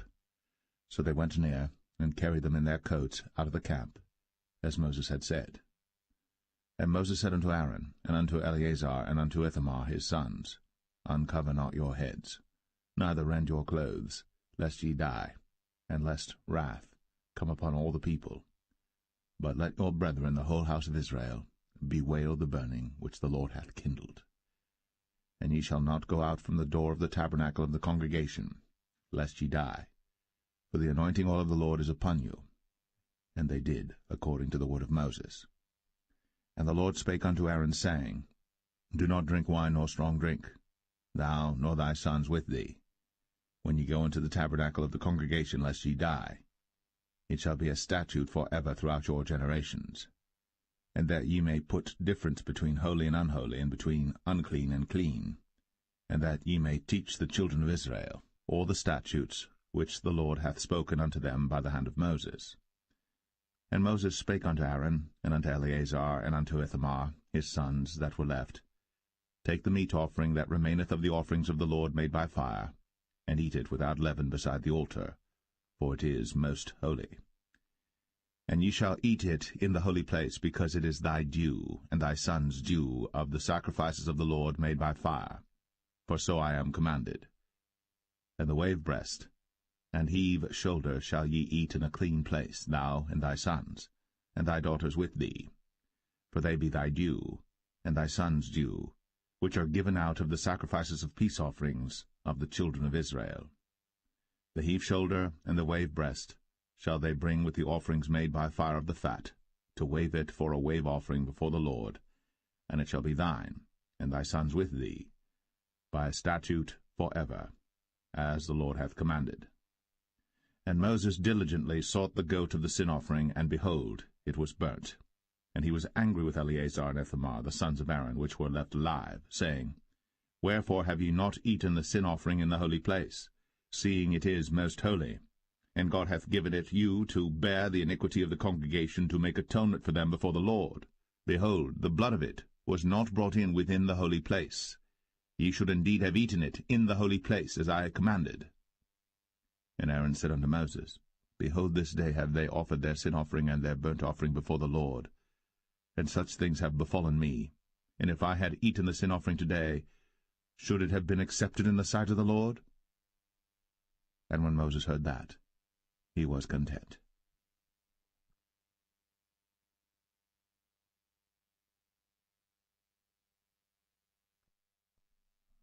Leviticus 11. And the Lord spake unto Moses and to Aaron, saying unto them, Speak unto the children of Israel, saying, These are the beasts, which ye shall eat among all the beasts that are on the earth. Whatsoever parteth the hoof, and is cloven-footed, and cheweth the cud, among the beasts, that shall ye eat. Nevertheless these shall ye not eat of them that chew the cud, or of them that divide the hoof, as the camel, because he cheweth the cud, but divideth not the hoof, he is unclean unto you. And the coney, because he cheweth the cud, but divideth not the hoof, he is unclean unto you. And the hare, because he cheweth the cud, but divideth not the hoof, he is unclean unto you. And the swine, though he divide the hoof, and be cloven-footed, yet he cheweth not the cud, he is unclean to you. Of their flesh shall ye not eat, and their carcass shall ye not touch, they are unclean to you. These shall ye eat of all that are in the waters. Whatsoever hath fins and scales in the waters, in the seas, and in the rivers, them shall ye eat. And all that have not fins and scales in the seas, and in the rivers, of all that move in the waters, and of any living thing which is in the waters, they shall be an abomination unto you. They shall be even an abomination unto you. Ye shall not eat of their flesh, but ye shall have their carcasses in abomination. Whatsoever hath no fins nor scales in the waters, that shall be an abomination unto you. And these are they which ye shall have in abomination among the fowls. They shall not be eaten. They are an abomination, the eagle, and the ossifrage, and the osprey, and the vulture, and the kite after his kind, every raven after his kind, and the owl, and the nighthawk, and the cuckoo, and the hawk after his kind, and the little owl, and the cormorant, and the great owl, and the swan, and the pelican, and the gyre eagle, and the stork, the heron after her kind, and the lapwing, and the bat. All fowls that creep, going upon all four, shall be an abomination unto you. Yet these may ye eat of every flying creeping thing that goeth upon all four, which have legs above their feet, to leap withal upon the earth. Even these of them ye may eat, the locust after his kind, and the bald locust after his kind, and the beetle after his kind, and the grasshopper after his kind. But all other flying creeping things which have 4 feet shall be an abomination unto you, and for these ye shall be unclean. Whosoever toucheth the carcass of them shall be unclean until the even. And whosoever beareth aught of the carcass of them shall wash his clothes, and be unclean until the even. The carcasses of every beast which divideth the hoof, and is not cloven-footed, nor cheweth the cud, are unclean unto you. Every one that toucheth them shall be unclean. And whatsoever goeth upon his paws among all manner of beasts that go on all four, those are unclean unto you. Whoso toucheth their carcass shall be unclean until the even. And he that beareth the carcass of them shall wash his clothes, and be unclean until the even. they are unclean unto you. These also shall be unclean unto you among the creeping things that creep upon the earth, the weasel, and the mouse, and the tortoise after his kind, and the ferret, and the chameleon, and the lizard, and the snail, and the mole. These are unclean to you among all that creep. Whosoever doth touch them, when they be dead, shall be unclean until the even. And upon whatsoever any of them, when they are dead, doth fall, it shall be unclean, whether it be any vessel of wood, or raiment, or skin, or sack, whatsoever vessel it be, wherein any work is done, it must be put into water, and it shall be unclean until the even. So it shall be cleansed. And every earthen vessel, whereinto any of them falleth, whatsoever is in it shall be unclean, and ye shall break it. Of all meat which may be eaten, that on which such water cometh shall be unclean, and all drink that may be drunk in every such vessel shall be unclean. And everything whereupon any part of their carcass falleth shall be unclean, whether it be oven, or ranges, or pots, they shall be broken down, for they are unclean, and shall be unclean unto you. Nevertheless a fountain or pit wherein there is plenty of water shall be clean, but that which toucheth their carcass shall be unclean. And if any part of their carcass fall upon any sowing seed which is to be sown, it shall be clean. But if any water be put upon the seed, and any part of their carcass fall thereon, it shall be unclean unto you. And if any beast, of which ye may eat, die, he that toucheth the carcass thereof shall be unclean until the even. And he that eateth of the carcass of it shall wash his clothes, and be unclean until the even. He also that beareth the carcass of it shall wash his clothes, and be unclean until the even. And every creeping thing that creepeth upon the earth shall be an abomination, it shall not be eaten. Whatsoever goeth upon the belly, and whatsoever goeth upon all four, or whatsoever hath more feet among all creeping things that creep upon the earth, them ye shall not eat, for they are an abomination. Ye shall not make yourselves abominable with any creeping thing that creepeth, neither shall ye make yourselves unclean with them, that ye should be defiled thereby. For I am the Lord your God. Ye shall therefore sanctify yourselves, and ye shall be holy, for I am holy. Neither shall ye defile yourselves with any manner of creeping thing that creepeth upon the earth. For I am the Lord that bringeth you up out of the land of Egypt, to be your God. Ye shall therefore be holy, for I am holy. This is the law of the beasts, and of the fowl, and of every living creature that moveth in the waters, and of every creature that creepeth upon the earth, to make a difference between the unclean and the clean, and between the beast that may be eaten, and the beast that may not be eaten.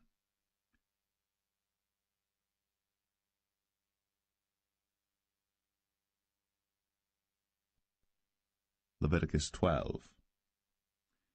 And the Lord spake unto Moses, saying, Speak unto the children of Israel, saying, If a woman have conceived seed, and born a man-child, then she shall be unclean 7 days, according to the days of the separation for her infirmity shall she be unclean.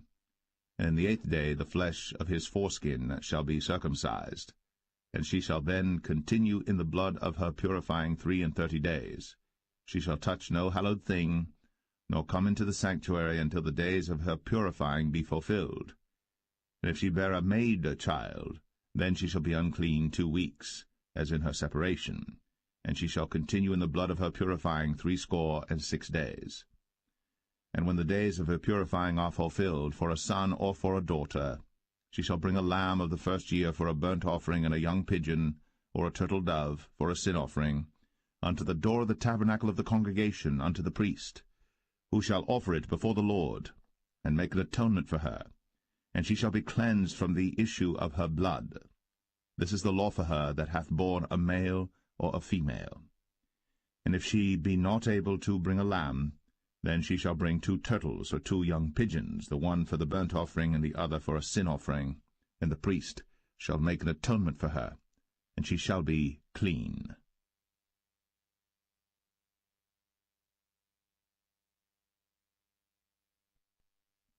Leviticus 13. And the Lord spake unto Moses and Aaron, saying, When a man shall have in the skin of his flesh a rising, a scab, or bright spot, and it be in the skin of his flesh like the plague of leprosy, then he shall be brought unto Aaron the priest, or unto one of his sons the priests. And the priest shall look on the plague in the skin of the flesh. And when the hair in the plague is turned white, and the plague in sight be deeper than the skin of his flesh, it is a plague of leprosy. And the priest shall look on him, and pronounce him unclean. If the bright spot be white in the skin of his flesh, and in sight be not deeper than the skin, and the hair thereof be not turned white, then the priest shall shut up him that hath the plague 7 days.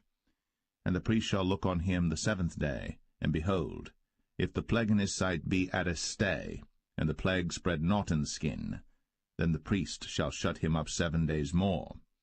And the priest shall look on him again the 7th day, and behold, if the plague be somewhat dark, and the plague spread not in the skin, the priest shall pronounce him clean, it is but a scab, and he shall wash his clothes, and be clean.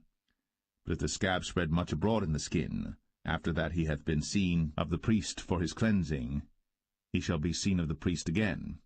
And if the priest see that, behold, the scab spreadeth in the skin, then the priest shall pronounce him unclean, it is a leprosy. When the plague of leprosy is in a man, then he shall be brought unto the priest. And the priest shall see him, and behold, if the rising be white in the skin, and it have turned the hair white, and there be quick raw flesh in the rising, it is an old leprosy in the skin of his flesh. And the priest shall pronounce him unclean, and shall not shut him up, for he is unclean. And if a leprosy break out abroad in the skin, and the leprosy cover all the skin of him that hath the plague from his head even to his foot, wheresoever the priest looketh, then the priest shall consider, and behold, if the leprosy have covered all his flesh, he shall pronounce him clean that hath the plague, it is all turned white, he is clean. But when raw flesh appeareth in him, he shall be unclean. And the priest shall see the raw flesh, and pronounce him to be unclean. For the raw flesh is unclean, it is a leprosy. Or if the raw flesh turn again, and be changed unto white, he shall come unto the priest. And the priest shall see him, and behold, if the plague be turned into white, then the priest shall pronounce him clean that hath the plague, he is clean. The flesh also, in which even in the skin thereof was a boil, and is healed, and in the place of the boil there be a white rising, or a bright spot, white and somewhat reddish, and it be shown to the priest. And if, when the priest seeth it, behold, it be in sight lower than the skin, and the hair thereof be turned white, the priest shall pronounce him unclean. It is a plague of leprosy broken out of the boil. But if the priest look on it, and behold, there be no white hairs therein, and if it be not lower than the skin, but be somewhat dark, then the priest shall shut him up 7 days. And if it spread much abroad in the skin, then the priest shall pronounce him unclean. It is a plague. But if the bright spot stay in his place, and spread not, it is a burning boil, and the priest shall pronounce him clean. Or if there be any flesh in the skin whereof there is a hot burning, and the quick flesh that burneth have a white bright spot, somewhat reddish or white, then the priest shall look upon it, and behold, if the hair in the bright spot be turned white, and it be in sight deeper than the skin, it is a leprosy broken out of the burning. Wherefore the priest shall pronounce him unclean. It is the plague of leprosy. But if the priest look on it, and behold, there be no white hair in the bright spot, and it be no lower than the other skin, but be somewhat dark, then the priest shall shut him up 7 days. And the priest shall look upon him the 7th day, and if it be spread much abroad in the skin, then the priest shall pronounce him unclean. It is the plague of leprosy. And if the bright spot stay in his place, and spread not in the skin, but it be somewhat dark, it is a rising of the burning, and the priest shall pronounce him clean. For it is an inflammation of the burning. If a man or woman have a plague upon the head or the beard, then the priest shall see the plague, and behold, if it be in sight deeper than the skin, and there be in it a yellow thin hair, then the priest shall pronounce him unclean. it is a dry scall, even a leprosy upon the head or beard. And if the priest look on the plague of the scall, and behold, it be not in sight deeper than the skin, and that there is no black hair in it, then the priest shall shut up him that hath the plague of the scall 7 days. And in the 7th day the priest shall look on the plague, and behold, if the scall spread not, and there be in it no yellow hair, and the scall be not in sight deeper than the skin, he shall be shaven, but the scall shall he not shave, and the priest shall shut up him that hath the scall 7 days more. And in the 7th day the priest shall look on the scall, and behold, if the scall be not spread in the skin, nor be in sight deeper than the skin, then the priest shall pronounce him clean, and he shall wash his clothes, and be clean. But if the scall spread much in the skin after his cleansing, then the priest shall look on him, and behold, if the scall be spread in the skin, the priest shall not seek for yellow hair, he is unclean. But if the scall be in his sight at a stay, and that there is black hair grown up therein, the scall is healed, he is clean, and the priest shall pronounce him clean. If a man also or a woman have in the skin of their flesh bright spots, even white bright spots, then the priest shall look, and behold, if the bright spots in the skin of their flesh be darkish white, it is a freckled spot that groweth in the skin, he is clean. And the man whose hair is fallen off his head, he is bald, yet is he clean. And he that hath his hair fallen off from the part of his head toward his face, he is forehead bald, yet is he clean. And if there be in the bald head or bald forehead a white reddish sore, it is a leprosy sprung up in his bald head, or his bald forehead. Then the priest shall look upon it, and behold, if the rising of the sore be white, reddish in his bald head, or in his bald forehead, as leprosy appeareth in the skin of the flesh, he is a leprous man. He is unclean. The priest shall pronounce him utterly unclean. His plague is in his head. And the leper in whom the plague is, his clothes shall be rent, and his head bare, and he shall put a covering upon his upper lip, and shall cry, Unclean, unclean. All the days wherein the plague shall be in him, he shall be defiled. He is unclean. He shall dwell alone. Without the camp shall his habitation be. The garment also that the plague of leprosy is in, whether it be a woolen garment or a linen garment, whether it be in the warp or woof of linen or of woolen, whether in a skin or in anything made of skin, and if the plague be greenish or reddish in the garment or in the skin, either in the warp or in the woof or in anything of skin, it is a plague of leprosy, and shall be shown unto the priest. And the priest shall look upon the plague, and shut up it that hath the plague 7 days. And he shall look on the plague on the 7th day, if the plague be spread in the garment, either in the warp, or in the woof, or in a skin, or in any work that is made of skin, the plague is a fretting leprosy, it is unclean. He shall therefore burn the garment, whether warp or woof, in woolen or in linen, or anything of skin, wherein the plague is, for it is a fretting leprosy, it shall be burnt in the fire. And if the priest shall look, and behold, the plague be not spread in the garment, either in the warp or in the woof, or in anything of skin, then the priest shall command that they wash the thing wherein the plague is, and he shall shut it up 7 days more.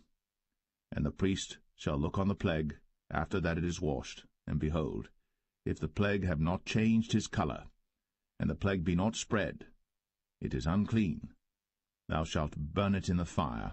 It is fret inward, whether it be bare within or without.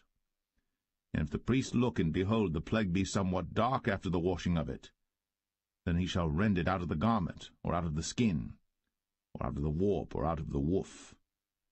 And if it appear still in the garment, either in the warp or in the woof, or in anything of skin, it is a spreading plague. Thou shalt burn that wherein the plague is with fire. And the garment, either warp or woof, or whatsoever thing of skin it be, which thou shalt wash, if the plague be departed from them, then it shall be washed the 2nd time, and shall be clean.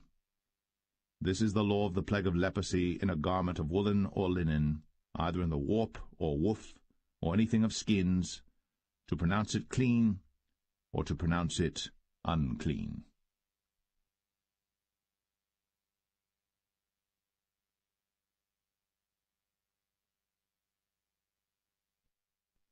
Leviticus 14. And the Lord spake unto Moses, saying, This shall be the law of the leper in the day of his cleansing. He shall be brought unto the priest. And the priest shall go forth out of the camp, and the priest shall look, and behold, if the plague of leprosy be healed in the leper, then shall the priest command to take for him that is to be cleansed 2 birds alive and clean, and cedar wood, and scarlet and hyssop. And the priest shall command that one of the birds be killed in an earthen vessel over running water. As for the living bird, he shall take it, and the cedar wood, and the scarlet, and the hyssop, and shall dip them and the living bird in the blood of the bird that was killed over the running water. And he shall sprinkle upon him that is to be cleansed from the leprosy 7 times, and shall pronounce him clean, and shall let the living bird loose into the open field. And he that is to be cleansed shall wash his clothes, and shave off all his hair, and wash himself in water, that he may be clean. And after that he shall come into the camp, and shall tarry abroad out of his tent 7 days. But it shall be on the 7th day that he shall shave all his hair off his head, and his beard, and his eyebrows. Even all his hair he shall shave off. And he shall wash his clothes. Also he shall wash his flesh in water, and he shall be clean. And on the 8th day he shall take 2 he-lambs without blemish, and 1 ewe-lamb of the 1st year without blemish, and 3/10 deals of fine flour for a meat offering, mingled with oil, and 1 log of oil. And the priest that maketh him clean shall present the man that is to be made clean, and those things before the Lord, at the door of the tabernacle of the congregation. And the priest shall take 1 he-lamb, and offer him for a trespass offering, and the log of oil, and wave them for a wave offering before the Lord. And he shall slay the lamb in the place where he shall kill the sin offering and the burnt offering in the holy place. For as the sin offering is the priest's, so is the trespass offering. It is most holy. And the priest shall take some of the blood of the trespass offering, and the priest shall put it upon the tip of the right ear of him that is to be cleansed, and upon the thumb of his right hand, and upon the great toe of his right foot. And the priest shall take some of the log of oil, and pour it into the palm of his own left hand. And the priest shall dip his right finger in the oil that is in his left hand, and shall sprinkle of the oil with his finger 7 times before the Lord.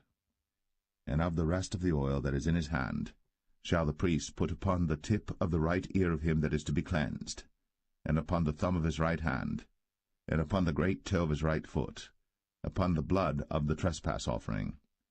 And the remnant of the oil that is in the priest's hand he shall pour upon the head of him that is to be cleansed, and the priest shall make an atonement for him before the Lord. And the priest shall offer the sin offering, and make an atonement for him that is to be cleansed from his uncleanness. And afterward he shall kill the burnt offering. And the priest shall offer the burnt offering and the meat offering upon the altar. And the priest shall make an atonement for him, and he shall be clean. And if he be poor, and cannot get so much, then he shall take 1 lamb for a trespass offering to be waved, to make an atonement for him, and 1/10 deal of fine flour mingled with oil for a meat offering, and a log of oil, and 2 turtle doves, or 2 young pigeons, such as he is able to get, and the one shall be a sin offering, and the other a burnt offering.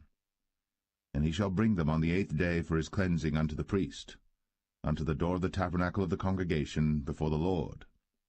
And the priest shall take the lamb of the trespass offering, and the log of oil, and the priest shall wave them for a wave offering before the Lord. And he shall kill the lamb of the trespass offering, and the priest shall take some of the blood of the trespass offering, and put it upon the tip of the right ear of him that is to be cleansed, and upon the thumb of his right hand, and upon the great toe of his right foot. And the priest shall pour of the oil into the palm of his own left hand. And the priest shall sprinkle with his right finger some of the oil that is in his left hand 7 times before the Lord. And the priest shall put of the oil that is in his hand upon the tip of the right ear of him that is to be cleansed, and upon the thumb of his right hand, and upon the great toe of his right foot, upon the place of the blood of the trespass offering. And the rest of the oil that is in the priest's hand he shall put upon the head of him that is to be cleansed, to make an atonement for him before the Lord. And he shall offer the one of the turtle doves, or of the young pigeons, such as he can get, even such as he is able to get, the one for a sin offering, and the other for a burnt offering with the meat offering. And the priest shall make an atonement for him that is to be cleansed before the Lord. This is the law of him in whom is the plague of leprosy, whose hand is not able to get that which pertaineth to his cleansing. And the Lord spake unto Moses and unto Aaron, saying, When ye be come into the land of Canaan, which I give to you for a possession, and I put the plague of leprosy in a house of the land of your possession, and he that owneth the house shall come and tell the priest, saying, It seemeth to me there is as it were a plague in the house. Then the priest shall command that they empty the house before the priests go into it to see the plague, that all that is in the house be not made unclean. And afterward the priest shall go in to see the house. And he shall look on the plague, and behold, if the plague be in the walls of the house with hollow strakes, greenish or reddish, which in sight are lower than the wall, then the priest shall go out of the house to the door of the house, and shut up the house 7 days. And the priest shall come again the 7th day, and shall look, and behold, if the plague be spread in the walls of the house, then the priest shall command that they take away the stones in which the plague is, and they shall cast them into an unclean place without the city. And he shall cause the house to be scraped within round about, and they shall pour out the dust that they scrape off without the city into an unclean place. And they shall take other stones, and put them in the place of those stones. And he shall take other mortar, and shall plaster the house. And if the plague come again, and break out in the house, after that he hath taken away the stones, and after he hath scraped the house, and after it is plastered, then the priest shall come and look, and behold, if the plague be spread in the house, it is a fretting leprosy in the house, it is unclean. And he shall break down the house, the stones of it, and the timber thereof, and all the mortar of the house, and he shall carry them forth out of the city into an unclean place. Moreover, he that goeth into the house all the while that it is shut up shall be unclean until the even. And he that lieth in the house shall wash his clothes, and he that eateth in the house shall wash his clothes. And if the priest shall come in and look upon it, and behold, the plague hath not spread in the house, after the house was plastered, then the priest shall pronounce the house clean, because the plague is healed. And he shall take to cleanse the house 2 birds, and cedar wood, and scarlet, and hyssop. And he shall kill the one of the birds in an earthen vessel over running water. And he shall take the cedar wood, and the hyssop, and the scarlet, and the living bird, and dip them in the blood of the slain bird, and in the running water, and sprinkle the house 7 times.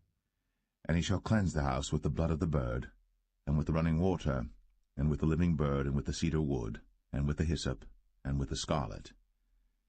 But he shall let go the living bird out of the city into the open fields, and make an atonement for the house, and it shall be clean. This is the law for all manner of plague of leprosy and scall, and for the leprosy of a garment and of a house, and for a rising and for a scab, and for a bright spot, to teach when it is unclean, and when it is clean. This is the law of leprosy.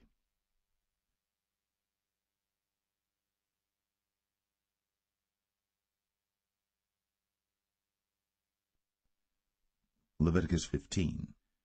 And the Lord spake unto Moses and to Aaron, saying, Speak unto the children of Israel, and say unto them, When any man hath a running issue out of his flesh, because of his issue he is unclean. And this shall be his uncleanness in his issue, whether his flesh run with his issue, or his flesh be stopped from his issue, it is his uncleanness. Every bed whereon he lieth that hath the issue is unclean, and everything whereon he sitteth shall be unclean. And whosoever toucheth his bed shall wash his clothes, and bathe himself in water, and be unclean until the even. And he that sitteth on anything whereon he sat that hath the issue shall wash his clothes, and bathe himself in water, and be unclean until the even. And he that toucheth the flesh of him that hath the issue shall wash his clothes, and bathe himself in water, and be unclean until the even. And if he that hath the issue spit upon him that is clean, then he shall wash his clothes, and bathe himself in water, and be unclean until the even. And what saddle soever he rideth upon that hath the issue shall be unclean.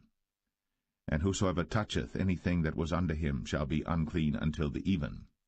And he that beareth any of those things shall wash his clothes, and bathe himself in water, and be unclean until the even. And whomsoever he toucheth that hath the issue, and hath not rinsed his hands in water, he shall wash his clothes, and bathe himself in water, and be unclean until the even. And the vessel of earth that he toucheth, which hath the issue, shall be broken, and every vessel of wood shall be rinsed in water.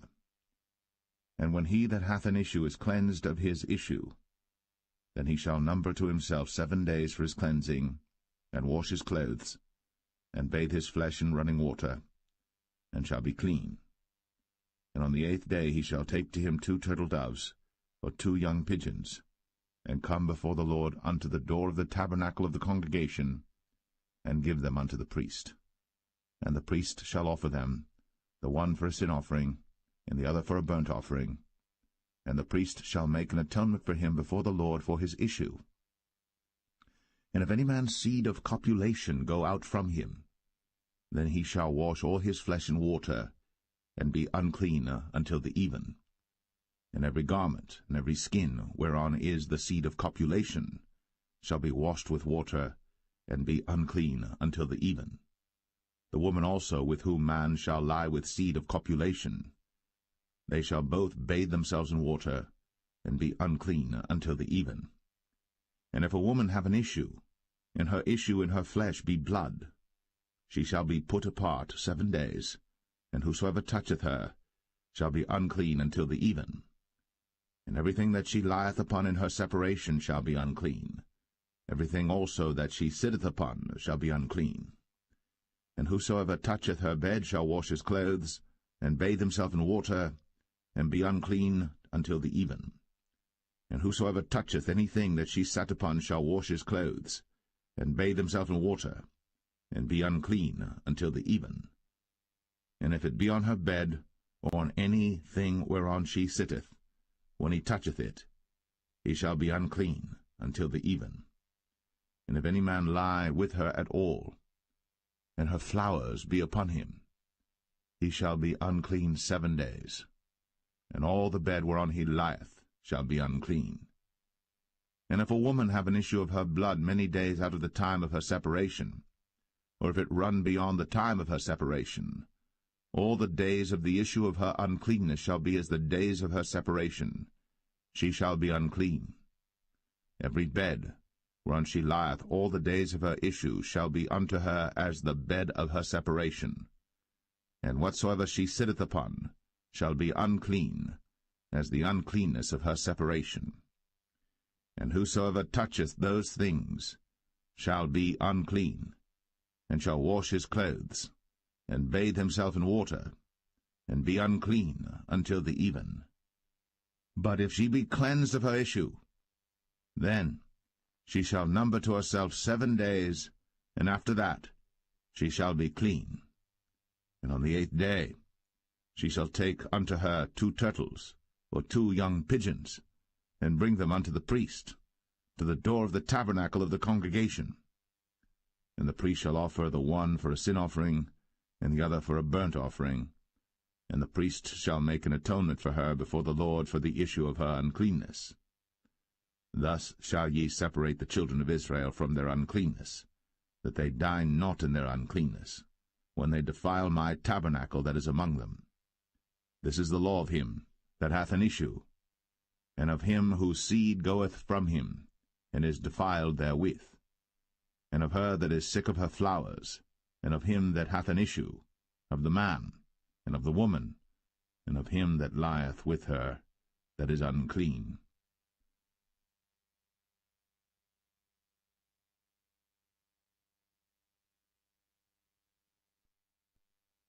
Leviticus 16.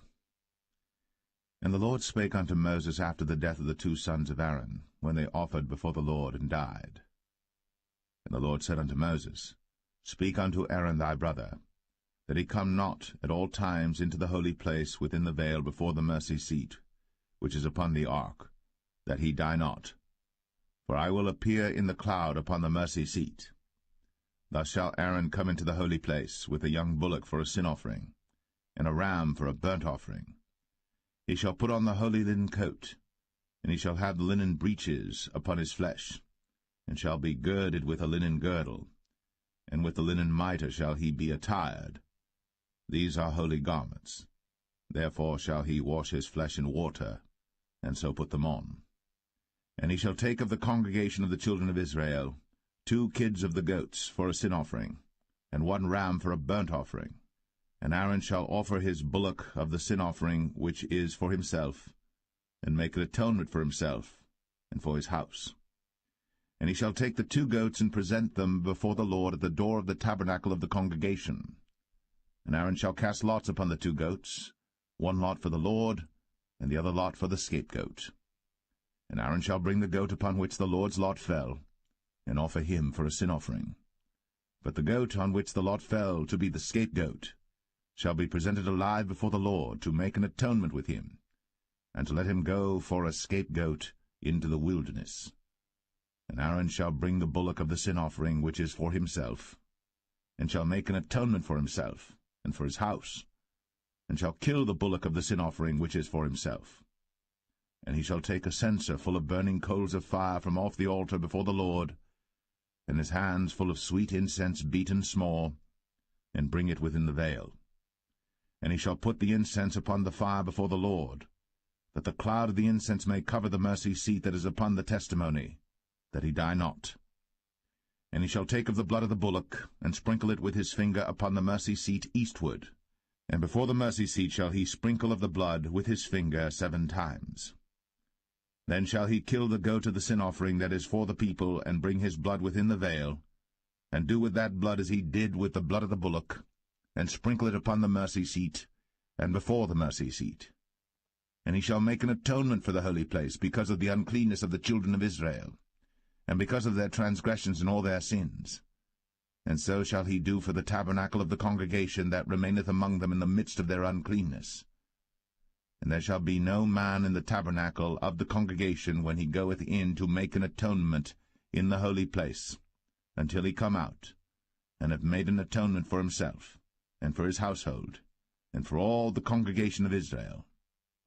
And he shall go out unto the altar that is before the Lord, and make an atonement for it, and shall take of the blood of the bullock, and of the blood of the goat, and put it upon the horns of the altar round about. And he shall sprinkle of the blood upon it with his finger 7 times, and cleanse it, and hallow it from the uncleanness of the children of Israel. And when he hath made an end of reconciling the holy place, and the tabernacle of the congregation, and the altar, he shall bring the live goat. And Aaron shall lay both his hands upon the head of the live goat, and confess over him all the iniquities of the children of Israel, and all their transgressions and all their sins, putting them upon the head of the goat, and shall send him away by the hand of a fit man into the wilderness. And the goat shall bear upon him all their iniquities unto a land not inhabited. And he shall let go the goat in the wilderness. And Aaron shall come into the tabernacle of the congregation, and shall put off the linen garments, which he put on when he went into the holy place, and shall leave them there. And he shall wash his flesh with water in the holy place, and put on his garments, and come forth, and offer his burnt offering, and the burnt offering of the people, and make an atonement for himself and for the people. And the fat of the sin offering shall he burn upon the altar. And he that let go the goat for the scapegoat shall wash his clothes, and bathe his flesh in water, and afterward come into the camp. And the bullock for the sin offering, and the goat for the sin offering, whose blood was brought in to make atonement in the holy place, shall one carry forth without the camp, and they shall burn in the fire their skins, and their flesh, and their dung. And he that burneth them shall wash his clothes, and bathe his flesh in water, and afterward he shall come into the camp. And this shall be a statute for ever unto you, that in the 7th month, on the 10th day of the month, ye shall afflict your souls, And do no work at all, whether it be one of your own country or a stranger that sojourneth among you. For on that day shall the priest make an atonement for you, to cleanse you, that ye may be clean from all your sins before the Lord. It shall be a Sabbath of rest unto you, and ye shall afflict your souls, by a statute for ever. And the priest, whom he shall anoint, and whom he shall consecrate to minister in the priest's office in his father's stead, shall make the atonement, and shall put on the linen clothes, even the holy garments. And he shall make an atonement for the holy sanctuary, and he shall make an atonement for the tabernacle of the congregation, and for the altar. And he shall make an atonement for the priests, and for all the people of the congregation. And this shall be an everlasting statute unto you, to make an atonement for the children of Israel, for all their sins, once a year. And he did, as the Lord commanded Moses.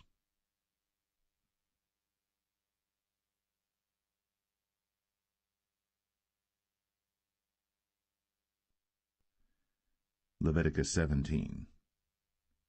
And the Lord spake unto Moses, saying, Speak unto Aaron, and unto his sons, and unto all the children of Israel, and say unto them, This is the thing which the Lord hath commanded, saying, What man soever there be of the house of Israel that killeth an ox, or lamb, or goat, in the camp, or that killeth it out of the camp, and bringeth it not unto the door of the tabernacle of the congregation to offer an offering unto the Lord before the tabernacle of the Lord, blood shall be imputed unto that man.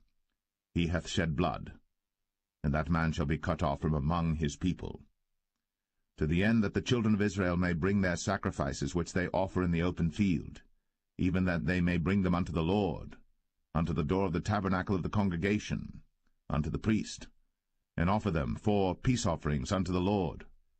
And the priest shall sprinkle the blood upon the altar of the Lord at the door of the tabernacle of the congregation, and burn the fat for a sweet savour unto the Lord. And they shall no more offer their sacrifices unto devils, after whom they have gone a-whoring. This shall be a statute for ever unto them throughout their generations.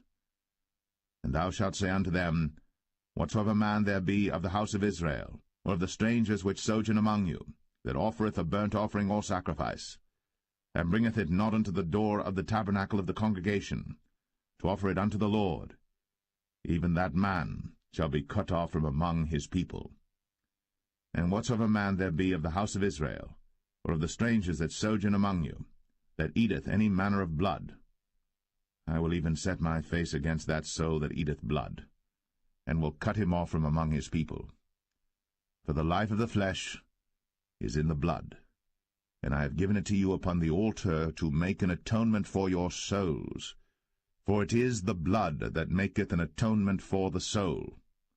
Therefore I said unto the children of Israel, No soul of you shall eat blood, neither shall any stranger that sojourneth among you eat blood. And whatsoever man there be of the children of Israel, or of the strangers that sojourn among you, which hunteth and catcheth any beast or fowl that may be eaten, he shall even pour out the blood thereof, and cover it with dust. For it is the life of all flesh, the blood of it is for the life thereof.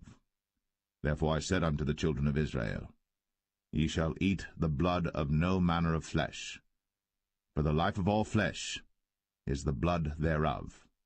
Whosoever eateth it shall be cut off. And every soul that eateth that which died of itself, or that which was torn with beasts, whether it be one of your own country or a stranger, he shall both wash his clothes, and bathe himself in water, and be unclean until the even. Then shall he be clean.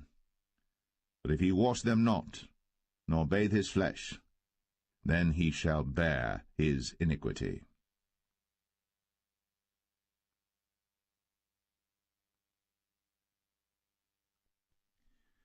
Leviticus 18. And the Lord spake unto Moses, saying, Speak unto the children of Israel, and say unto them, I am the Lord your God. After the doings of the land of Egypt, wherein ye dwelt, shall ye not do, and after the doings of the land of Canaan, whither I bring you, shall ye not do, neither shall ye walk in their ordinances. Ye shall do my judgments, and keep mine ordinances, to walk therein. I am the Lord your God. Ye shall therefore keep my statutes and my judgments, which if a man do, he shall live in them. I am the Lord. None of you shall approach to any that is near of kin to him, to uncover their nakedness. I am the Lord. The nakedness of thy father, or the nakedness of thy mother, shalt thou not uncover. She is thy mother, thou shalt not uncover her nakedness. The nakedness of thy father's wife shalt thou not uncover. It is thy father's nakedness. The nakedness of thy sister, the daughter of thy father, or daughter of thy mother, whether she be born at home, or born abroad, even their nakedness thou shalt not uncover. The nakedness of thy son's daughter, or of thy daughter's daughter, even their nakedness thou shalt not uncover, for theirs is thine own nakedness. The nakedness of thy father's wife's daughter, begotten of thy father, she is thy sister, thou shalt not uncover her nakedness. Thou shalt not uncover the nakedness of thy father's sister, she is thy father's near kinswoman. Thou shalt not uncover the nakedness of thy mother's sister, for she is thy mother's near kinswoman. Thou shalt not uncover the nakedness of thy father's brother. Thou shalt not approach to his wife, she is thine aunt. Thou shalt not uncover the nakedness of thy daughter-in-law, she is thy son's wife. Thou shalt not uncover her nakedness. Thou shalt not uncover the nakedness of thy brother's wife, it is thy brother's nakedness. Thou shalt not uncover the nakedness of a woman and her daughter, neither shalt thou take her son's daughter, or her daughter's daughter, to uncover her nakedness, for they are her near kinswoman. It is wickedness. Neither shalt thou take a wife to her sister, to vex her, to uncover her nakedness, beside the other in her lifetime. Also thou shalt not approach unto a woman to uncover her nakedness, as long as she is put apart for her uncleanness. Moreover, thou shalt not lie carnally with thy neighbor's wife, to defile thyself with her. And thou shalt not let any of thy seed pass through the fire to Moloch, neither shalt thou profane the name of thy God. I am the Lord. Thou shalt not lie with mankind, as with womankind. It is abomination. Neither shalt thou lie with any beast, to defile thyself therewith. Neither shall any woman stand before a beast to lie down thereto. It is confusion. Defile not ye yourselves in any of these things. For in all these the nations are defiled which I cast out before you, and the land is defiled. Therefore I do visit the iniquity thereof upon it, and the land itself vomiteth out her inhabitants. Ye shall therefore keep my statutes and my judgments, and shall not commit any of these abominations, neither any of your own nation, nor any stranger that sojourneth among you.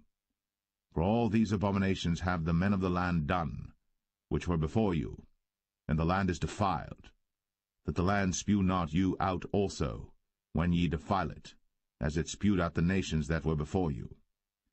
For whosoever shall commit any of these abominations, even the souls that commit them, shall be cut off from among their people. Therefore shall ye keep mine ordinance, that ye commit not any one of these abominable customs, which were committed before you, and that ye defile not yourselves therein. I am the Lord your God.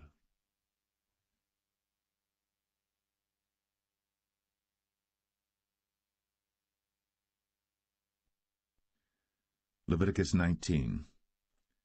And the Lord spake unto Moses, saying, Speak unto all the congregation of the children of Israel, and say unto them, Ye shall be holy, for I, the Lord your God, am holy. Ye shall fear every man his mother, and his father, and keep my Sabbaths. I am the Lord your God. Turn ye not unto idols, nor make to yourselves molten gods. I am the Lord your God. And if ye offer a sacrifice of peace offerings unto the Lord, ye shall offer it at your own will. It shall be eaten the same day ye offer it, and on the morrow. and if aught remain until the 3rd day, it shall be burnt in the fire. And if it be eaten at all on the 3rd day, it is abominable, it shall not be accepted. Therefore every one that eateth it shall bear his iniquity, because he hath profaned the hallowed thing of the Lord, and that so shall be cut off from among his people. And when ye reap the harvest of your land, thou shalt not wholly reap the corners of thy field, neither shalt thou gather the gleanings of thy harvest. And thou shalt not glean thy vineyard, neither shalt thou gather every grape of thy vineyard. Thou shalt leave them for the poor and stranger. I am the Lord your God. Ye shall not steal, neither deal falsely, neither lie one to another. And ye shall not swear by my name falsely, neither shalt thou profane the name of thy God. I am the Lord. Thou shalt not defraud thy neighbor, neither rob him. The wages of him that is hired shall not abide with thee all night until the morning. Thou shalt not curse the deaf, nor put a stumbling block before the blind, but shalt fear thy God. I am the Lord. Ye shall do no unrighteousness in judgment. Thou shalt not respect the person of the poor, nor honor the person of the mighty, but in righteousness shalt thou judge thy neighbor. Thou shalt not go up and down as a talebearer among thy people, neither shalt thou stand against the blood of thy neighbor. I am the Lord. Thou shalt not hate thy brother in thine heart. Thou shalt in any wise rebuke thy neighbor, and not suffer sin upon him. Thou shalt not avenge, nor bear any grudge against the children of thy people, but thou shalt love thy neighbor as thyself. I am the Lord. Ye shall keep my statutes. Thou shalt not let thy cattle gender with a diverse kind.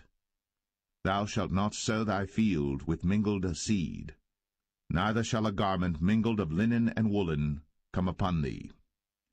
And whosoever lieth carnally with a woman that is a bondmaid, betrothed to an husband, and not at all redeemed, nor freedom given her, she shall be scourged. They shall not be put to death, because she was not free. And he shall bring his trespass offering unto the Lord, unto the door of the tabernacle of the congregation, even a ram for a trespass offering. And the priest shall make an atonement for him with the ram of the trespass offering before the Lord for his sin which he hath done, and the sin which he hath done shall be forgiven him. And when ye shall come into the land, and shall have planted all manner of trees for food, then ye shall count the fruit thereof as uncircumcised. 3 years shall it be as uncircumcised unto you. It shall not be eaten of. But in the 4th year all the fruit thereof shall be holy, to praise the Lord withal. And in the 5th year shall ye eat of the fruit thereof, that it may yield unto you the increase thereof. I am the Lord your God. Ye shall not eat anything with the blood, neither shall ye use enchantment, nor observe times. Ye shall not round the corners of your heads, neither shalt thou mar the corners of thy beard. Ye shall not make any cuttings in your flesh for the dead, nor print any marks upon you. I am the Lord.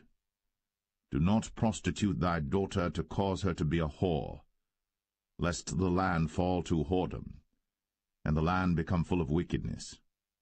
Ye shall keep my Sabbaths, and reverence my sanctuary. I am the Lord. Regard not them that have familiar spirits, neither seek after wizards, to be defiled by them.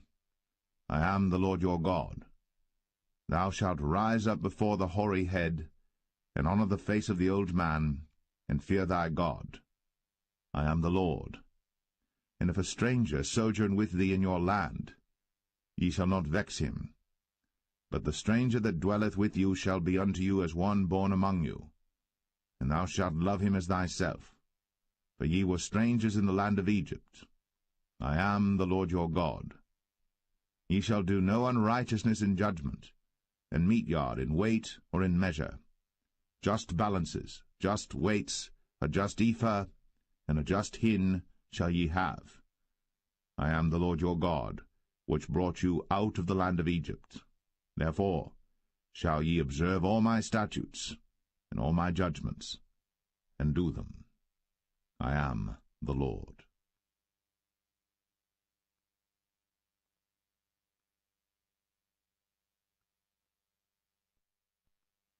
Leviticus 20. And the Lord spake unto Moses, saying, Again, thou shalt say to the children of Israel, Whosoever he be of the children of Israel, or of the strangers that sojourn in Israel, that giveth any of his seed unto Moloch, he shall surely be put to death. The people of the land shall stone him with stones. And I will set my face against that man, and will cut him off from among his people, because he hath given of his seed unto Moloch, to defile my sanctuary, and to profane my holy name. And if the people of the land do any ways hide their eyes from the man, when he giveth of his seed unto Moloch, and kill him not, then I will set my face against that man, and against his family, and will cut him off, and all that go a-whoring after him, to commit whoredom with Moloch from among their people. And the soul that turneth after such as have familiar spirits, and after wizards, to go a-whoring after them, I will even set my face against that soul, and will cut him off from among his people. Sanctify yourselves, therefore, and be ye holy, for I am the Lord your God.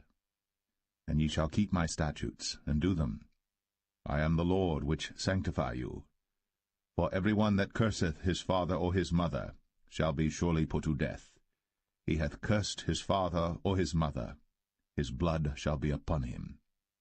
And the man that committeth adultery with another man's wife, even he that committeth adultery with his neighbour's wife, the adulterer and the adulteress, shall surely be put to death. And the man that lieth with his father's wife hath uncovered his father's nakedness. Both of them shall surely be put to death. Their blood shall be upon them. And if a man lie with his daughter-in-law, both of them shall surely be put to death. They have wrought confusion. Their blood shall be upon them. If a man also lie with mankind, as he lieth with a woman, both of them have committed an abomination. They shall surely be put to death. Their blood shall be upon them. And if a man take a wife and her mother, it is wickedness. They shall be burnt with fire, both he and they, that there be no wickedness among you. And if a man lie with a beast, he shall surely be put to death, and ye shall slay the beast. And if a woman approach unto any beast, and lie down thereto, thou shalt kill the woman and the beast. They shall surely be put to death. Their blood shall be upon them. And if a man shall take his sister, his father's daughter, or his mother's daughter, and see her nakedness, and she see his nakedness, it is a wicked thing, when they shall be cut off in the sight of their people. He hath uncovered his sister's nakedness, he shall bear his iniquity. And if a man shall lie with a woman having her sickness, and shall uncover her nakedness, he hath discovered her fountain, and she hath uncovered the fountain of her blood, and both of them shall be cut off from among their people. And thou shalt not uncover the nakedness of thy mother's sister, nor of thy father's sister, for he uncovereth his near kin, they shall bear their iniquity. And if a man shall lie with his uncle's wife, he hath uncovered his uncle's nakedness, they shall bear their sin, they shall die childless. And if a man shall take his brother's wife, it is an unclean thing. He hath uncovered his brother's nakedness, they shall be childless. Ye shall therefore keep all my statutes and all my judgments, and do them, that the land, whither I bring you to dwell therein, spew you not out. And ye shall not walk in the manners of the nation, which I cast out before you. For they committed all these things, and therefore I abhorred them. But I have said unto you, Ye shall inherit their land, and I will give it unto you to possess it, the land that floweth with milk and honey. I am the Lord your God, which have separated you from other people. Ye shall therefore put difference between clean beasts and unclean, and between unclean fowls and clean. And ye shall not make your souls abominable by beast, or by fowl, or by any manner of living thing that creepeth on the ground, which I have separated from you as unclean. And ye shall be holy unto me, for I the Lord am holy. and have severed you from other people, that ye should be mine. A man also, or woman that hath a familiar spirit, or that is a wizard, shall surely be put to death. They shall stone them with stones, their blood shall be upon them.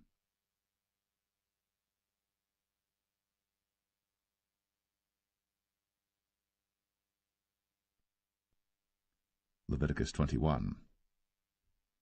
And the Lord said unto Moses, Speak unto the priests, the sons of Aaron, and say unto them, There shall none be defiled for the dead among his people. But for his kin that is near unto him, that is, for his mother, and for his father, and for his son, and for his daughter, and for his brother, and for his sister a virgin, that is nigh unto him, which hath had no husband, for her may he be defiled. But he shall not defile himself, being a chief man among his people, to profane himself. They shall not make baldness upon their head, neither shall they shave off the corner of their beard, nor make any cuttings in their flesh. They shall be holy unto their God, and not profane the name of their God, for the offerings of the Lord made by fire, and the bread of their God they do offer, therefore they shall be holy. They shall not take a wife that is a whore, or profane, neither shall they take a woman put away from her husband, for he is holy unto his God. Thou shalt sanctify him therefore, for he offereth the bread of thy God. He shall be holy unto thee. For I, the Lord, which sanctify you, am holy. And the daughter of any priest, if she profane herself by playing the whore, she profaneth her father. She shall be burnt with fire. And he that is the high priest among his brethren, upon whose head the anointing oil was poured, and that is consecrated to put on the garments, shall not uncover his head nor rend his clothes. Neither shall he go into any dead body, nor defile himself for his father, or for his mother. Neither shall he go out of the sanctuary, nor profane the sanctuary of his God. For the crown of the anointing oil of his God is upon him. I am the Lord. And he shall take a wife in her virginity, a widow, or a divorced woman, or profane, or an harlot. These shall he not take, but he shall take a virgin of his own people to wife. Neither shall he profane his seed among his people, for I the Lord do sanctify him. And the Lord spake unto Moses, saying, Speak unto Aaron, saying, Whosoever he be of thy seed in their generations that hath any blemish, let him not approach to offer the bread of his God. For whatsoever man he be that hath a blemish, he shall not approach, a blind man, or a lame, or he that hath a flat nose, or anything superfluous, or a man that is broken-footed, or broken-handed, or crooked-backed, or a dwarf, or that hath a blemish in his eye, or be scurvy, or scabbed, or hath his stones broken. No man that hath a blemish of the seed of Aaron the priest shall come nigh to offer the offerings of the Lord made by fire. He hath a blemish. He shall not come nigh to offer the bread of his God. He shall eat the bread of his God, both of the most holy and of the holy. Only he shall not go in unto the veil, nor come nigh unto the altar, because he hath a blemish, that he profane not my sanctuaries. For I the Lord do sanctify them. And Moses told it unto Aaron and to his sons, and unto all the children of Israel.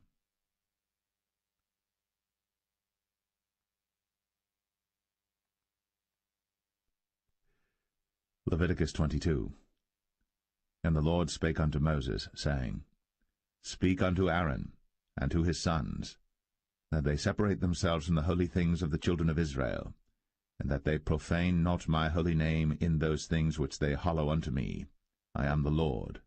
Say unto them, Whosoever he be of all your seed among your generations, that goeth unto the holy things, which the children of Israel hallow unto the Lord, having his uncleanness upon him, that soul shall be cut off from my presence. I am the Lord. What man soever of the seed of Aaron is a leper, or hath a running issue, he shall not eat of the holy things until he be clean. And whoso toucheth anything that is unclean by the dead, or a man whose seed goeth from him, or whosoever toucheth any creeping thing, whereby he may be made unclean, or a man of whom he may take uncleanness, whatsoever uncleanness he hath, the soul which hath touched any such shall be unclean until even, and shall not eat of the holy things, unless he wash his flesh with water. And when the sun is down, he shall be clean, and shall afterward eat of the holy things, because it is his food. That which dieth of itself, or is torn with beasts, he shall not eat to defile himself therewith. I am the Lord. They shall therefore keep mine ordinance, lest they bear sin for it, and die therefore, if they profane it. I the Lord do sanctify them. There shall no stranger eat of the holy thing. A sojourner of the priest, or an hired servant, shall not eat of the holy thing. But if the priest buy any soul with his money, he shall eat of it. And he that is born in his house, they shall eat of his meat. If the priest's daughter also be married unto a stranger, she may not eat of an offering of the holy things. But if the priest's daughter be a widow or divorced, and have no child, and is returned unto her father's house, as in her youth, she shall eat of her father's meat. But there shall no stranger eat thereof. And if a man eat of the holy thing unwittingly, then he shall put the fifth part thereof unto it, and shall give it unto the priest with the holy thing. And they shall not profane the holy things of the children of Israel, which they offer unto the Lord, or suffer them to bear the iniquity of trespass, when they eat their holy things. For I the Lord do sanctify them. And the Lord spake unto Moses, saying, Speak unto Aaron, and to his sons, and unto all the children of Israel, and say unto them, Whatsoever he be of the house of Israel, or of the strangers in Israel, that will offer his oblation for all his vows, and for all his freewill offerings, which they will offer unto the Lord for a burnt offering, ye shall offer at your own will a male without blemish, of the beeves, of the sheep, or of the goats. But whatsoever hath a blemish, that shall ye not offer, for it shall not be acceptable for you. And whosoever offereth a sacrifice of peace offerings unto the Lord to accomplish his vow, or a freewill offering in beeves or sheep, it shall be perfect to be accepted. There shall be no blemish therein. Blind, or broken, or maimed, or having a wen, or scurvy, or scabbed, ye shall not offer these unto the Lord, nor make an offering by fire of them upon the altar unto the Lord, either a bullock, or a lamb that hath anything superfluous or lacking in his parts, that mayest thou offer for a freewill offering, but for a vow it shall not be accepted. Ye shall not offer unto the Lord that which is bruised, or crushed, or broken, or cut. Neither shall ye make any offering thereof in your land. Neither from a stranger's hand shall ye offer the bread of your God of any of these, because their corruption is in them, and blemishes be in them. They shall not be accepted for you. And the Lord spake unto Moses, saying, When a bullock or a sheep or a goat is brought forth, then it shall be 7 days under the dam, and from the 8th day and thenceforth it shall be accepted for an offering made by fire unto the Lord. And whether it be cow or ewe, ye shall not kill it and her young both in 1 day. And when ye will offer a sacrifice of thanksgiving unto the Lord, offer it at your own will. On the same day it shall be eaten up. Ye shall leave none of it until the morrow. I am the Lord. Therefore shall ye keep my commandments, and do them. I am the Lord. Neither shall ye profane my holy name, but I will be hallowed among the children of Israel. I am the Lord which hallow you, that brought you out of the land of Egypt, to be your God. I am the Lord.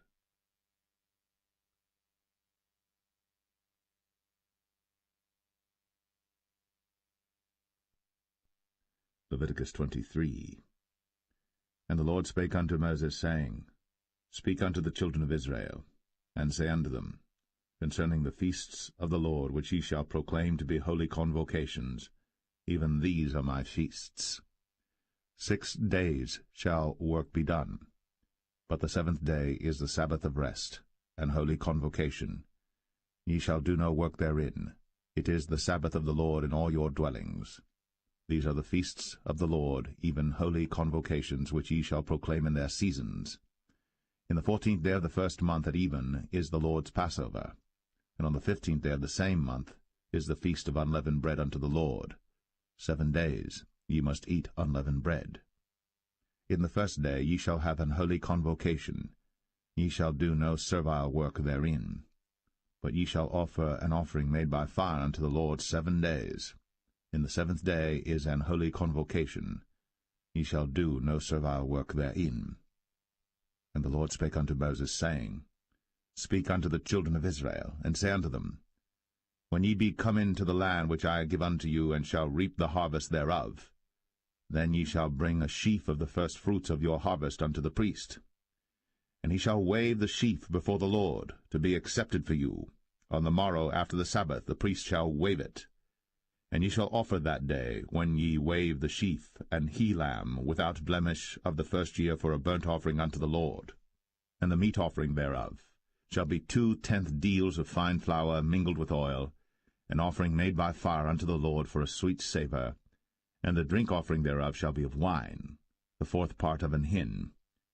And ye shall eat neither bread, nor parched corn, nor green ears, until the selfsame day that ye have brought an offering unto your God. It shall be a statute for ever throughout your generations in all your dwellings. And ye shall count unto you from the morrow after the Sabbath, from the day that ye brought the sheaf of the wave offering, 7 Sabbaths shall be complete. Even unto the morrow, after the 7th Sabbath, shall ye number 50 days. And ye shall offer a new meat offering unto the Lord.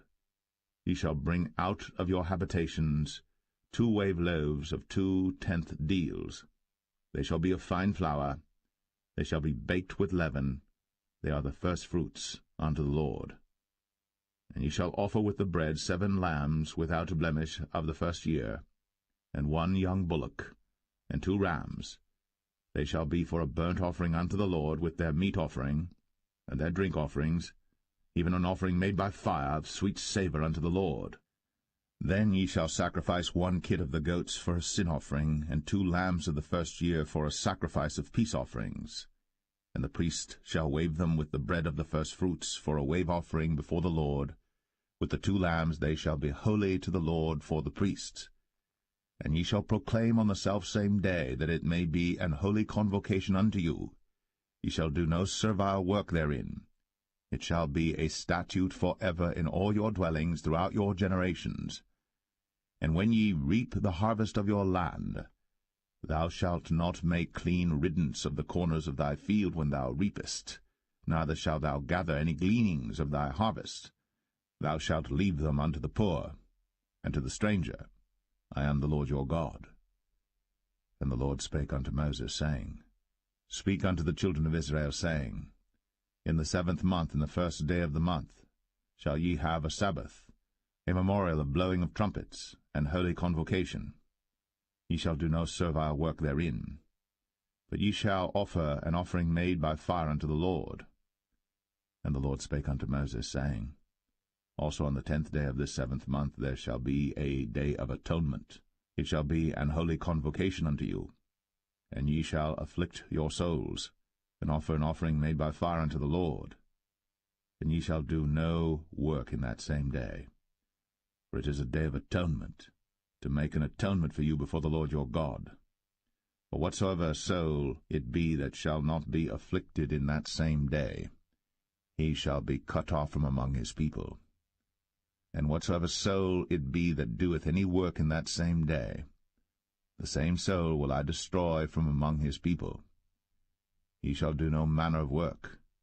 It shall be a statute for ever throughout your generations in all your dwellings. It shall be unto you a Sabbath of rest. And ye shall afflict your souls. In the 9th day of the month at even, from even unto even shall ye celebrate your Sabbath. And the Lord spake unto Moses, saying, Speak unto the children of Israel, saying, The 15th day of this 7th month shall be the Feast of Tabernacles for 7 days unto the Lord. On the 1st day shall be an holy convocation. Ye shall do no servile work therein. 7 days ye shall offer an offering made by fire unto the Lord. On the 8th day shall be an holy convocation unto you. And ye shall offer an offering made by fire unto the Lord. It is a solemn assembly. And ye shall do no servile work therein. These are the feasts of the Lord, which ye shall proclaim to be holy convocations, to offer an offering made by fire unto the Lord, a burnt offering, and a meat offering, a sacrifice, and drink offerings. everything upon his day. Beside the Sabbaths of the Lord, and beside your gifts, and beside all your vows, and beside all your free will offerings which ye give unto the Lord, also in the 15th day of the 7th month, when ye have gathered in the fruit of the land, ye shall keep a feast unto the Lord 7 days. On the 1st day shall be a Sabbath, and on the 8th day shall be a Sabbath. And ye shall take you on the 1st day the boughs of goodly trees, branches of palm trees, and the boughs of thick trees, and willows of the brook. And ye shall rejoice before the Lord your God 7 days. And ye shall keep it a feast unto the Lord 7 days in the year. It shall be a statute for ever in your generations. Ye shall celebrate it in the 7th month. Ye shall dwell in booths 7 days. All that are Israelites born shall dwell in booths. That your generations may know that I made the children of Israel to dwell in booths, when I brought them out of the land of Egypt. I am the Lord your God. And Moses declared unto the children of Israel the feasts of the Lord.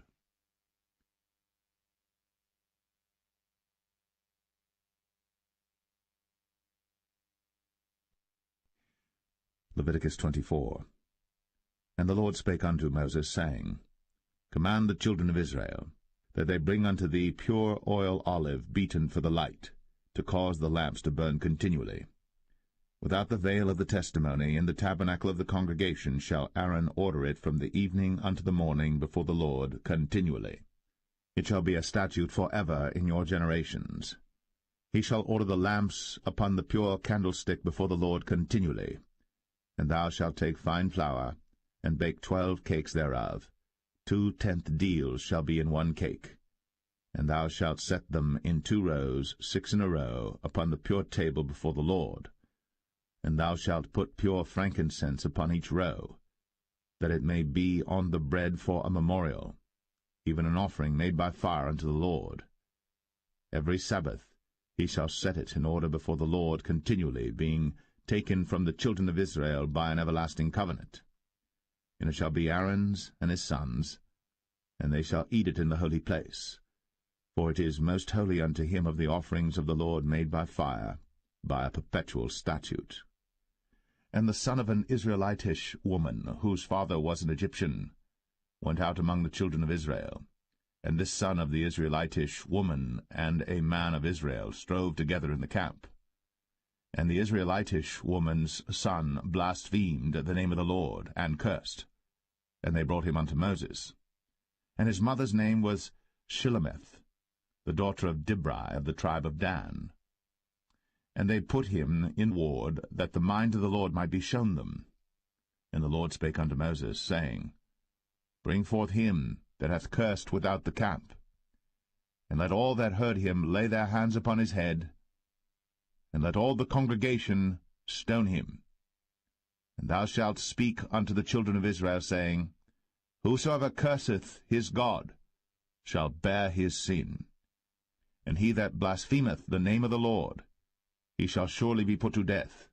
And all the congregation shall certainly stone him, as well the stranger, as he that is born in the land, when he blasphemeth the name of the Lord, shall be put to death. And he that killeth any man shall surely be put to death. And he that killeth a beast shall make it good, beast for beast.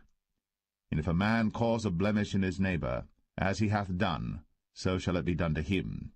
Breach for breach, eye for eye, tooth for tooth. As he hath caused a blemish in a man, so shall it be done to him again.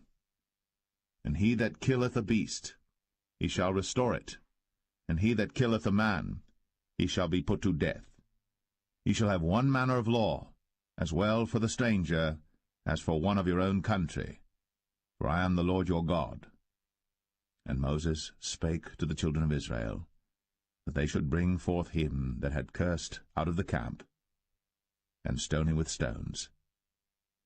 And the children of Israel did as the Lord commanded Moses.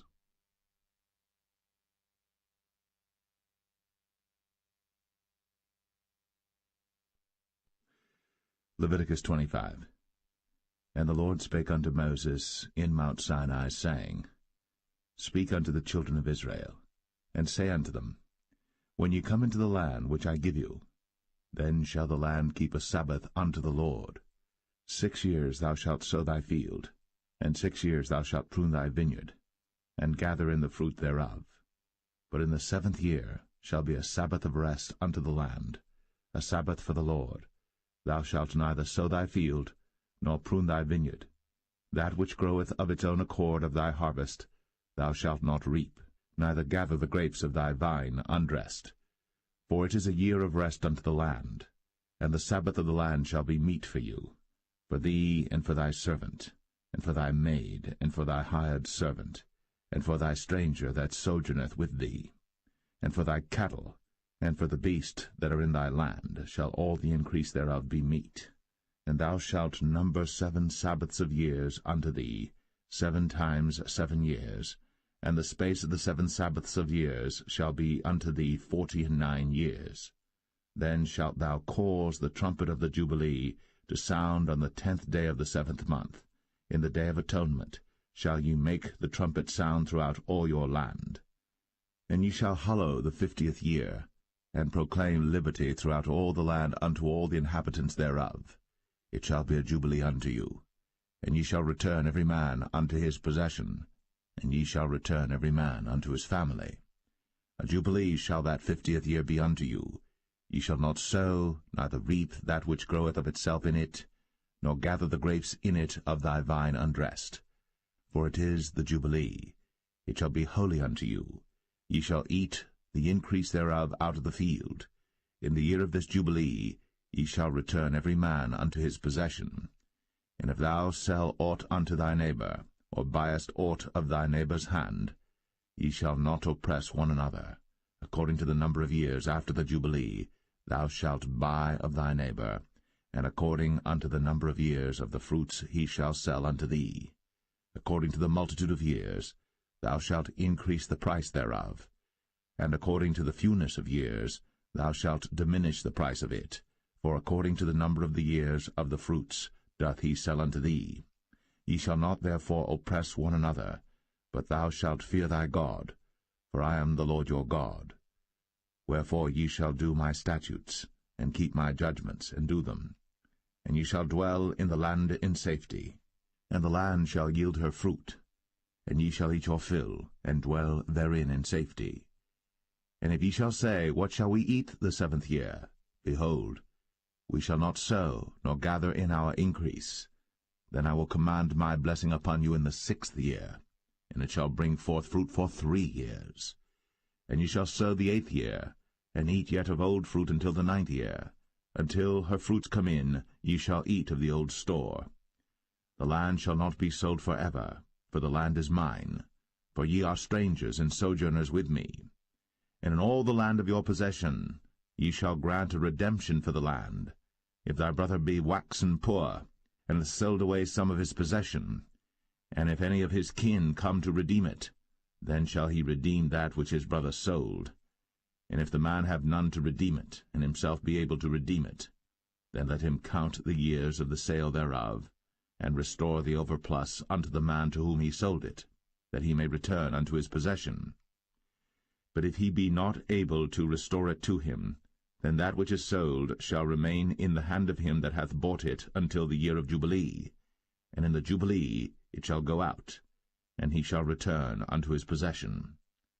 And if a man sell a dwelling house in a walled city, then he may redeem it within a whole year after it is sold.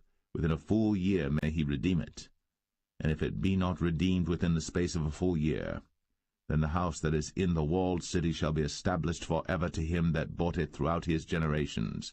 It shall not go out in the Jubilee. But the houses of the villages which have no wall round about them shall be counted as the fields of the country. They may be redeemed, and they shall go out in the Jubilee. Notwithstanding the cities of the Levites, and the houses of the cities of their possession, may the Levites redeem at any time. And if a man purchase of the Levites, then the house that was sold, and the city of his possession, shall go out in the year of Jubilee, for the houses of the cities of the Levites are their possession among the children of Israel. But the field of the suburbs of their cities may not be sold, for it is their perpetual possession.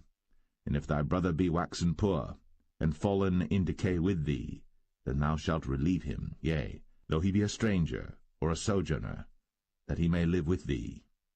Take thou no usury of him, or increase, but fear thy God, that thy brother may live with thee.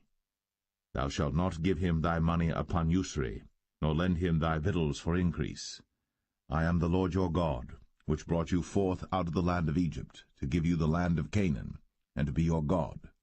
And if thy brother that dwelleth by thee be waxen poor, and be sold unto thee, thou shalt not compel him to serve as a bondservant, but as an hired servant, and as a sojourner. He shall be with thee, and shall serve thee unto the year of Jubilee. And then shall he depart from thee, both he and his children with him, and shall return unto his own family, and unto the possession of his fathers shall he return. For they are my servants, which I brought forth out of the land of Egypt. They shall not be sold as bondmen. Thou shalt not rule over him with rigor, but shalt fear thy God. Both thy bondmen and thy bondmaids, which thou shalt have, shall be of the heathen that are round about you. Of them shall ye buy bondmen and bondmaids. Moreover, of the children of the strangers that do sojourn among you, of them shall ye buy, and of their families that are with you, which they begat in your land, and they shall be your possession. And ye shall take them as an inheritance for your children after you, to inherit them for a possession. They shall be your bondmen for ever. But over your brethren, the children of Israel, ye shall not rule one over another with rigor. And if a sojourner or stranger wax rich by thee, and thy brother that dwelleth by him wax poor, and sell himself unto the stranger or sojourner by thee, or to the stock of the stranger's family, after that he is sold, he may be redeemed again. One of his brethren may redeem him. Either his uncle or his uncle's son may redeem him, or any that is nigh of kin unto him of his family may redeem him, or if he be able, he may redeem himself. And he shall reckon with him that bought him from the year that he was sold to him unto the year of Jubilee. And the price of his sale shall be according unto the number of years. According to the time of an hired servant shall it be with him. If there be yet many years behind, according unto them, he shall give again the price of his redemption out of the money that he was bought for. And if there remain but few years unto the year of Jubilee, then he shall count with him, and according unto his years shall he give him again the price of his redemption. And as a yearly hired servant shall he be with him, and the other shall not rule with rigor over him in thy sight. And if he be not redeemed in these years, then he shall go out in the year of Jubilee, both he and his children with him. For unto me the children of Israel are servants. They are my servants whom I brought forth out of the land of Egypt. I am the Lord your God.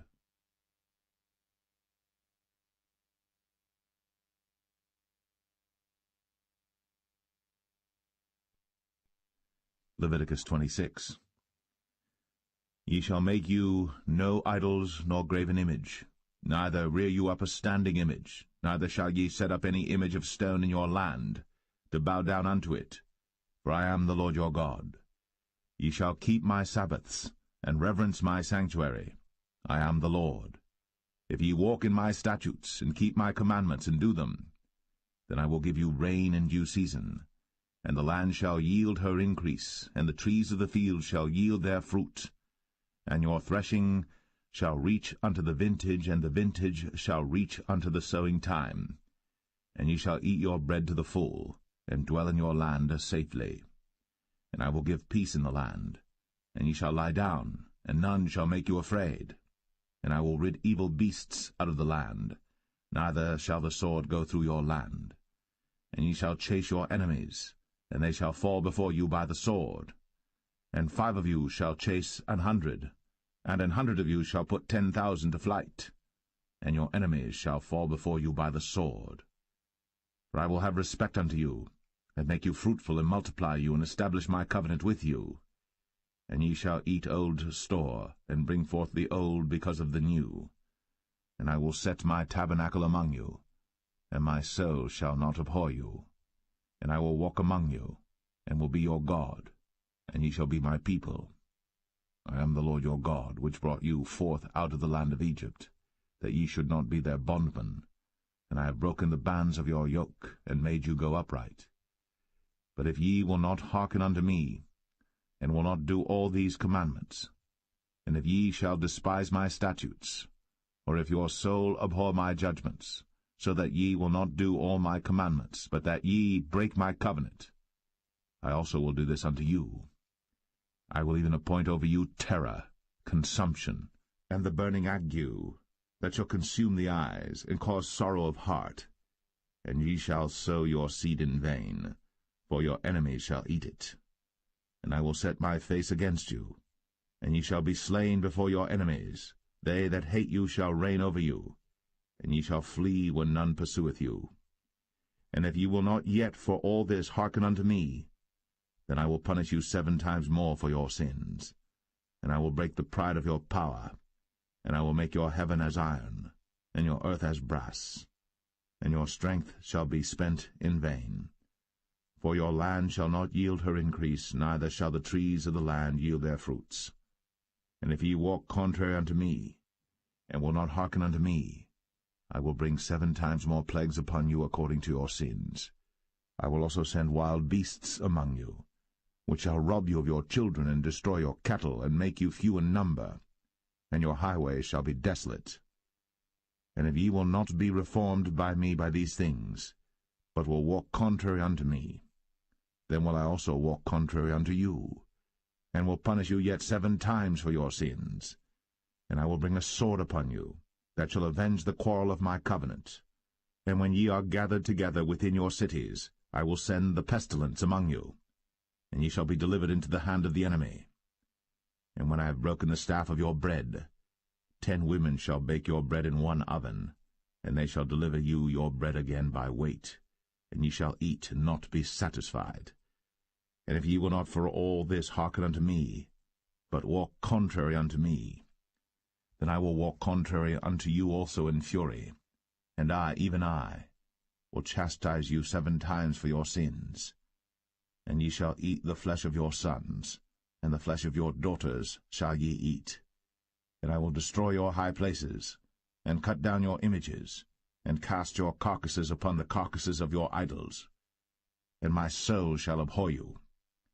And I will make your cities waste, and bring your sanctuaries unto desolation, and I will not smell the savour of your sweet odours. And I will bring the land into desolation, and your enemies which dwell therein shall be astonished at it. And I will scatter you among the heathen, and will draw out a sword after you, and your land shall be desolate, and your cities waste. Then shall the land enjoy her Sabbaths, as long as it lieth desolate, and ye be in your enemy's land. Even then shall the land rest, and enjoy her Sabbaths. As long as it lieth desolate it shall rest, because it did not rest in your Sabbaths, when ye dwelt upon it. And upon them that are left alive of you I will send a faintness into their hearts in the lands of their enemies. And the sound of a shaken leaf shall chase them, and they shall flee, as fleeing from a sword, and they shall fall when none pursueth. And they shall fall one upon another, as it were before a sword, when none pursueth. And ye shall have no power to stand before your enemies, and ye shall perish among the heathen. And the land of your enemies shall eat you up, and they that are left of you shall pine away in their iniquity in your enemies' lands, and also in the iniquities of their fathers shall they pine away with them, if they shall confess their iniquity, and the iniquity of their fathers, with their trespass which they trespassed against me, and that also they have walked contrary unto me, and that I also have walked contrary unto them, and have brought them into the land of their enemies. If then their uncircumcised hearts be humbled, and they then accept of the punishment of their iniquity, then will I remember my covenant with Jacob, and also my covenant with Isaac, and also my covenant with Abraham will I remember, and I will remember the land.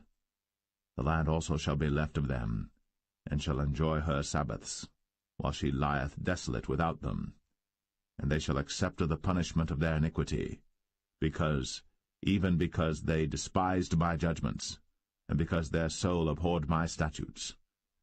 And yet for all that, when they be in the land of their enemies, I will not cast them away, neither will I abhor them to destroy them utterly, and to break my covenant with them, for I am the Lord their God. But I will for their sakes remember the covenant of their ancestors, whom I brought forth out of the land of Egypt, in the sight of the heathen, that I might be their God. I am the Lord. These are the statutes and judgments and laws which the Lord made between him and the children of Israel in Mount Sinai by the hand of Moses.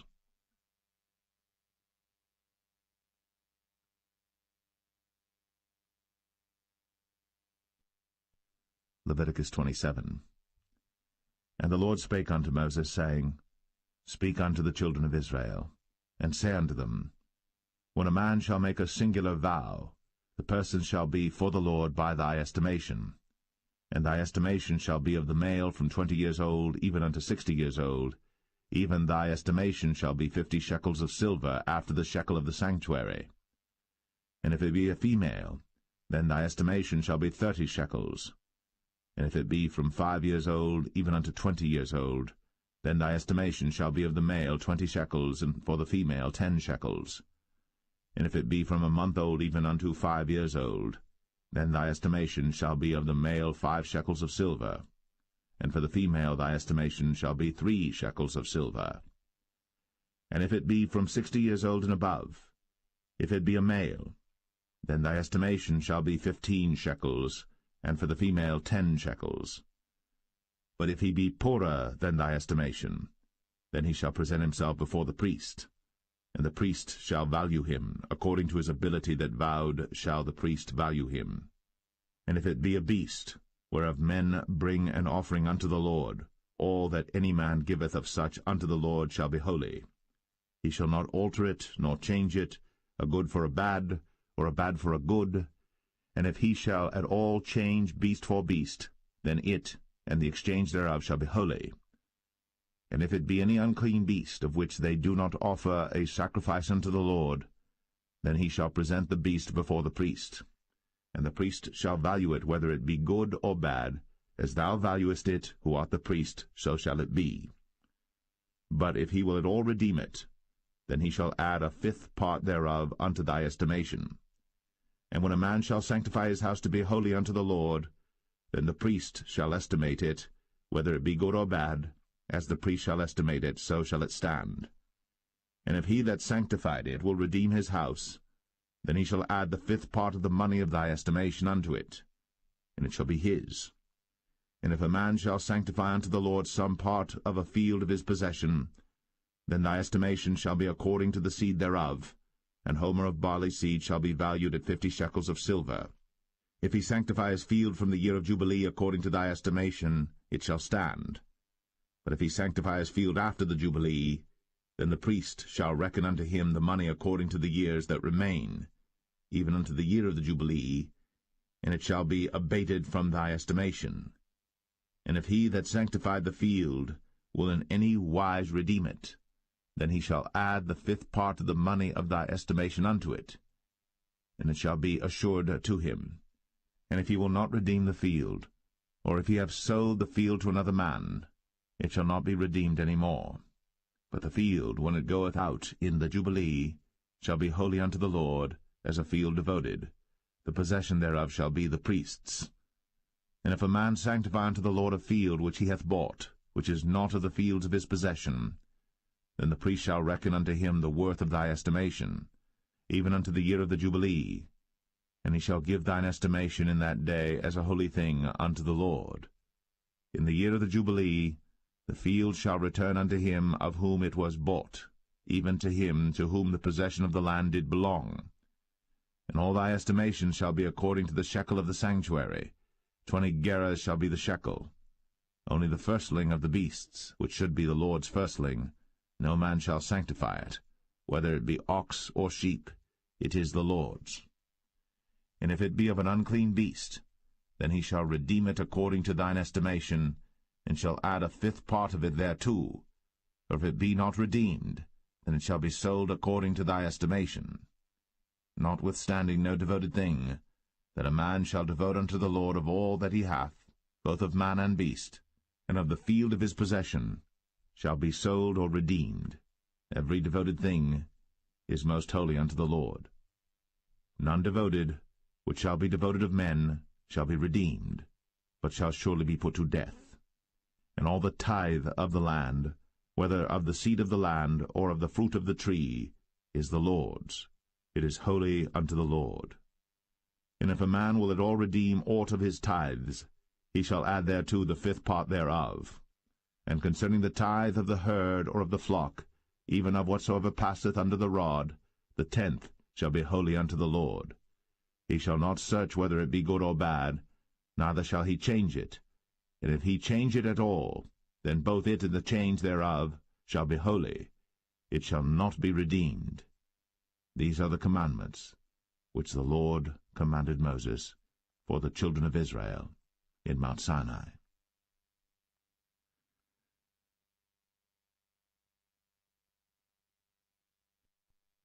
The Book of Numbers, chapter 1.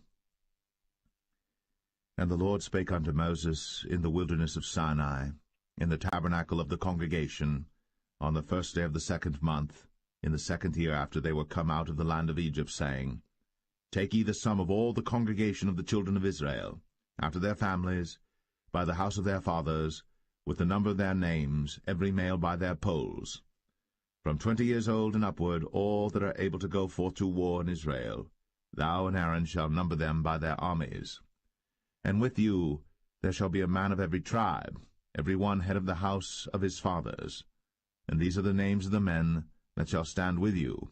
Of the tribe of Reuben, Elizur the son of Shadur; of Simeon, Shelumiel the son of Zurishaddai; of Judah, Nahshon the son of Amminadab; of Issachar, Nethanel the son of Zuar; of Zebulun, Eliab the son of Helon; of the children of Joseph; of Ephraim, Elishama the son of Ammihud; of Manasseh, Gamaliel the son of Pedazur; of Benjamin, Abidan the son of Gideoni; of Dan, Ahiezer the son of Ammishaddai; of Asher, Pagiel the son of Ochran; of Gad, Eliasaph the son of Duel; of Naphtali, Ahira the son of Enan.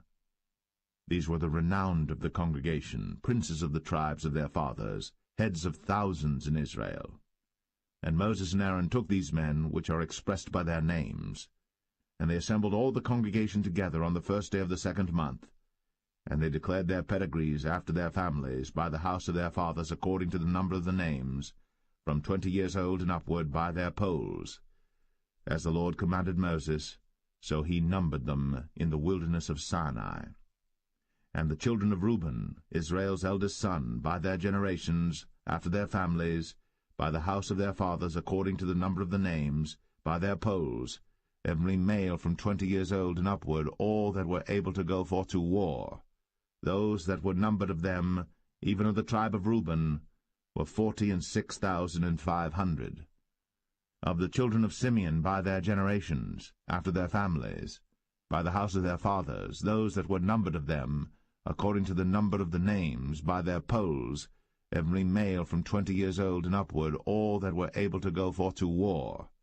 Those that were numbered of them, even of the tribe of Simeon, were 59,300. Of the children of Gad, by their generations, after their families, by the house of their fathers, according to the number of the names, from 20 years old and upward, all that were able to go forth to war. Those that were numbered of them, even of the tribe of Gad, were 45,650. Of the children of Judah, by their generations, after their families, by the house of their fathers, according to the number of the names, from 20 years old and upward, all that were able to go forth to war. Those that were numbered of them, even of the tribe of Judah, were 314,600. Of the children of Issachar, by their generations, after their families, by the house of their fathers, according to the number of the names, from 20 years old and upward, all that were able to go forth to war. Those that were numbered of them, even of the tribe of Issachar, were 54,400. Of the children of Zebulun, by their generations, after their families, by the house of their fathers, according to the number of the names, from 20 years old and upward, all that were able to go forth to war, those that were numbered of them, even of the tribe of Zebulun, were 57,400. Of the children of Joseph, namely of the children of Ephraim, by their generations, after their families, by the house of their fathers, according to the number of the names, from 20 years old and upward, all that were able to go forth to war. Those that were numbered of them, even of the tribe of Ephraim, were 40,500. Of the children of Manasseh, by their generations, after their families, by the house of their fathers, according to the number of the names, from 20 years old and upward, all that were able to go forth to war. Those that were numbered of them, even of the tribe of Manasseh, were 32,200. Of the children of Benjamin, by their generations, after their families, by the house of their fathers, according to the number of the names, from 20 years old and upward, all that were able to go forth to war. Those that were numbered of them, even of the tribe of Benjamin, were 35,400. Of the children of Dan, by their generations, after their families, by the house of their fathers, according to the number of the names, from 20 years old and upward, all that were able to go forth to war. Those that were numbered of them, even of the tribe of Dan, were 62,700. Of the children of Asher, by their generations, after their families, by the house of their fathers, according to the number of the names, from 20 years old and upward, all that were able to go forth to war. Those that were numbered of them, even of the tribe of Asher, were 41,500. Of the children of Naphtali, throughout their generations, after their families, by the house of their fathers, according to the number of the names, from 20 years old and upward, all that were able to go forth to war, those that were numbered of them, even of the tribe of Naphtali, were 53,400. These are those that were numbered, which Moses and Aaron numbered. And the princes of Israel, being 12 men, each one was for the house of his fathers. So were all those that were numbered of the children of Israel, by the house of their fathers, from 20 years old and upward, all that were able to go forth to war in Israel. Even all they that were numbered were 600,000 and 3,550. But the Levites after the tribe of their fathers were not numbered among them. For the Lord had spoken unto Moses, saying, Only thou shalt not number the tribe of Levi, neither take the sum of them among the children of Israel. But thou shalt appoint the Levites over the tabernacle of testimony, and over all the vessels thereof, and over all things that belong to it. They shall bear the tabernacle, and all the vessels thereof, and they shall minister unto it, and shall encamp round about the tabernacle. And when the tabernacle setteth forward, the Levites shall take it down. And when the tabernacle is to be pitched, the Levites shall set it up, and the stranger that cometh nigh shall be put to death. And the children of Israel shall pitch their tents, every man by his own camp, and every man by his own standard throughout their hosts. But the Levites shall pitch round about the tabernacle of testimony, that there be no wrath upon the congregation of the children of Israel. And the Levites shall keep the charge of the tabernacle of testimony. And the children of Israel did, according to all that the Lord commanded Moses. So did they.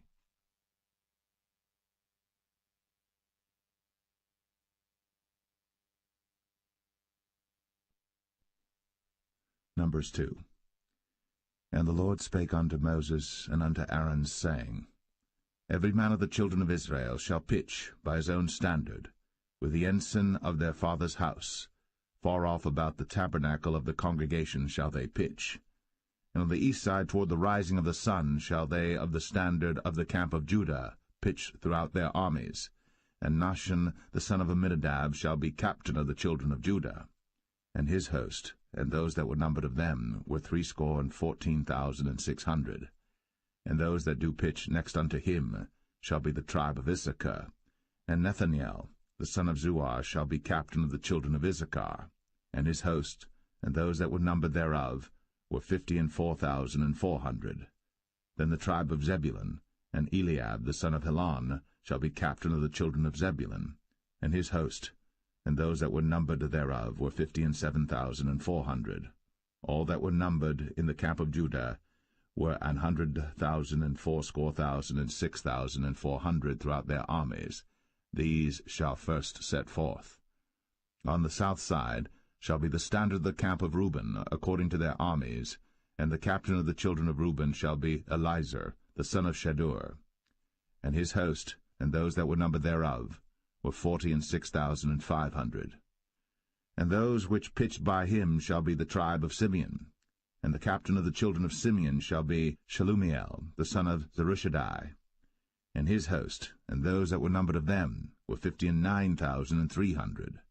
Then the tribe of Gad, and the captain of the sons of Gad shall be Eliasaph, the son of Ruel. And his host, and those that were numbered of them, were 45,650. All that were numbered in the camp of Reuben were 150 and 1,450 throughout their armies, and they shall set forth in the second rank. Then the tabernacle of the congregation shall set forward with the camp of the Levites in the midst of the camp, as they encamp, so shall they set forward, every man in his place by their standards. On the west side shall be the standard of the camp of Ephraim, according to their armies, and the captain of the sons of Ephraim shall be Elishama, the son of Ammihud. And his host, and those that were numbered of them, were 40,500. And by him shall be the tribe of Manasseh, and the captain of the children of Manasseh shall be Gamaliel, the son of Pedazur. And his host, and those that were numbered of them, were 32,200. Then the tribe of Benjamin, and the captain of the sons of Benjamin shall be Abidan, the son of Gideoni. And his host, and those that were numbered of them, were 35,400. All that were numbered of the camp of Ephraim were 100,000 and 8,000 and 100 throughout their armies, and they shall go forward in the third rank. The standard of the camp of Dan shall be on the north side by their armies, and the captain of the children of Dan shall be Ahiezer, the son of Ammishaddai. And his host, and those that were numbered of them, were 62,700. And those that encamp by him shall be the tribe of Asher, and the captain of the children of Asher shall be Pagiel, the son of Ochran, and his host, and those that were numbered of them were 41,500. Then the tribe of Naphtali, and the captain of the children of Naphtali shall be Ahira, the son of Enan, and his host, and those that were numbered of them were 53,400. All they that were numbered in the camp of Dan were 100,050 and 7,600. They shall go hindmost with their standards. These are those which were numbered of the children of Israel, by the house of their fathers. All those that were numbered of the camps throughout their hosts were 600,000 and 3,550. But the Levites were not numbered among the children of Israel, as the Lord commanded Moses. And the children of Israel did according to all that the Lord commanded Moses. So they pitched by their standards, and so they set forward, every one after their families, according to the house of their fathers.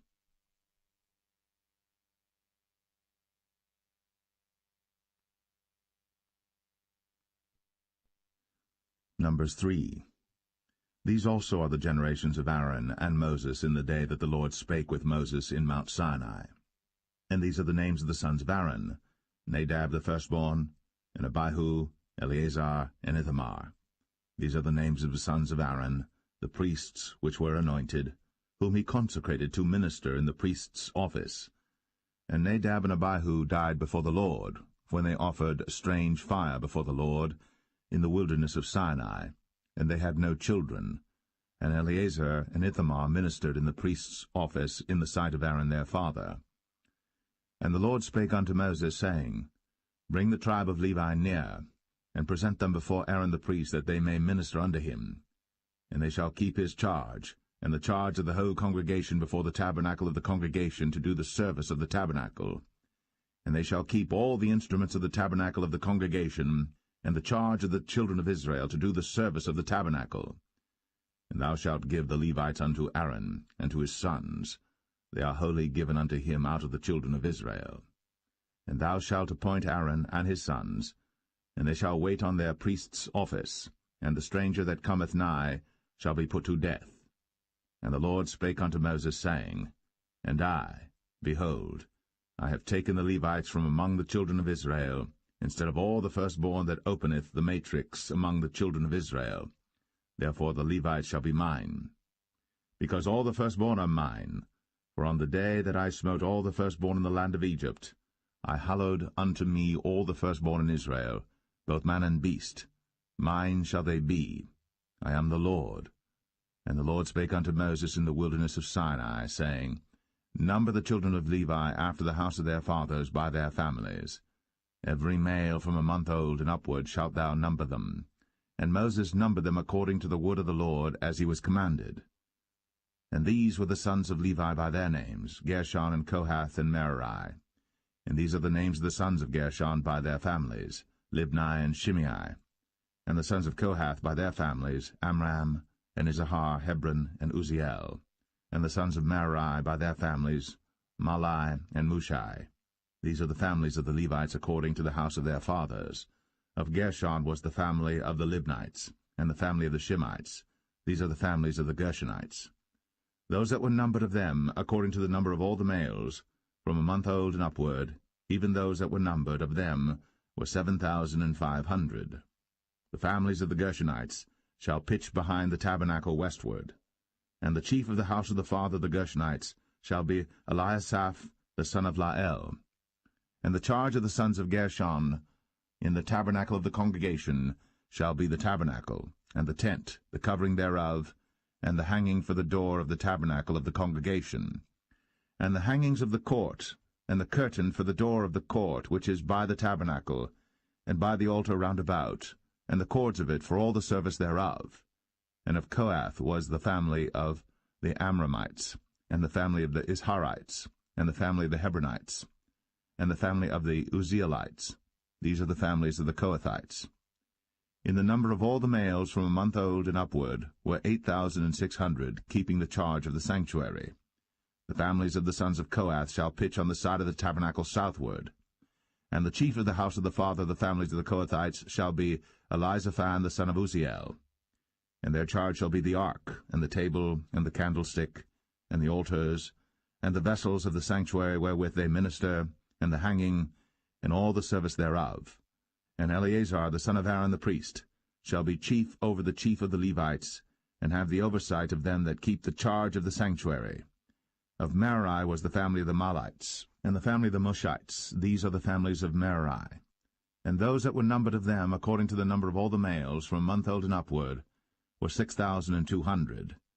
And the chief of the house of the father of the families of Merari was Zuriel, the son of Abihail. These shall pitch on the side of the tabernacle northward.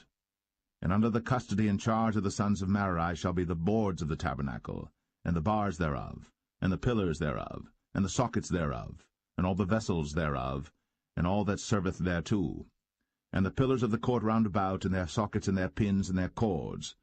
But those that encamp before the tabernacle toward the east, even before the tabernacle of the congregation eastward, shall be Moses and Aaron and his sons, keeping the charge of the sanctuary for the charge of the children of Israel, and the stranger that cometh nigh shall be put to death. All that were numbered of the Levites, which Moses and Aaron numbered at the commandment of the Lord, throughout their families, all the males from a month old and upward, were 22,000. And the Lord said unto Moses, Number all the firstborn of the males of the children of Israel from a month old and upward, and take the number of their names. And thou shalt take the Levites for me, I am the Lord, instead of all the firstborn among the children of Israel, and the cattle of the Levites instead of all the firstlings among the cattle of the children of Israel. And Moses numbered, as the Lord commanded him, all the firstborn among the children of Israel, and all the firstborn males by the number of names, from a month old and upward, of those that were numbered of them, were 22,213. And the Lord spake unto Moses, saying, Take the Levites instead of all the firstborn among the children of Israel, and the cattle of the Levites instead of their cattle, and the Levites shall be mine. I am the Lord. And for those that are to be redeemed of the 213 of the firstborn of the children of Israel, which are more than the Levites, thou shalt even take 5 shekels apiece by the poll. After the shekel of the sanctuary shalt thou take them. The shekel is 20 gerahs. And thou shalt give the money wherewith the odd number of them is to be redeemed, unto Aaron and to his sons.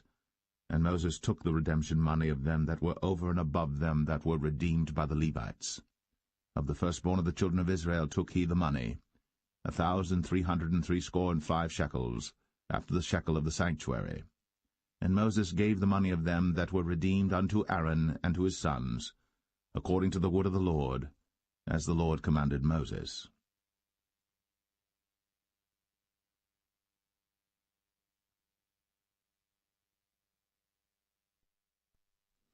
Numbers 4.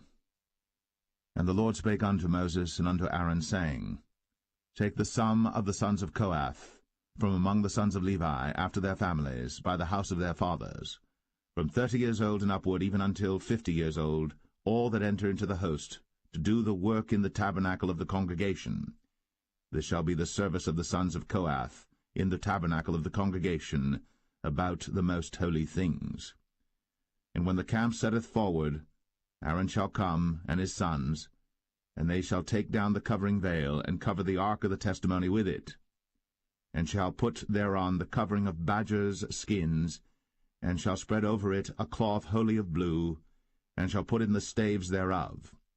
And upon the table of showbread they shall spread a cloth of blue, and put thereon the dishes, and the spoons, and the bowls, and covers to cover withal, and the continual bread shall be thereon. And they shall spread upon them a cloth of scarlet, and cover the same with a covering of badgers' skins, and shall put in the staves thereof. And they shall take a cloth of blue, and cover the candlestick of the light, and his lamps, and his tongs, and his snuff dishes, and all the oil vessels thereof, wherewith they minister unto it. And they shall put it and all the vessels thereof within a covering of badgers' skins, and shall put it upon a bar.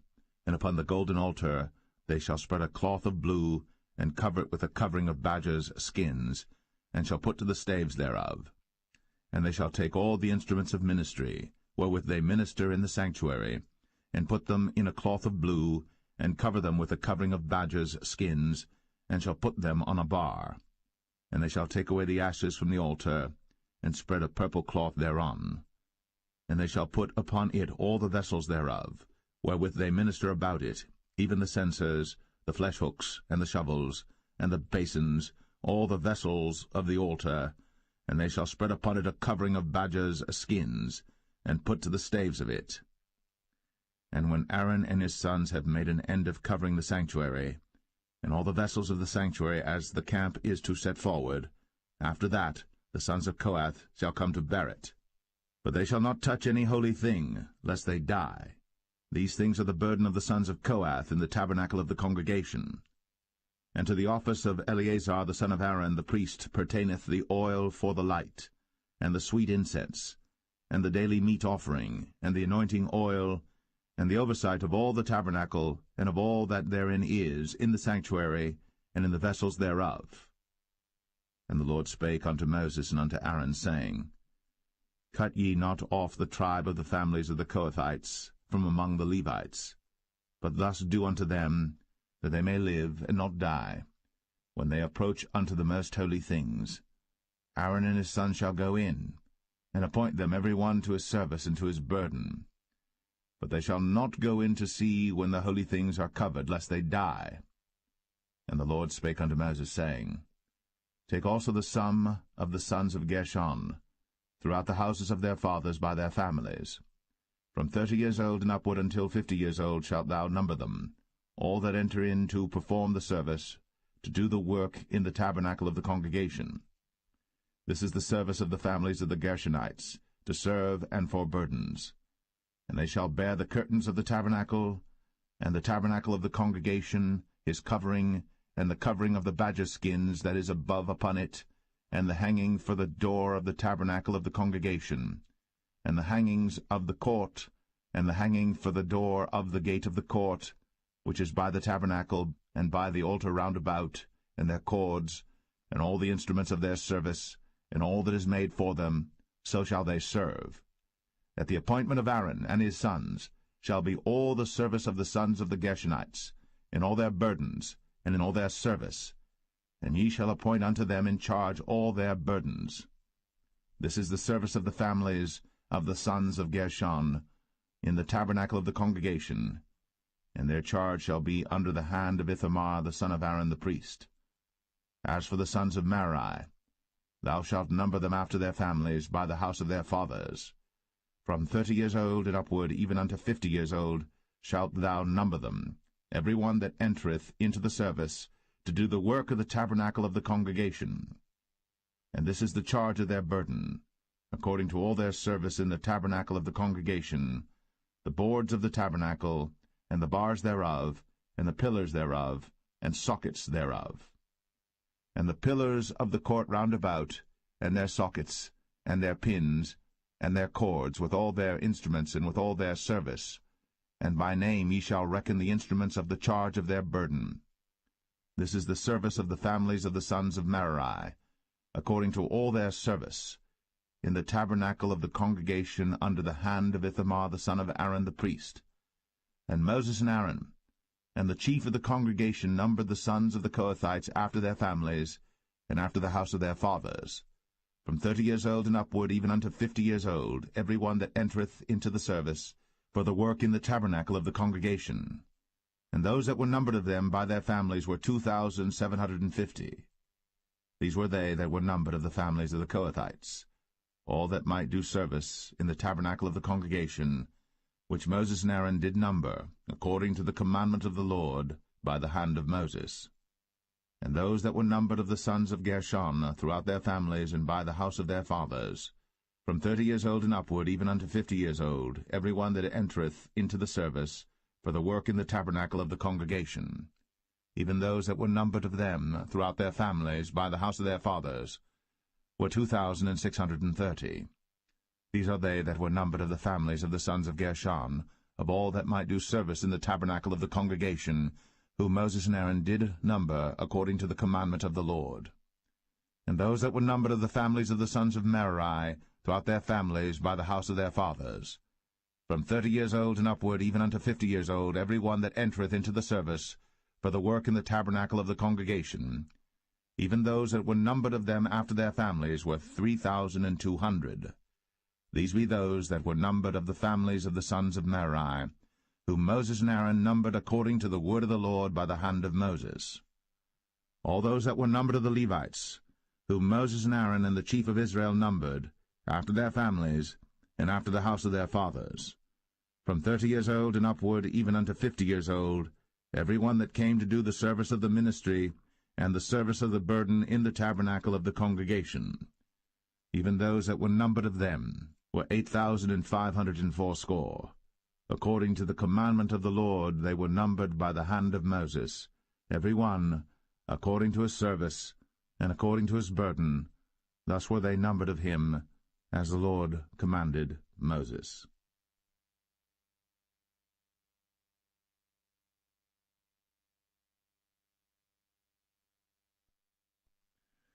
Numbers 5. And the Lord spake unto Moses, saying, Command the children of Israel, that they put out of the camp every leper, and every one that hath an issue, and whosoever is defiled by the dead. Both male and female shall ye put out, without the camp shall ye put them, that they defile not their camps, in the midst whereof I dwell. And the children of Israel did so, and put them out without the camp, as the Lord spake unto Moses. So did the children of Israel.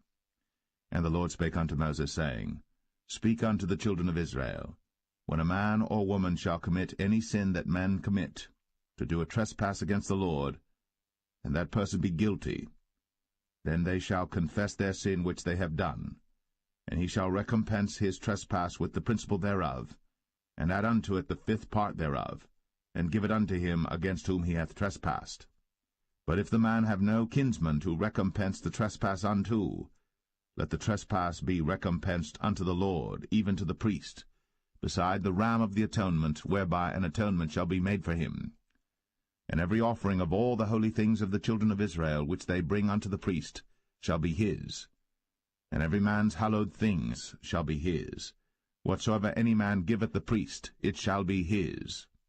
And the Lord spake unto Moses, saying, Speak unto the children of Israel, and say unto them, If any man's wife go aside, and commit a trespass against him, and a man lie with her carnally, and it be hid from the eyes of her husband, and be kept close, and she be defiled, and there be no witness against her, neither she be taken with the manner, and the spirit of jealousy come upon him, and he be jealous of his wife, and she be defiled, or if the spirit of jealousy come upon him, and he be jealous of his wife, and she be not defiled, then shall the man bring his wife unto the priest, and he shall bring her offering for her, the 10th part of an ephah of barley meal. He shall pour no oil upon it, nor put frankincense thereon, for it is an offering of jealousy, an offering of memorial, bringing iniquity to remembrance. And the priest shall bring her near, and set her before the Lord. And the priest shall take holy water in an earthen vessel, and of the dust that is in the floor of the tabernacle the priest shall take, and put it into the water. And the priest shall set the woman before the Lord, and uncover the woman's head, and put the offering of memorial in her hands, which is the jealousy offering. And the priest shall have in his hand the bitter water that causeth the curse. And the priest shall charge her by an oath, and say unto the woman, If no man have lain with thee, and if thou hast not gone aside to uncleanness with another instead of thy husband, be thou free from this bitter water that causeth the curse. But if thou hast gone aside to another instead of thy husband, and if thou be defiled, and some man have lain with thee beside thine husband, then the priest shall charge the woman with an oath of cursing, and the priest shall say unto the woman, The Lord make thee a curse, and an oath among thy people, when the Lord doth make thy thigh to rot, and thy belly to swell. And this water that causeth the curse shall go into thy bowels, to make thy belly to swell, and thy thigh to rot. And the woman shall say, Amen, Amen. And the priest shall write these curses in a book, and he shall blot them out with the bitter water. And he shall cause the woman to drink the bitter water that causeth the curse, and the water that causeth the curse shall enter into her, and become bitter. Then the priest shall take the jealousy offering out of the woman's hand, and shall wave the offering before the Lord, and offer it upon the altar. And the priest shall take an handful of the offering, even the memorial thereof, and burn it upon the altar, and afterward shall cause the woman to drink the water. And when he hath made her to drink the water, then it shall come to pass that if she be defiled, and have done trespass against her husband, that the water that causeth the curse shall enter into her, and become bitter, and her belly shall swell, and her thigh shall rot, and the woman shall be a curse among her people. And if the woman be not defiled, but be clean, then she shall be free, and shall conceive seed. This is the law of jealousy, when a wife goeth aside to another instead of her husband, and is defiled. Or when the spirit of jealousy cometh upon him, and he be jealous over his wife, and shall set the woman before the Lord, and the priest shall execute upon her all this law. Then shall the man be guiltless from iniquity, and this woman shall bear her iniquity.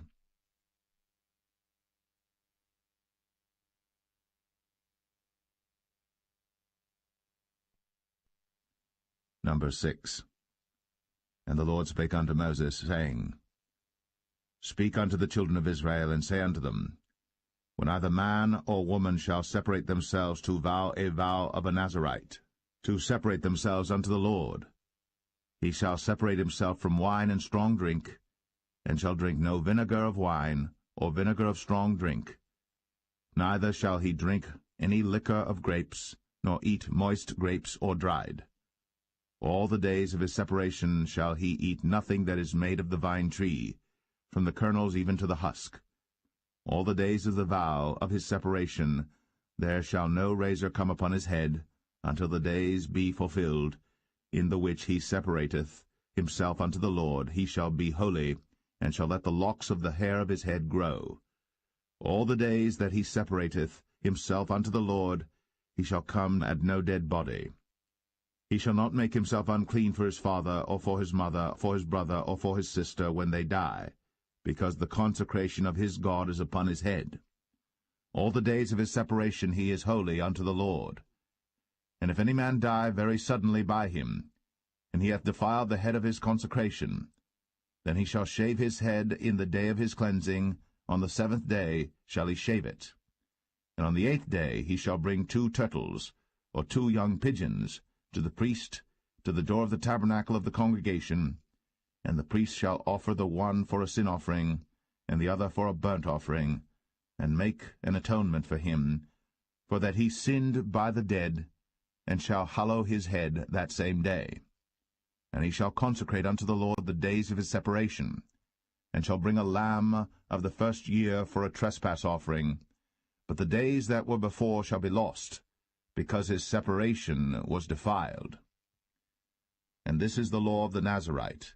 When the days of his separation are fulfilled, he shall be brought unto the door of the tabernacle of the congregation, and he shall offer his offering unto the Lord, 1 he-lamb of the first year without blemish for a burnt offering, and 1 ewe-lamb of the first year without blemish for a sin offering, and 1 ram without blemish for peace offerings, and a basket of unleavened bread, cakes of fine flour mingled with oil, and wafers of unleavened bread anointed with oil, and their meat offering, and their drink offerings. And the priest shall bring them before the Lord, and shall offer his sin offering and his burnt offering. And he shall offer the ram for a sacrifice of peace offerings unto the Lord, with the basket of unleavened bread. The priest shall offer also his meat offering and his drink offering.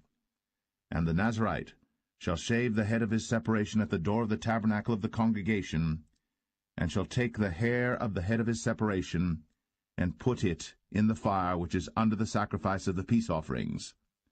And the priest shall take the sodden shoulder of the ram, and 1 unleavened cake out of the basket, and 1 unleavened wafer, and shall put them upon the hands of the Nazarite, after the hair of his separation is shaven. And the priest shall wave them for a wave offering before the Lord. This is holy for the priest, with the wave breast and heave shoulder. And after that the Nazarite may drink wine. This is the law of the Nazarite who hath vowed, and of his offering unto the Lord for his separation, beside that his hand shall get, according to the vow which he vowed, so he must do after the law of his separation. And the Lord spake unto Moses, saying, Speak unto Aaron and unto his sons, saying, On this wise ye shall bless the children of Israel, saying unto them, The Lord bless thee, and keep thee. The Lord make his face shine upon thee, and be gracious unto thee. The Lord lift up his countenance upon thee, and give thee peace. And they shall put my name upon the children of Israel, and I will bless them.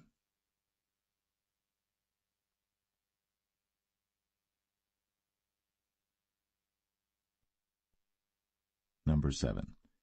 And it came to pass on the day that Moses had fully set up the tabernacle, and had anointed it, and sanctified it, and all the instruments thereof, both the altar and all the vessels thereof, and had anointed them and sanctified them, that the princes of Israel, heads of the house of their fathers, who were the princes of the tribes, and were over them that were numbered, offered.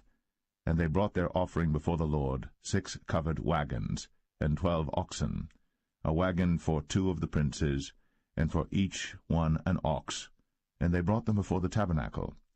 And the Lord spake unto Moses, saying, Take it of them, that they may be to do the service of the tabernacle of the congregation, and thou shalt give them unto the Levites, to every man according to his service. And Moses took the wagons and the oxen, and gave them unto the Levites. 2 wagons and 4 oxen he gave unto the sons of Gershon, according to their service. And 4 wagons and 8 oxen he gave unto the sons of Merari, according unto their service, under the hand of Ithamar the son of Aaron the priest. But unto the sons of Kohath he gave none, because the service of the sanctuary belonging unto them was that they should bear upon their shoulders. And the princes offered for dedicating of the altar in the day that it was anointed, even the princes offered their offering before the altar. And the Lord said unto Moses, They shall offer their offering, each prince on his day, for the dedicating of the altar. And he that offered his offering the first day was Nahshon the son of Amminadab, of the tribe of Judah.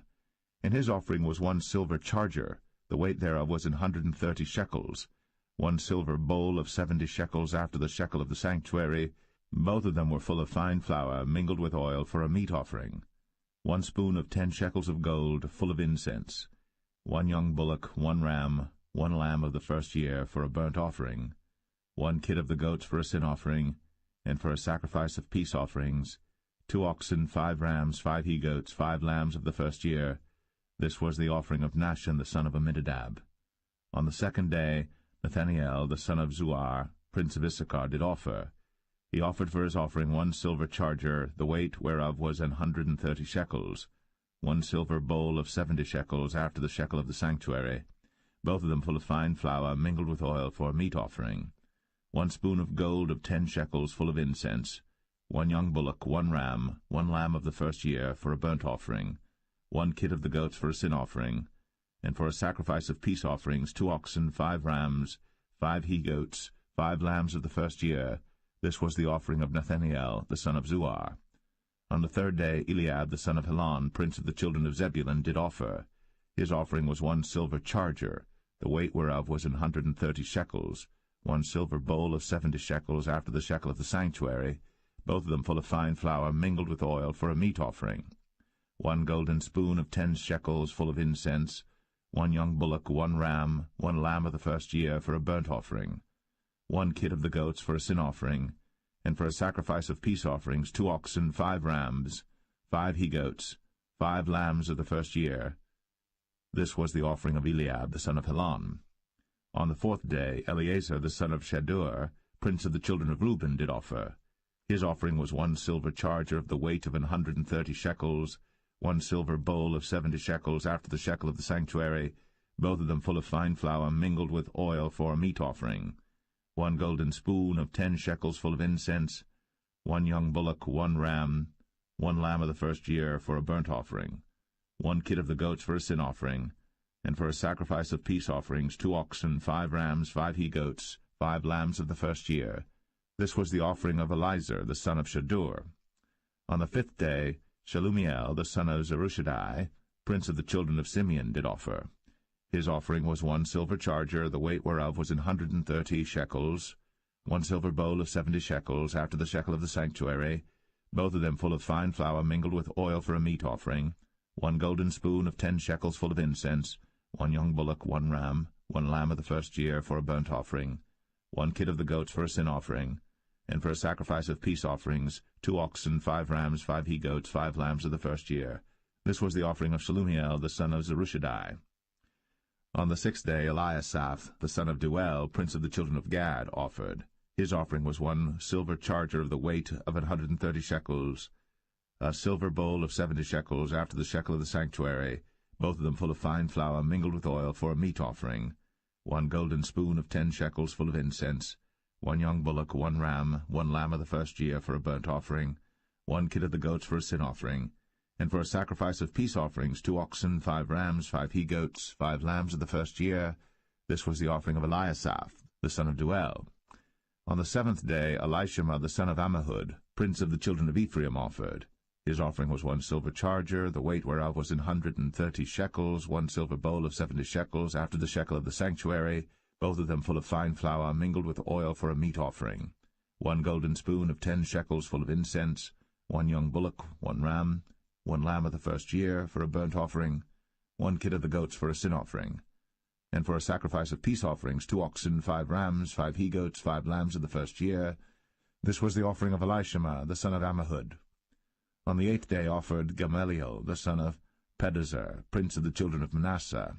His offering was 1 silver charger of the weight of 130 shekels, 1 silver bowl of 70 shekels after the shekel of the sanctuary, both of them full of fine flour, mingled with oil for a meat offering, 1 golden spoon of 10 shekels full of incense, 1 young bullock, 1 ram, 1 lamb of the first year for a burnt offering, 1 kid of the goats for a sin offering, and for a sacrifice of peace offerings 2 oxen, 5 rams, 5 he-goats, 5 lambs of the first year.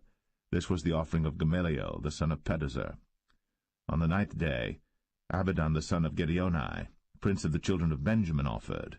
His offering was 1 silver charger, the weight whereof was 130 shekels, 1 silver bowl of 70 shekels after the shekel of the sanctuary, both of them full of fine flour mingled with oil for a meat offering, 1 golden spoon of 10 shekels full of incense, 1 young bullock, 1 ram, 1 lamb of the first year for a burnt offering, 1 kid of the goats for a sin offering, and for a sacrifice of peace offerings 2 oxen, 5 rams, 5 he-goats, 5 lambs of the first year.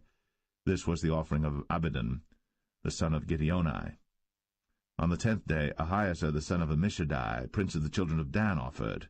His offering was 1 silver charger, the weight whereof was 130 shekels, 1 silver bowl of 70 shekels, after the shekel of the sanctuary, both of them full of fine flour mingled with oil for a meat offering.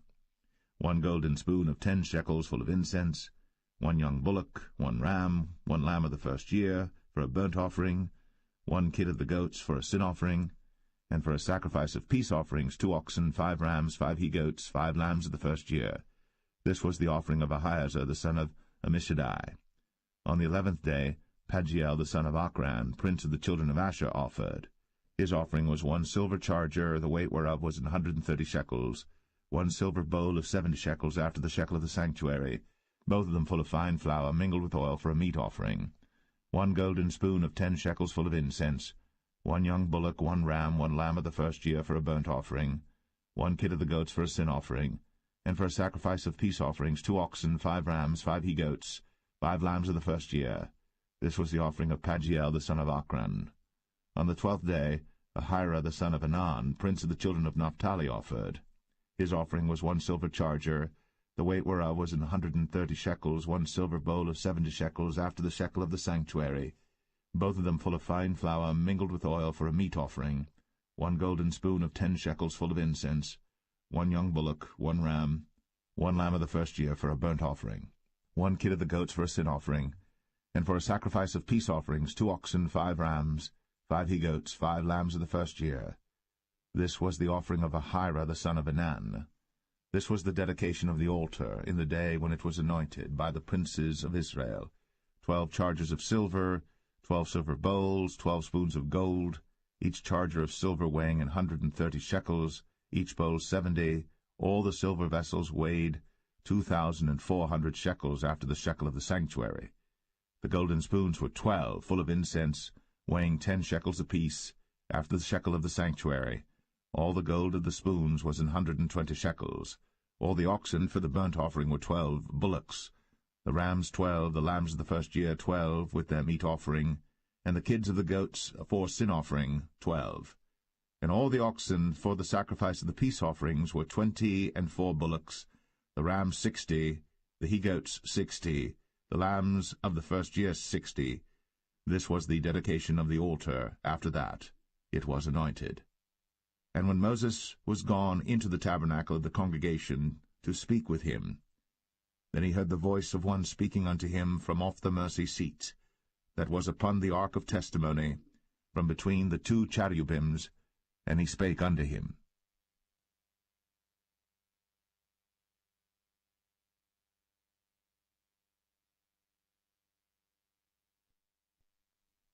Numbers 8.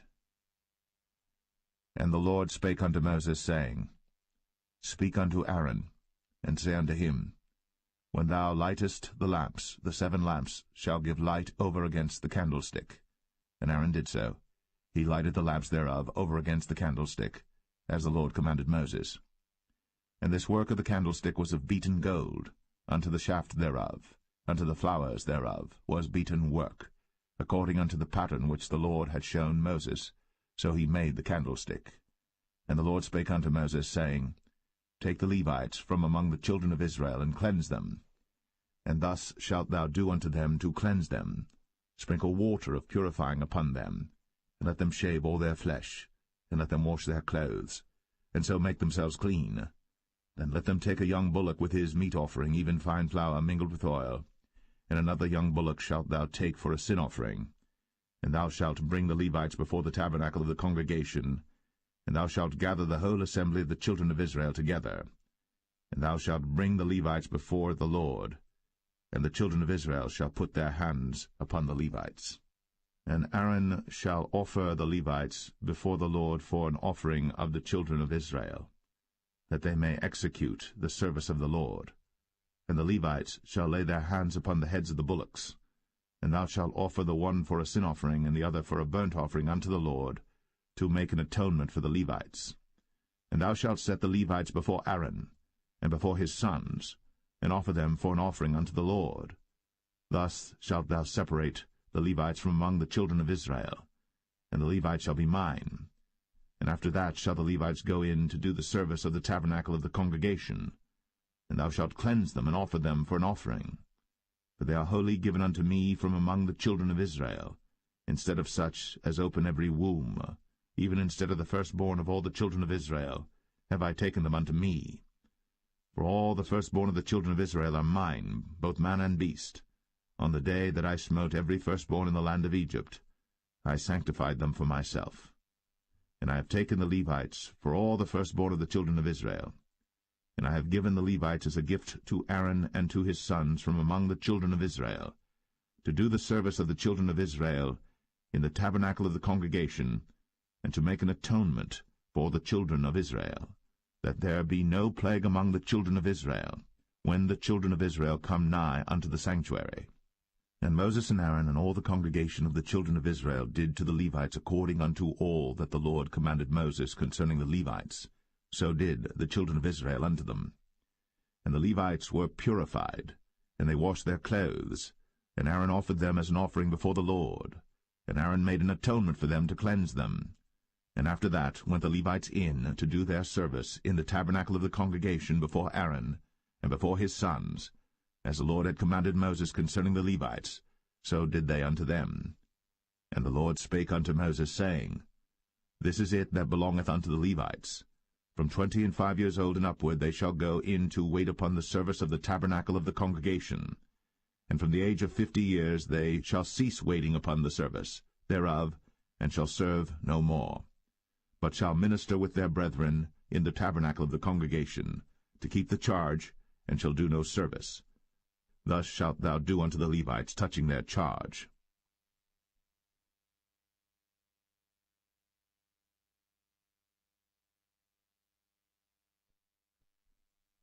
Numbers 9.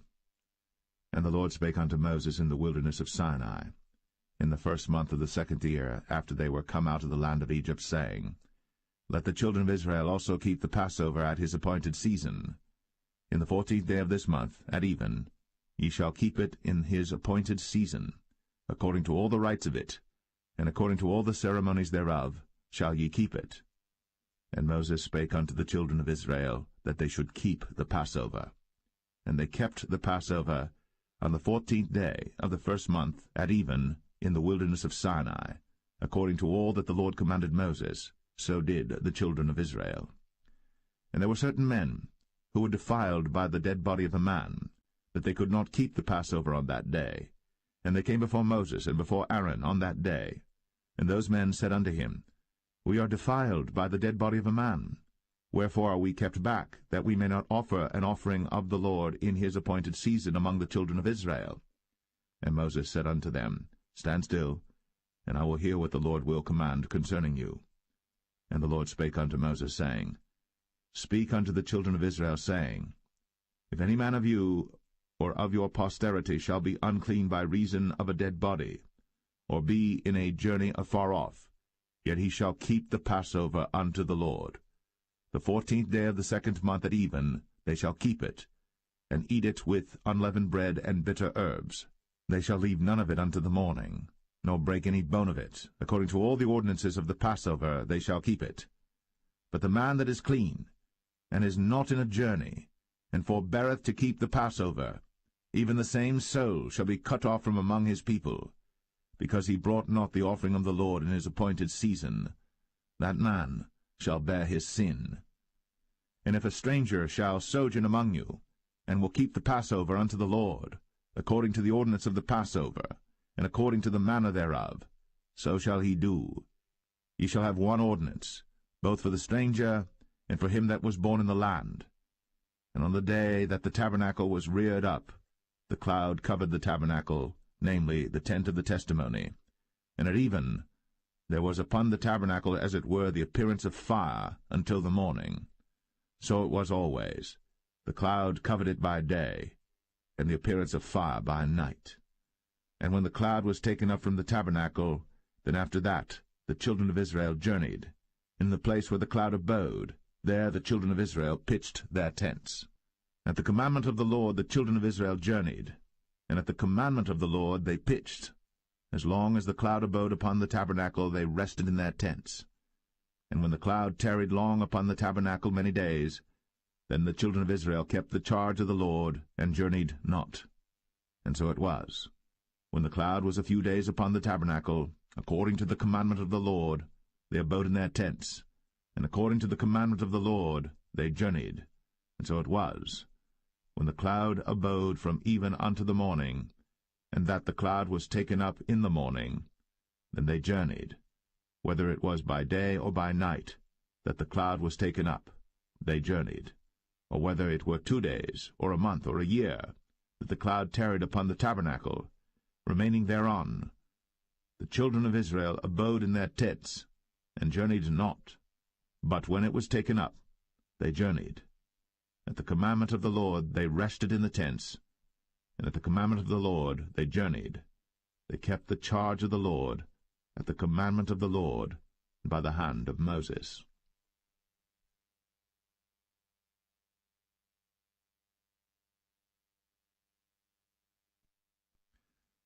Numbers 10.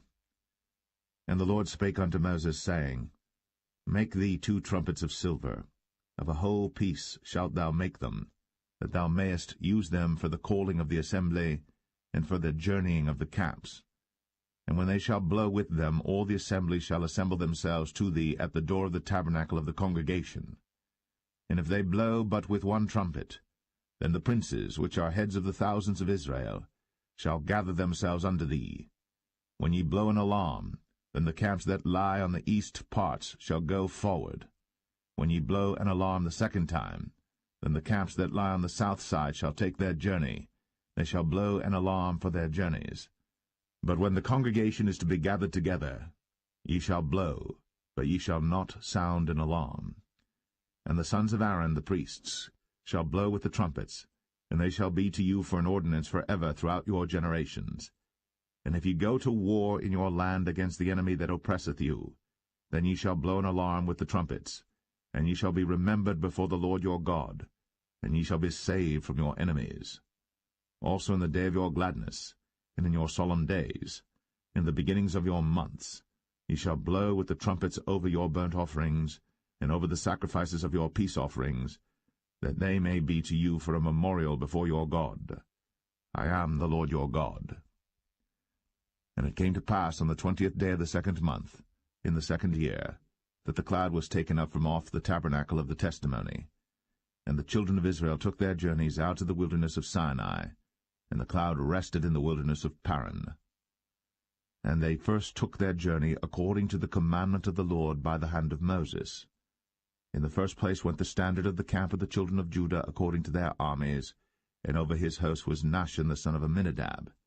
And over the host of the tribe of the children of Issachar was Nethanel the son of Zuar. And over the host of the tribe of the children of Zebulun was Eliab the son of Helon. And the tabernacle was taken down, and the sons of Gershon and the sons of Merari set forward, bearing the tabernacle. And the standard of the camp of Reuben set forward according to their armies. And over his host was Elizur the son of Shadur. And over the host of the tribe of the children of Simeon was Shelumiel the son of Zerushadai. And over the host of the tribe of the children of Gad was Eliasaph the son of Duel. And the Kohathites set forward, bearing the sanctuary, and the other did set up the tabernacle against they came. And the standard of the camp of the children of Ephraim set forward according to their armies, and over his host was Elishama the son of Ammihud. And over the host of the tribe of the children of Manasseh was Gamaliel the son of Pedazur. And over the host of the tribe of the children of Benjamin was Abidan the son of Gideoni. And the standard of the camp of the children of Dan set forward, which was the rearward of all the camps throughout their hosts. And over his host was Ahiezer the son of Ammishaddai. And over the host of the tribe of the children of Asher was Pagiel the son of Ochran. And over the host of the tribe of the children of Naphtali was Ahira the son of Enan. Thus were the journeyings of the children of Israel according to their armies, when they set forward. And Moses said unto Hobab the son of Raguel the Midianite, Moses' father-in-law, We are journeying unto the place of which the Lord said, I will give it you. Come thou with us, and we will do thee good. For the Lord hath spoken good concerning Israel. And he said unto him, I will not go, but I will depart to mine own land, and to my kindred. And he said, Leave us not, I pray thee, for as much as thou knowest how we are to encamp in the wilderness, and thou mayest be to us instead of eyes. And it shall be, if thou go with us, yea, it shall be that what goodness the Lord shall do unto us, the same will we do unto thee. And they departed from the mount of the Lord 3 days' journey. And the ark of the covenant of the Lord went before them in the 3 days' journey, to search out a resting place for them. And the cloud of the Lord was upon them by day, when they went out of the camp. And it came to pass, when the ark set forward, that Moses said, Rise up, Lord, and let thine enemies be scattered, and let them that hate thee flee before thee. And when it rested, he said, Return, O Lord, unto the many thousands of Israel.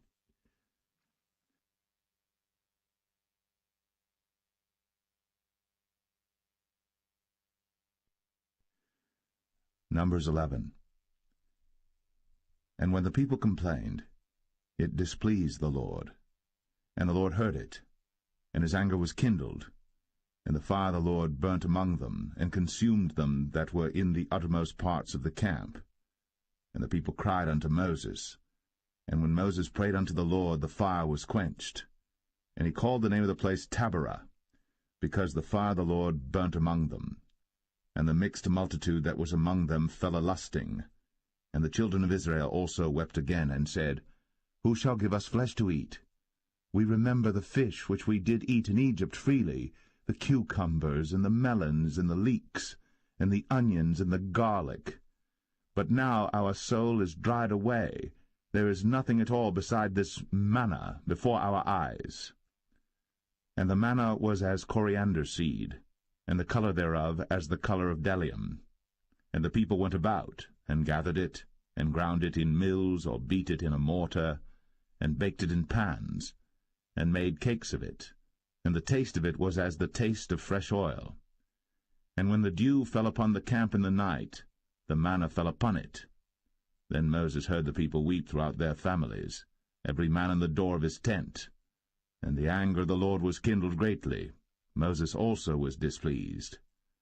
And Moses said unto the Lord, Wherefore hast thou afflicted thy servant? And wherefore have I not found favor in thy sight, that thou layest the burden of all this people upon me? Have I conceived all this people? Have I begotten them, that thou shouldst say unto me, Carry them in thy bosom, as a nursing father beareth the sucking child, unto the land which thou swarest unto their fathers? Whence should I have flesh to give unto all this people? For they weep unto me, saying, Give us flesh, that we may eat. I am not able to bear all this people alone, because it is too heavy for me. And if thou deal thus with me, kill me, I pray thee, out of hand, if I have found favor in thy sight, and let me not see my wretchedness. And the Lord said unto Moses, Gather unto me 70 men of the elders of Israel, whom thou knowest to be the elders of the people, and officers over them, and bring them unto the tabernacle of the congregation, that they may stand there with thee. And I will come down and talk with thee there. And I will take of the Spirit which is upon thee, and will put it upon them, and they shall bear the burden of the people with thee, that thou bear it not thyself alone. And say thou unto the people, Sanctify yourselves against tomorrow, and ye shall eat flesh. For ye have wept in the ears of the Lord, saying, Who shall give us flesh to eat? For it was well with us in Egypt. Therefore the Lord will give you flesh, and ye shall eat. Ye shall not eat 1 day, nor 2 days, nor 5 days, neither 10 days, nor 20 days, but even a whole month, until it come out at your nostrils, and it be loathsome unto you, because that ye have despised the Lord which is among you, and have wept before him, saying, Why came we forth out of Egypt? And Moses said, The people among whom I am are 600,000 footmen, and thou hast said, I will give them flesh, that they may eat a whole month. Shall the flocks and the herds be slain for them to suffice them? Or shall all the fish of the sea be gathered together for them to suffice them? And the Lord said unto Moses, Is the Lord's hand waxed short? Thou shalt see now whether my word shall come to pass unto thee or not. And Moses went out, and told the people the words of the Lord, and gathered the 70 men of the elders of the people, and set them round about the tabernacle. And the Lord came down in a cloud, and spake unto him, and took of the Spirit that was upon him, and gave it unto the 70 elders. And it came to pass that, when the Spirit rested upon them, they prophesied, and did not cease. But there remained 2 of the men in the camp. The name of the one was Eldad, and the name of the other Medad. And the Spirit rested upon them, and they were of them that were written, but went not out unto the tabernacle, and they prophesied in the camp. And there ran a young man, and told Moses, and said, Eldad and Medad do prophesy in the camp. And Joshua the son of Nun, the servant of Moses, one of his young men, answered and said, My lord Moses, forbid them. And Moses said unto him, Enviest thou for my sake? Would God that all the Lord's people were prophets, and that the Lord would put his Spirit upon them. And Moses gat him into the camp, he and the elders of Israel.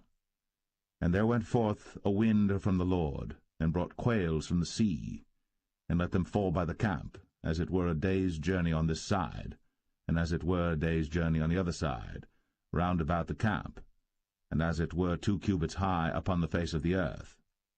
And the people stood up all that day, and all that night, and all the next day. And they gathered the quails. He that gathered least gathered 10 homers. And they spread them all abroad for themselves round about the camp. And while the flesh was yet between their teeth, ere it was chewed, the wrath of the Lord was kindled against the people, and the Lord smote the people with a very great plague. And he called the name of that place Kibroth Hattaavah, because there they buried the people that lusted.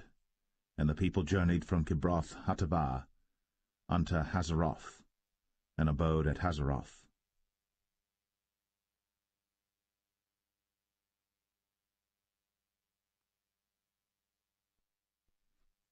Numbers 12. And Miriam and Aaron spake against Moses because of the Ethiopian woman whom he had married, for he had married an Ethiopian woman. And they said, Hath the Lord indeed spoken only by Moses? Hath he not spoken also by us? And the Lord heard it. Now the man Moses was very meek, above all the men which were upon the face of the earth.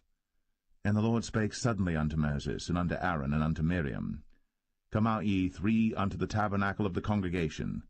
And they 3 came out. And the Lord came down in the pillar of the cloud, and stood in the door of the tabernacle, and called Aaron and Miriam. And they both came forth. And he said, Hear now my words. If there be a prophet among you, I the Lord will make myself known unto him in a vision, and will speak unto him in a dream. My servant Moses is not so, who is faithful in all mine house. With him will I speak mouth to mouth, even apparently, and not in dark speeches. And the similitude of the Lord shall he behold. Wherefore then were ye not afraid to speak against my servant Moses? And the anger of the Lord was kindled against them, and he departed. And the cloud departed from off the tabernacle, and behold, Miriam became leprous, white as snow. And Aaron looked upon Miriam, and behold, she was leprous. And Aaron said unto Moses, Alas, my Lord, I beseech thee, lay not the sin upon us, wherein we have done foolishly, and wherein we have sinned.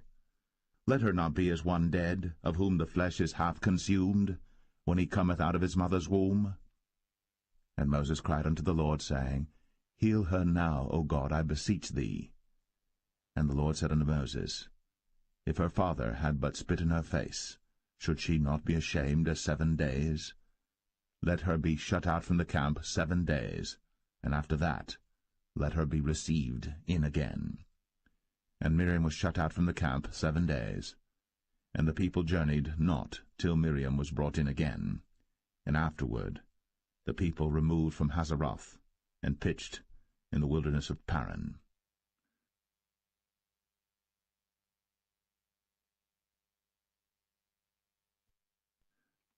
Numbers 13. And the Lord spake unto Moses, saying, Send thou men, that they may search the land of Canaan, which I give unto the children of Israel. Of every tribe of their fathers shall ye send a man, every one a ruler among them. And Moses, by the commandment of the Lord, sent them from the wilderness of Paran. All those men were heads of the children of Israel.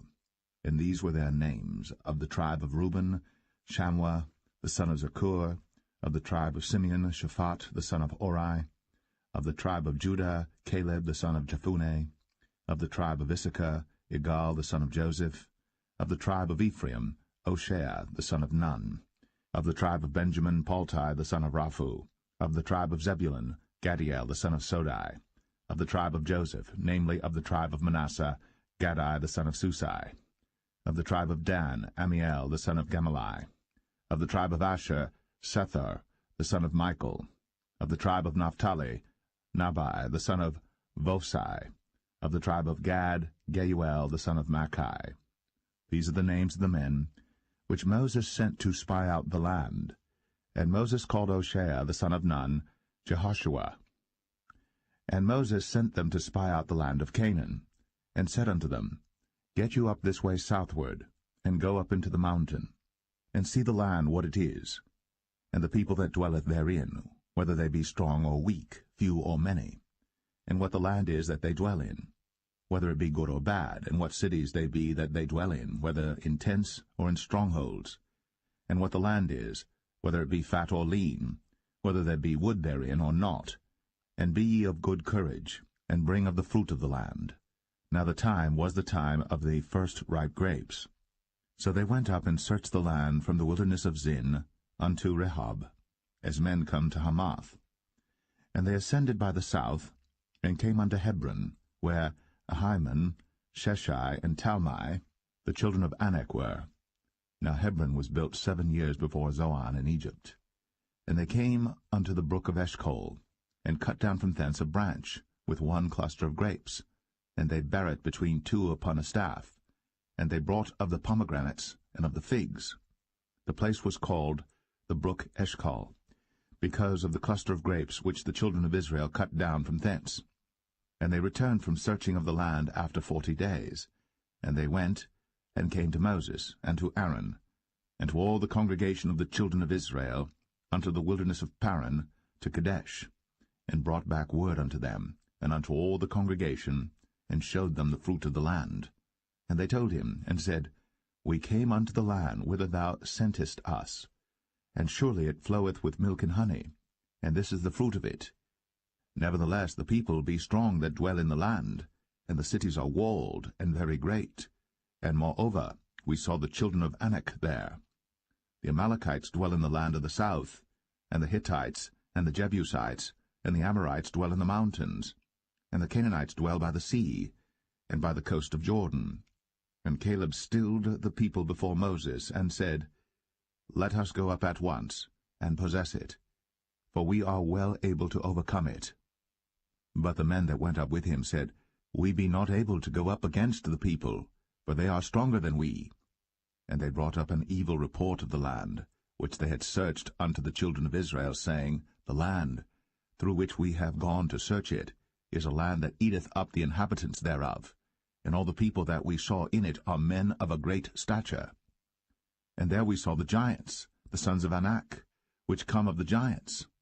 And we were in our own sight as grasshoppers, and so we were in their sight.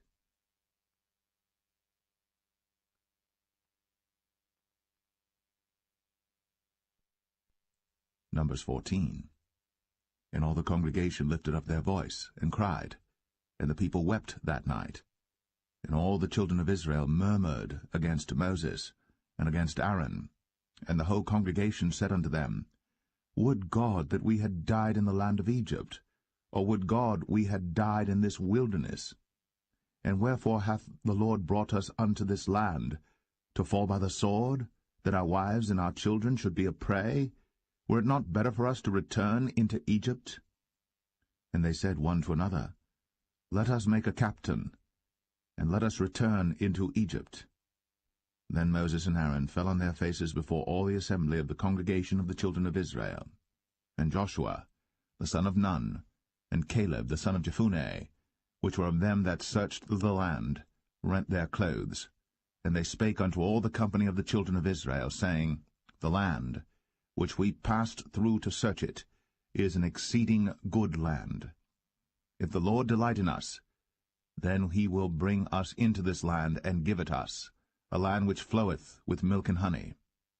Only rebel not ye against the Lord, neither fear ye the people of the land, for they are bread for us. Their defense is departed from them, and the Lord is with us.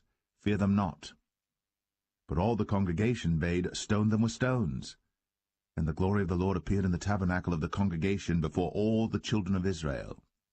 And the Lord said unto Moses, How long will this people provoke me? And how long will it be ere they believe me, for all the signs which I have shown among them? I will smite them with the pestilence, and disinherit them, and will make of thee a greater nation, and mightier than they. And Moses said unto the Lord, Then the Egyptians shall hear it, for thou broughtest up this people in thy might from among them, and they will tell it to the inhabitants of this land. For they have heard that thou, Lord, art among this people, that thou, Lord, art seen face to face, and that thy cloud standeth over them, and that thou goest before them by daytime in a pillar of a cloud, and in a pillar of fire by night. Now if thou shalt kill all this people as one man, then the nations which have heard the fame of thee will speak, saying, Because the Lord was not able to bring this people into the land which he sware unto them, therefore he hath slain them in the wilderness. And now I beseech thee, let the power of my Lord be great, according as thou hast spoken, saying, The Lord is long-suffering, and of great mercy, forgiving iniquity and transgression, and by no means clearing the guilty, visiting the iniquity of the fathers upon the children unto the third and fourth generation. Pardon, I beseech thee, the iniquity of this people according unto the greatness of thy mercy, and as thou hast forgiven this people from Egypt even until now. And the Lord said, I have pardoned according to thy word. But as truly as I live, all the earth shall be filled with the glory of the Lord, because all those men which have seen my glory and my miracles, which I did in Egypt and in the wilderness, and have tempted me now these 10 times, and have not hearkened to my voice, surely they shall not see the land which I sware unto their fathers, neither shall any of them that provoked me see it. But my servant Caleb, because he had another spirit with him, and hath followed me fully, him will I bring into the land whereinto he went, and his seed shall possess it. Now the Amalekites and the Canaanites dwelt in the valley. Tomorrow turn you, and get you into the wilderness by the way of the Red Sea. And the Lord spake unto Moses and unto Aaron, saying, How long shall I bear with this evil congregation, which murmur against me? I have heard the murmurings of the children of Israel, which they murmur against me.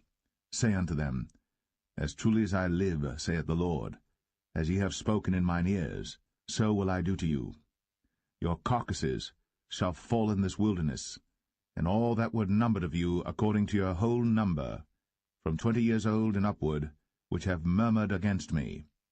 Doubtless ye shall not come into the land, concerning which I swear to make you dwell therein, save Caleb the son of Jephunneh, and Joshua the son of Nun. But your little ones, which he said should be a prey, them will I bring in, and they shall know the land which ye have despised.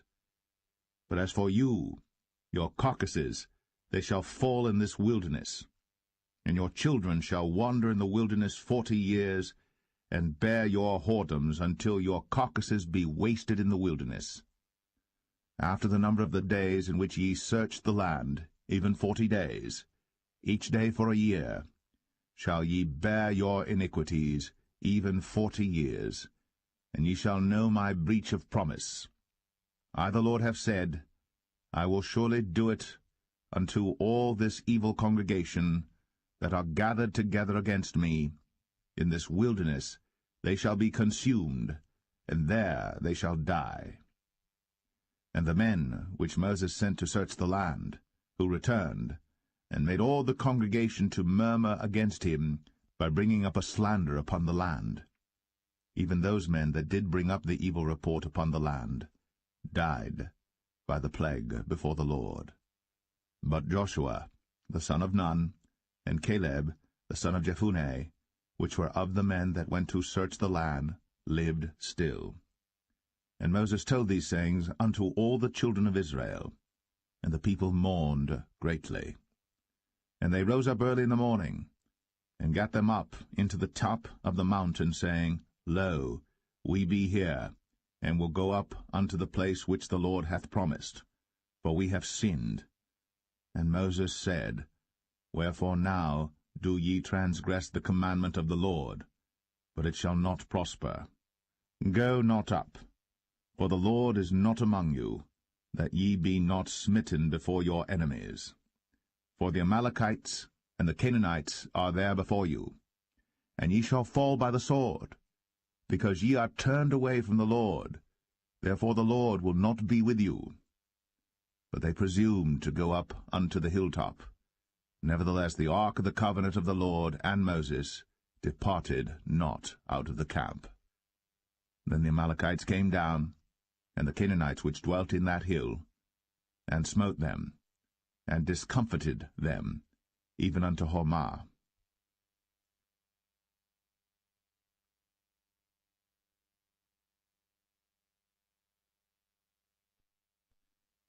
Numbers 15.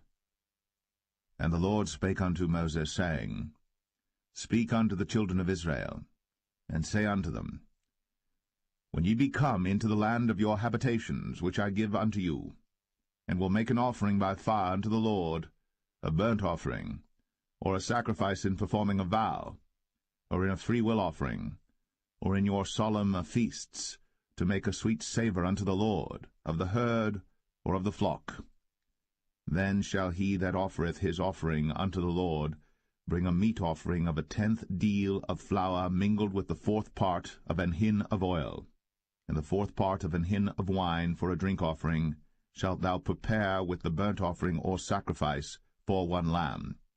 Or for a ram thou shalt prepare for a meat offering 2/10 deals of flour mingled with the 3rd part of an hin of oil. And for a drink offering thou shalt offer the 3rd part of an hin of wine for a sweet savour unto the Lord. And when thou preparest a bullock for a burnt offering, or for a sacrifice in performing a vow, or peace offerings unto the Lord, then shall he bring with a bullock a meat offering of 3/10 deals of flour mingled with half an hin of oil. And thou shalt bring for a drink offering half an hin of wine, for an offering made by fire, of a sweet savour unto the Lord. Thus shall it be done for 1 bullock, or for 1 ram, or for a lamb, or a kid, according to the number that ye shall prepare. So shall ye do to every one according to their number. All that are born of the country shall do these things after this manner, in offering an offering made by fire, of a sweet savour unto the Lord. And if a stranger sojourn with you, or whosoever be among you in your generations, and will offer an offering made by fire, of a sweet savour unto the Lord, as ye do, so he shall do. 1 ordinance shall be both for you of the congregation, and also for the stranger that sojourneth with you, an ordinance for ever in your generations, as ye are, so shall the stranger be before the Lord. 1 law and 1 manner shall be for you, and for the stranger that sojourneth with you. And the Lord spake unto Moses, saying, Speak unto the children of Israel, and say unto them, When ye come into the land whither I bring you, then it shall be that when ye eat of the bread of the land, ye shall offer up an heave offering unto the Lord. Ye shall offer up a cake of the first of your dough for an heave offering. As ye do the heave offering of the threshing floor, so shall ye heave it. Of the first of your dough ye shall give unto the Lord an heave offering in your generations.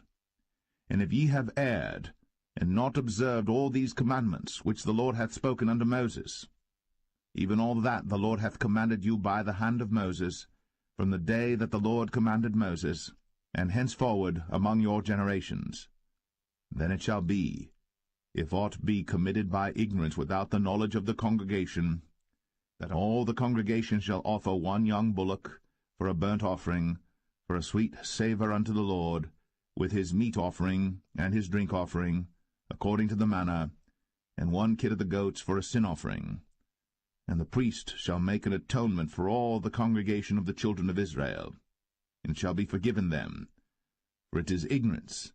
And they shall bring their offering, a sacrifice made by fire unto the Lord, and their sin offering before the Lord, for their ignorance.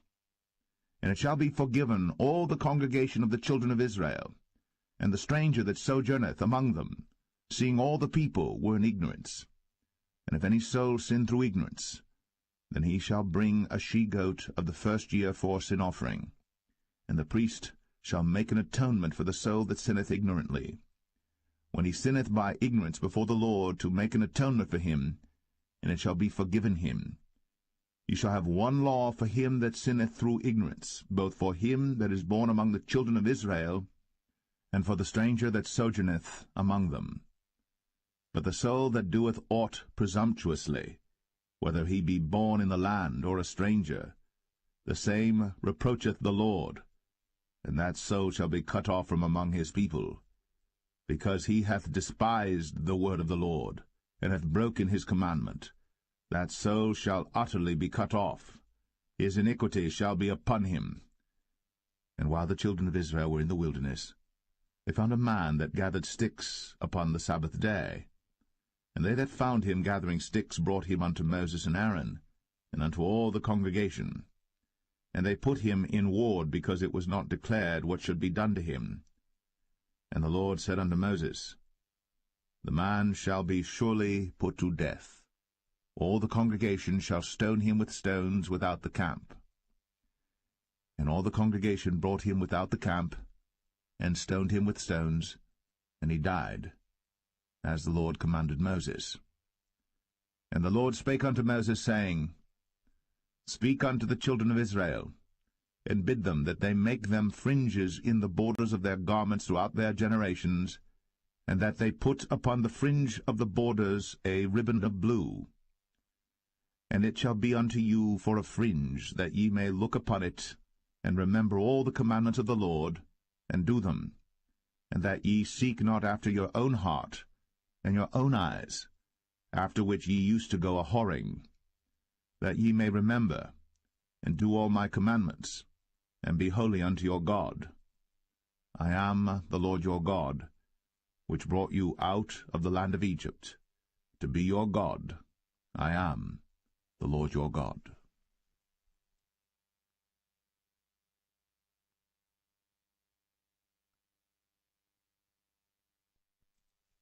Numbers 16. Now Korah the son of Izhar, the son of Kohath, the son of Levi, and Dathan and Abiram, the sons of Eliab, and On, the son of Paulett, sons of Reuben, took men. And they rose up before Moses with certain of the children of Israel, 250 princes of the assembly, famous in the congregation, men of renown. And they gathered themselves together against Moses and against Aaron, and said unto them, Ye take too much upon you, seeing all the congregation are holy, every one of them, and the Lord is among them. Wherefore then lift ye up yourselves above the congregation of the Lord. And when Moses heard it, he fell upon his face. And he spake unto Korah and unto all his company, saying, Even tomorrow the Lord will show who are his, and who is holy, and will cause him to come near unto him. Even him whom he hath chosen will he cause to come near unto him. This do, take your censers, Korah, and all his company, and put fire therein, and put incense in them before the Lord tomorrow. And it shall be, that the man whom the Lord doth choose, he shall be holy. Ye take too much upon you, ye sons of Levi. And Moses said unto Korah, Hear, I pray you, ye sons of Levi. Seemeth it but a small thing unto you, that the God of Israel hath separated you from the congregation of Israel, to bring you near to himself, to do the service of the tabernacle of the Lord, and to stand before the congregation to minister unto them? And he hath brought thee near to him, and all thy brethren, the sons of Levi, with thee. And seek ye the priesthood also? For which cause both thou and all thy company are gathered together against the Lord? And what is Aaron, that ye murmur against him? And Moses sent to call Dathan and Abiram, the sons of Eliab, which said, We will not come up. Is it a small thing that thou hast brought us up out of the land that floweth with milk and honey, to kill us in the wilderness, except thou make thyself altogether a prince over us? Moreover, thou hast not brought us into a land that floweth with milk and honey, or given us inheritance of fields and vineyards.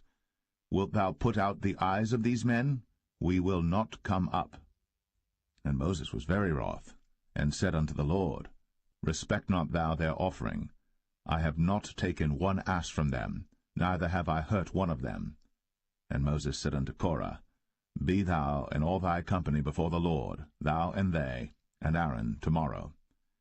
And take every man his censer, and put incense in them, and bring ye before the Lord every man his censer, 250 censers, thou also, and Aaron, each of you, his censer. And they took every man his censer, and put fire in them, and laid incense thereon, and stood in the door of the tabernacle of the congregation with Moses and Aaron. And Korah gathered all the congregation against them unto the door of the tabernacle of the congregation. And the glory of the Lord appeared unto all the congregation. And the Lord spake unto Moses and unto Aaron, saying, Separate yourselves from among this congregation, that I may consume them in a moment. And they fell upon their faces, and said, O God, the God of the spirits of all flesh, shall one man sin, and wilt thou be wroth with all the congregation? And the Lord spake unto Moses, saying, Speak unto the congregation, saying, Get you up from about the tabernacle of Korah, Dathan, and Abiram. And Moses rose up, and went unto Dathan and Abiram, and the elders of Israel followed him. And he spake unto the congregation, saying, Depart, I pray you, from the tents of these wicked men, and touch nothing of theirs, lest ye be consumed in all their sins. So they gat up from the tabernacle of Korah, Dathan and Abiram, on every side. And Dathan and Abiram came out, and stood in the door of their tents, and their wives and their sons, and their little children. And Moses said, Hereby ye shall know that the Lord hath sent me to do all these works, for I have not done them of mine own mind. If these men die the common death of all men, or if they be visited after the visitation of all men, then the Lord hath not sent me. But if the Lord make a new thing, and the earth open her mouth, and swallow them up with all that appertain unto them, and they go down quick into the pit, then ye shall understand that these men have provoked the Lord. And it came to pass, as he had made an end of speaking all these words, that the ground clave asunder that was under them, and the earth opened her mouth, and swallowed them up, and their houses, and all the men that appertained unto Korah, and all their goods. They and all that appertained to them went down alive into the pit, and the earth closed upon them, and they perished from among the congregation. And all Israel that were round about them fled at the cry of them, for they said, Lest the earth swallow us up also. And there came out a fire from the Lord, and consumed the 250 men that offered incense. And the Lord spake unto Moses, saying, Speak unto Eleazar, the son of Aaron the priest, that he take up the censers out of the burning, and scatter thou the fire yonder, for they are hallowed. The censers of these sinners against their own souls, let them make them broad plates for a covering of the altar, for they offered them before the Lord. Therefore they are hallowed, and they shall be a sign unto the children of Israel. And Eleazar the priest took the brazen censers wherewith they that were burnt had offered, and they were made broad plates for a covering of the altar, to be a memorial unto the children of Israel, that no stranger which is not of the seed of Aaron come near to offer incense before the Lord, that he be not as Korah, and as his company, as the Lord said to him by the hand of Moses. But on the morrow all the congregation of the children of Israel murmured against Moses, and against Aaron, saying, Ye have killed the people of the Lord. And it came to pass, when the congregation was gathered against Moses and against Aaron, that they looked toward the tabernacle of the congregation, and behold, the cloud covered it, and the glory of the Lord appeared. And Moses and Aaron came before the tabernacle of the congregation. And the Lord spake unto Moses, saying, Get you up from among this congregation, that I may consume them as in a moment. And they fell upon their faces. And Moses said unto Aaron, Take a censer, and put fire therein from off the altar, and put on incense, and go quickly unto the congregation, and make an atonement for them. For there is wrath gone out from the Lord, the plague is begun. And Aaron took as Moses commanded, and ran into the midst of the congregation, and behold, the plague was begun among the people. And he put on incense, and made an atonement for the people. And he stood between the dead and the living, and the plague was stayed. Now they that died in the plague were 14,700, beside them that died about the matter of Korah. And Aaron returned unto Moses, unto the door of the tabernacle of the congregation, and the plague was stayed.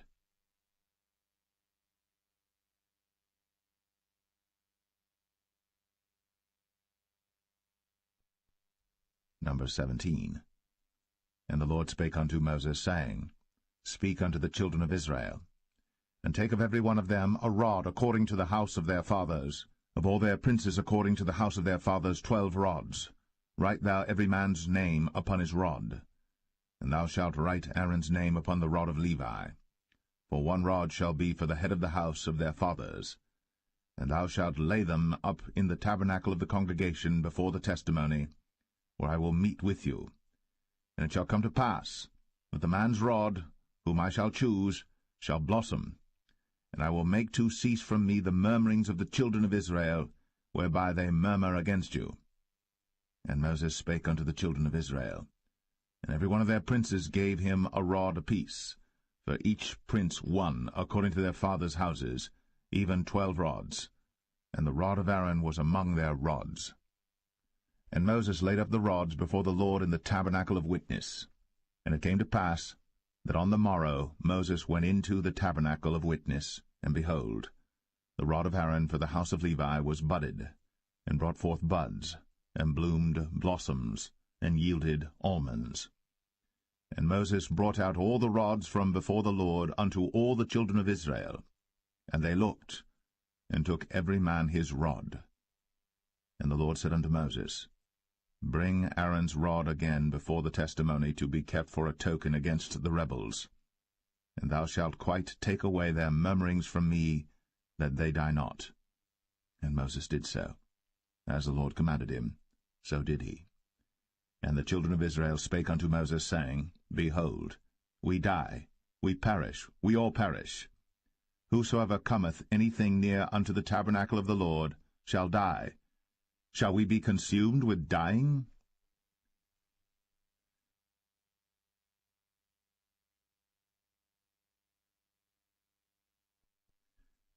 Numbers 18. And the Lord said unto Aaron, Thou and thy sons, and thy father's house with thee shall bear the iniquity of the sanctuary, and thou and thy sons with thee shall bear the iniquity of your priesthood. And thy brethren also of the tribe of Levi, the tribe of thy father, bring thou with thee, that they may be joined unto thee, and minister unto thee. But thou and thy sons with thee shall minister before the tabernacle of witness. And they shall keep thy charge, and the charge of all the tabernacle, only they shall not come nigh the vessels of the sanctuary and the altar, that neither they nor ye also die. And they shall be joined unto thee, and keep the charge of the tabernacle of the congregation, for all the service of the tabernacle, and a stranger shall not come nigh unto you. And ye shall keep the charge of the sanctuary, and the charge of the altar, that there be no wrath any more upon the children of Israel. And I, behold, I have taken your brethren the Levites from among the children of Israel. To you they are given as a gift for the Lord, to do the service of the tabernacle of the congregation. Therefore thou, and thy sons with thee, shall keep your priest's office for everything of the altar, and within the veil, and ye shall serve. I have given your priest's office unto you as a service of gift, and the stranger that cometh nigh shall be put to death. And the Lord spake unto Aaron, Behold, I also have given thee the charge of mine heave offerings of all the hallowed things of the children of Israel. Unto thee have I given them by reason of the anointing, and to thy sons by an ordinance for ever. This shall be thine of the most holy things, reserved from the fire. every oblation of theirs, every meat offering of theirs, and every sin offering of theirs, and every trespass offering of theirs, which they shall render unto me, shall be most holy for thee, and for thy sons. In the most holy place shalt thou eat it, every male shall eat it. It shall be holy unto thee. And this is thine, the heave offering of their gift, with all the wave offerings of the children of Israel. I have given them unto thee, and to thy sons and to thy daughters with thee, by a statute for ever. Every one that is clean in thy house shall eat of it. All the best of the oil, all the best of the wine, and of the wheat, the firstfruits of them which they shall offer unto the Lord, them have I given thee. And whatsoever is first ripe in the land, which they shall bring unto the Lord, shall be thine. Every one that is clean in thine house shall eat of it. Everything devoted in Israel shall be thine. Everything that openeth the matrix in all flesh, which they bring unto the Lord, whether it be of men or beasts, shall be thine. Nevertheless, the firstborn of man shalt thou surely redeem, and the firstling of unclean beasts shalt thou redeem. And those that are to be redeemed from a month old shalt thou redeem, according to thine estimation, for the money of 5 shekels, after the shekel of the sanctuary, which is 20 gerahs. But the firstling of a cow, or the firstling of a sheep, or the firstling of a goat, thou shalt not redeem. They are holy. Thou shalt sprinkle their blood upon the altar, and shalt burn their fat for an offering made by fire, for a sweet savour unto the Lord. And the flesh of them shall be thine, as the wave breast and as the right shoulder are thine. All the heave offerings of the holy things which the children of Israel offer unto the Lord have I given thee, and thy sons and thy daughters with thee, by a statute for ever. It is a covenant of salt for ever before the Lord unto thee, and to thy seed with thee. And the Lord spake unto Aaron, Thou shalt have no inheritance in their land, neither shalt thou have any part among them. I am thy part, and thine inheritance among the children of Israel. And behold, I have given the children of Levi all the 10th in Israel for an inheritance, for their service which they serve, even the service of the tabernacle of the congregation. Neither must the children of Israel henceforth come nigh the tabernacle of the congregation, lest they bear sin and die. But the Levites shall do the service of the tabernacle of the congregation, and they shall bear their iniquity. It shall be a statute for ever throughout your generations, that among the children of Israel they have no inheritance. But the tithes of the children of Israel, which they offer as an heave offering unto the Lord, I have given to the Levites to inherit. Therefore I have said unto them, Among the children of Israel they shall have no inheritance. And the Lord spake unto Moses, saying, Thus speak unto the Levites, and say unto them, When ye take of the children of Israel the tithes which I have given you from them for your inheritance, then ye shall offer up an heave offering of it for the Lord, even a 10th part of the tithe. And this your heave offering shall be reckoned unto you, as though it were the corn of the threshing floor, and as the fullness of the winepress. Thus ye also shall offer an heave offering unto the Lord of all your tithes, which ye receive of the children of Israel, and ye shall give thereof of the Lord's heave offering to Aaron the priest. Out of all your gifts ye shall offer every heave offering of the Lord, of all the best thereof, even the hallowed part thereof out of it. Therefore thou shalt say unto them, When ye have heaved the best thereof from it, then it shall be counted unto the Levites as the increase of the threshing floor, and as the increase of the winepress. And ye shall eat it in every place, ye and your households. For it is your reward for your service in the tabernacle of the congregation, and ye shall bear no sin by reason of it, when ye have heaved from it the best of it, neither shall ye pollute the holy things of the children of Israel, lest ye die.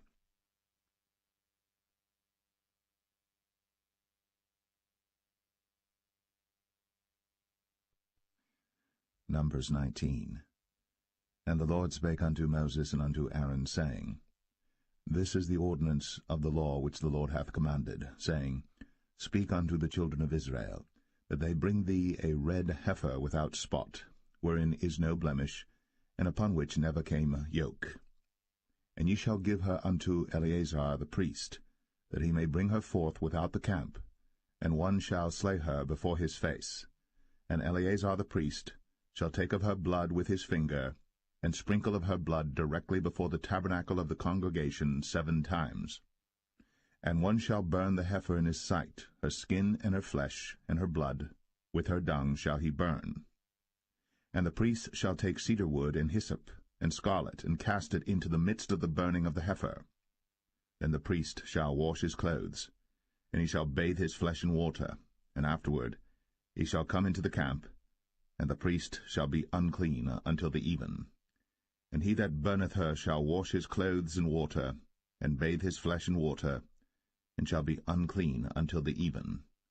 And the man that is clean shall gather up the ashes of the heifer, and lay them up without the camp in a clean place. And it shall be kept for the congregation of the children of Israel for a water of separation. It is a purification for sin. And he that gathereth the ashes of the heifer shall wash his clothes, and be unclean until the even. And it shall be unto the children of Israel, and unto the stranger that sojourneth among them, for a statute for ever. He that toucheth the dead body of any man shall be unclean 7 days. He shall purify himself with it on the 3rd day, and on the 7th day he shall be clean. But if he purify not himself the 3rd day, then the 7th day he shall not be clean. Whosoever toucheth the dead body of any man that is dead, and purifieth not himself, defileth the tabernacle of the Lord, and that soul shall be cut off from Israel, because the water of separation was not sprinkled upon him. He shall be unclean, his uncleanness is yet upon him. This is the law when a man dieth in a tent. All that come into the tent, and all that is in the tent, shall be unclean 7 days. And every open vessel, which hath no covering bound upon it, is unclean.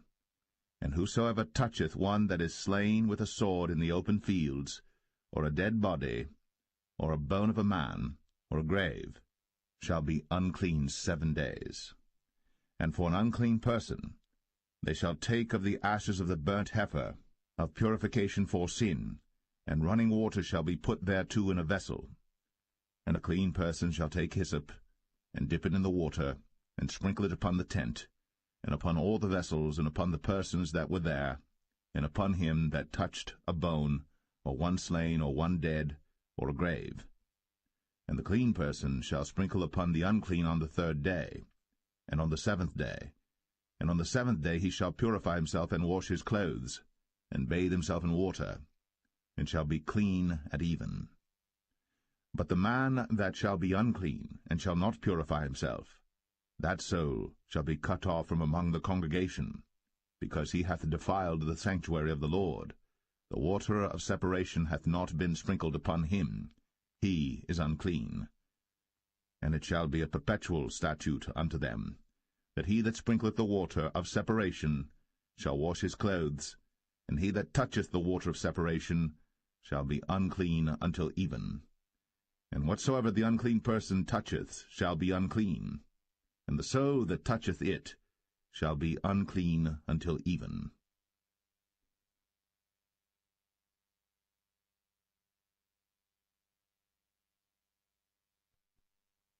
Numbers 20.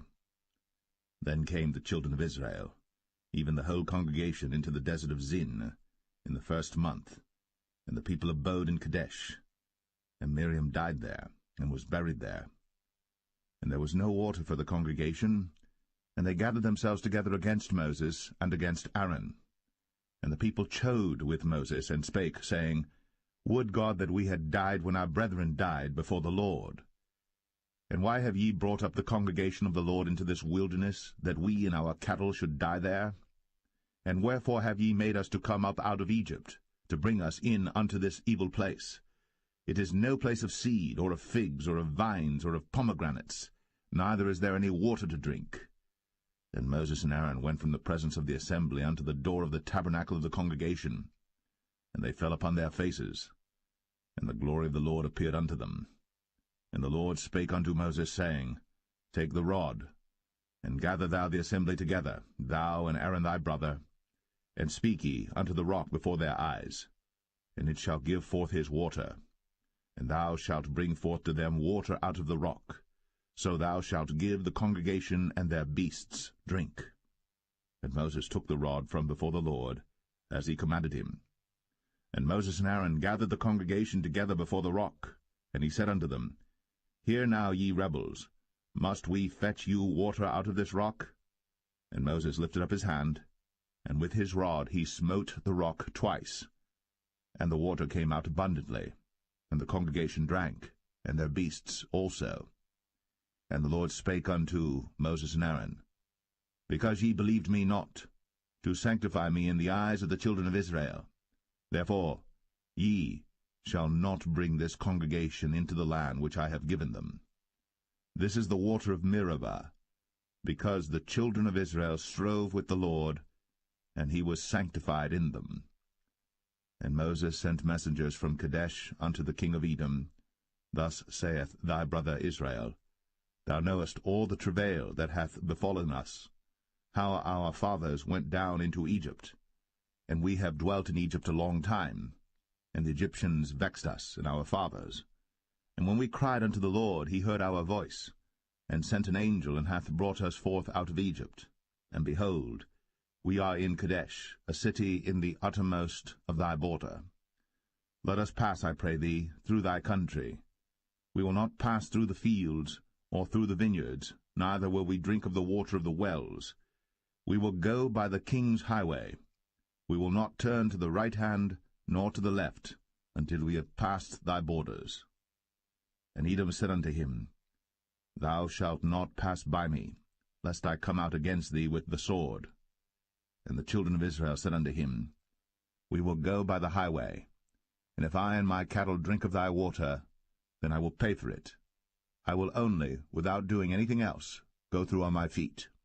And he said, Thou shalt not go through. And Edom came out against him with much people, and with a strong hand. Thus Edom refused to give Israel passage through his border, wherefore Israel turned away from him. And the children of Israel, even the whole congregation, journeyed from Kadesh, and came unto Mount Or. And the Lord spake unto Moses and Aaron in Mount Or, by the coast of the land of Edom, saying, Aaron shall be gathered unto his people, for he shall not enter into the land which I have given unto the children of Israel, because ye rebelled against my word at the water of Meribah. Take Aaron and Eleazar his son, and bring them up unto Mount Or, and strip Aaron of his garments, and put them upon Eleazar his son, and Aaron shall be gathered unto his people, and shall die there. And Moses did as the Lord commanded, and they went up into Mount Or, in the sight of all the congregation. And Moses stripped Aaron of his garments, and put them upon Eleazar his son, and Aaron died there, in the top of the mount. And Moses and Eleazar came down from the mount. And when all the congregation saw that Aaron was dead, they mourned for Aaron 30 days, even all the house of Israel.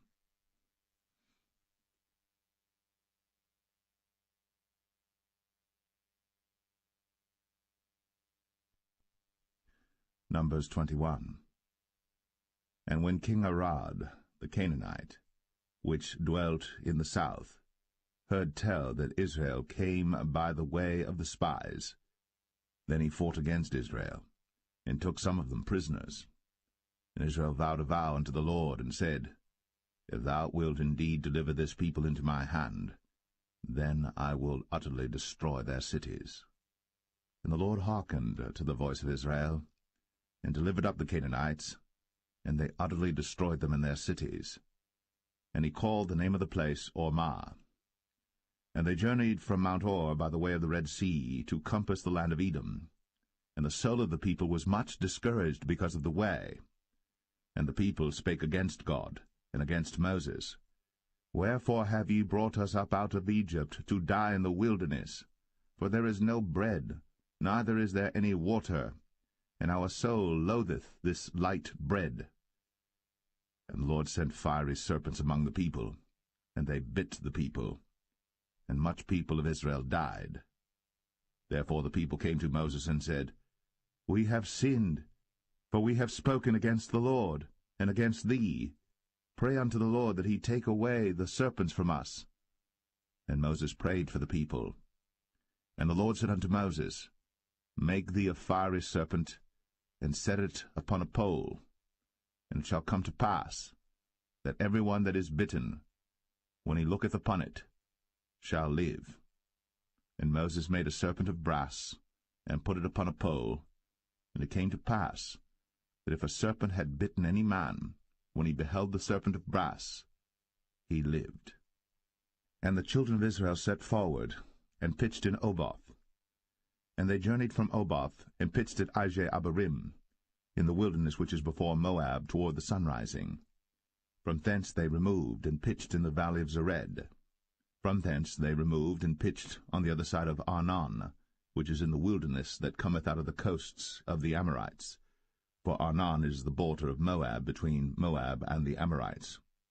Wherefore it is said in the book of the wars of the Lord, what he did in the Red Sea, and in the brooks of Arnon, and at the stream of the brooks that goeth down to the dwelling of Ar, and lieth upon the border of Moab.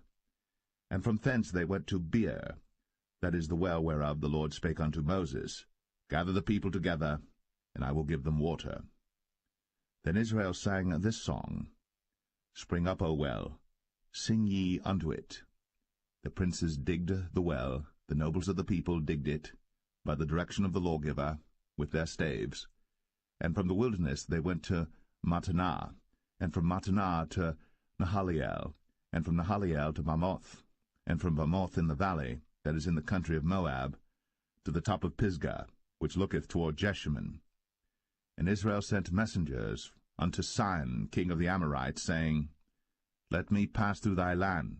We will not turn into the fields or into the vineyards, we will not drink of the waters of the well, but we will go along by the king's highway until we be past thy borders. And Sihon would not suffer Israel to pass through his border. But Sihon gathered all his people together, and went out against Israel into the wilderness. And he came to Jahaz, and fought against Israel. And Israel smote him with the edge of the sword, and possessed his land from Arnon unto Jabbok, even unto the children of Ammon.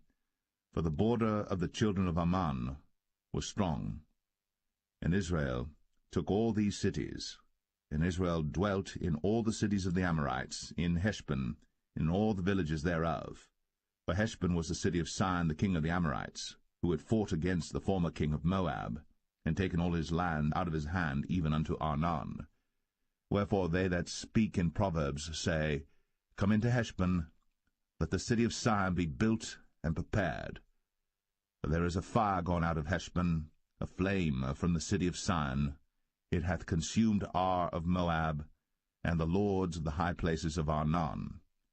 Woe to thee, Moab! Thou art undone, O people of Chemosh. He hath given his sons that escaped, and his daughters, into captivity unto Sihon king of the Amorites. We have shot at them.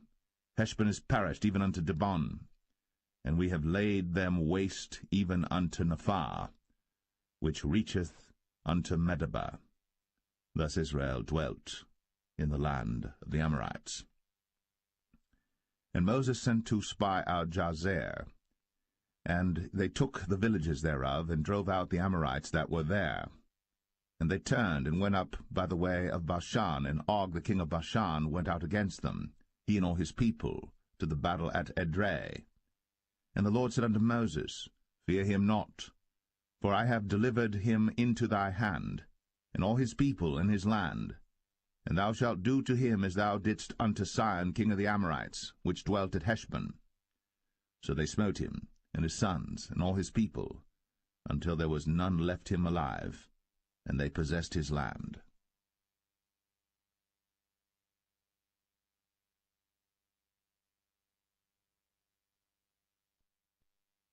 Numbers 22. And the children of Israel set forward, and pitched in the plains of Moab, on this side Jordan, by Jericho. And Balak the son of Zippor saw all that Israel had done to the Amorites.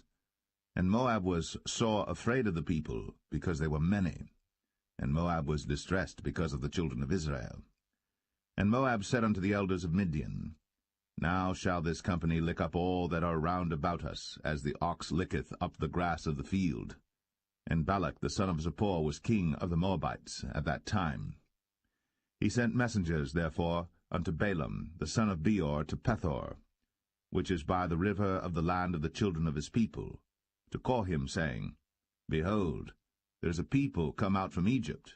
Behold, they cover the face of the earth, and they abide over against me. Come now, therefore, I pray thee, curse me this people, for they are too mighty for me. Peradventure I shall prevail, that we may smite them, and that I may drive them out of the land.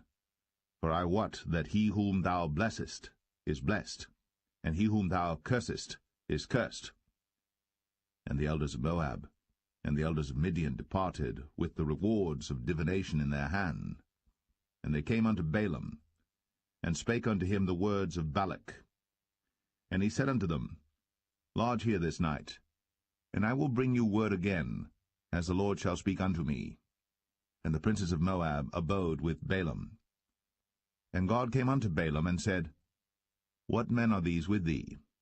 And Balaam said unto God, Balak the son of Zippor, king of Moab, hath sent unto me, saying, Behold, there is a people come out of Egypt, which covereth the face of the earth. Come now, curse me them. Peradventure I shall be able to overcome them, and drive them out. And God said unto Balaam, Thou shalt not go with them. Thou shalt not curse the people, for they are blessed.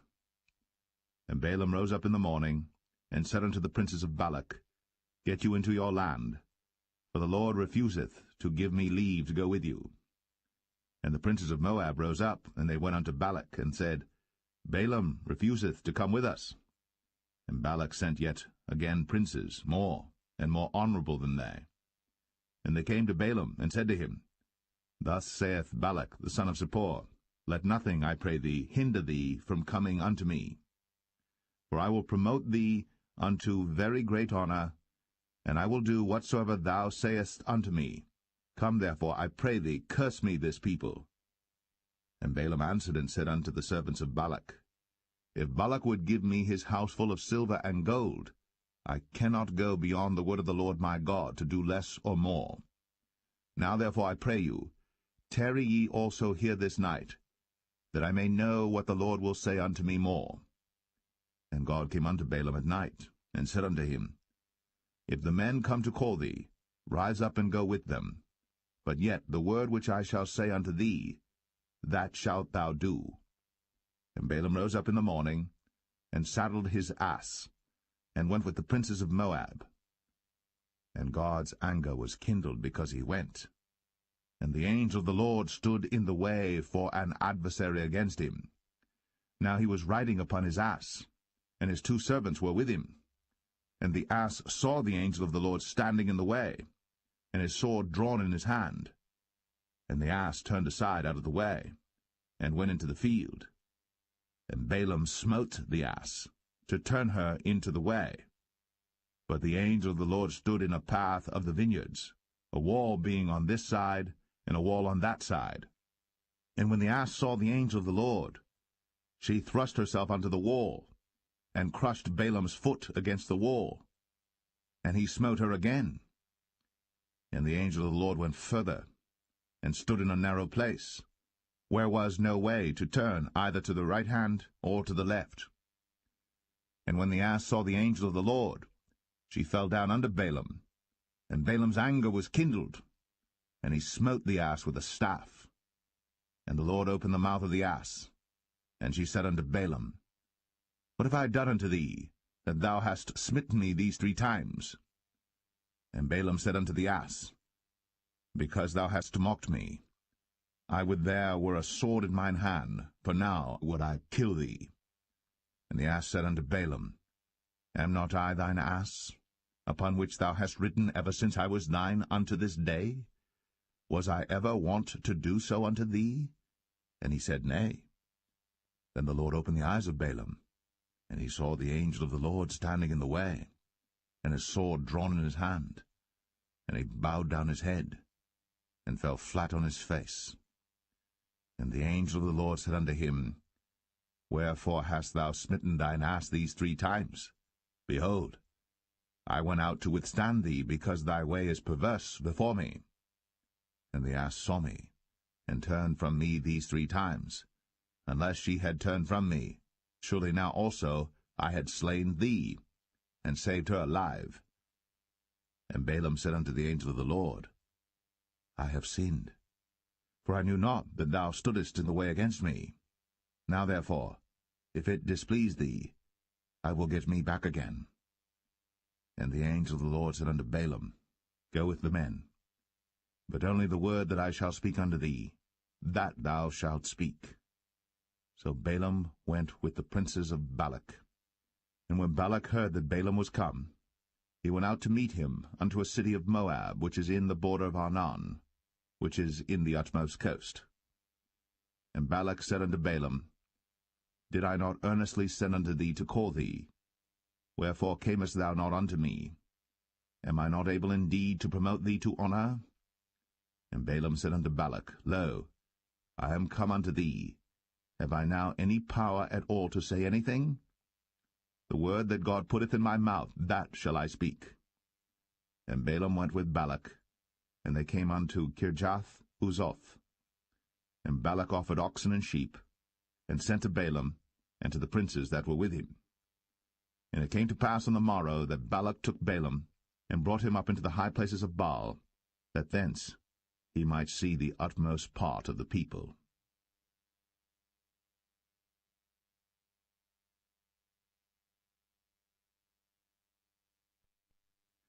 Numbers 23. And Balaam said unto Balak, Build me here 7 altars, and prepare me here 7 oxen and 7 rams. And Balak did as Balaam had spoken. And Balak and Balaam offered on every altar a bullock and a ram. And Balaam said unto Balak, Stand by thy burnt offering, and I will go. Peradventure the Lord will come to meet me, and whatsoever he showeth me, I will tell thee. And he went to an high place. And God met Balaam, and he said unto him, I have prepared 7 altars, and I have offered upon every altar a bullock and a ram. And the Lord put a word in Balaam's mouth, and said, Return unto Balak, and thus thou shalt speak. And he returned unto him, and lo, he stood by his burnt sacrifice, he and all the princes of Moab. And he took up his parable, and said, Balak the king of Moab hath brought me from Aram out of the mountains of the east, saying, Come, curse me, Jacob, and come, defy Israel. How shall I curse whom God hath not cursed? Or how shall I defy whom the Lord hath not defied? For from the top of the rocks I see him, and from the hills I behold him. Lo, the people shall dwell alone, and shall not be reckoned among the nations.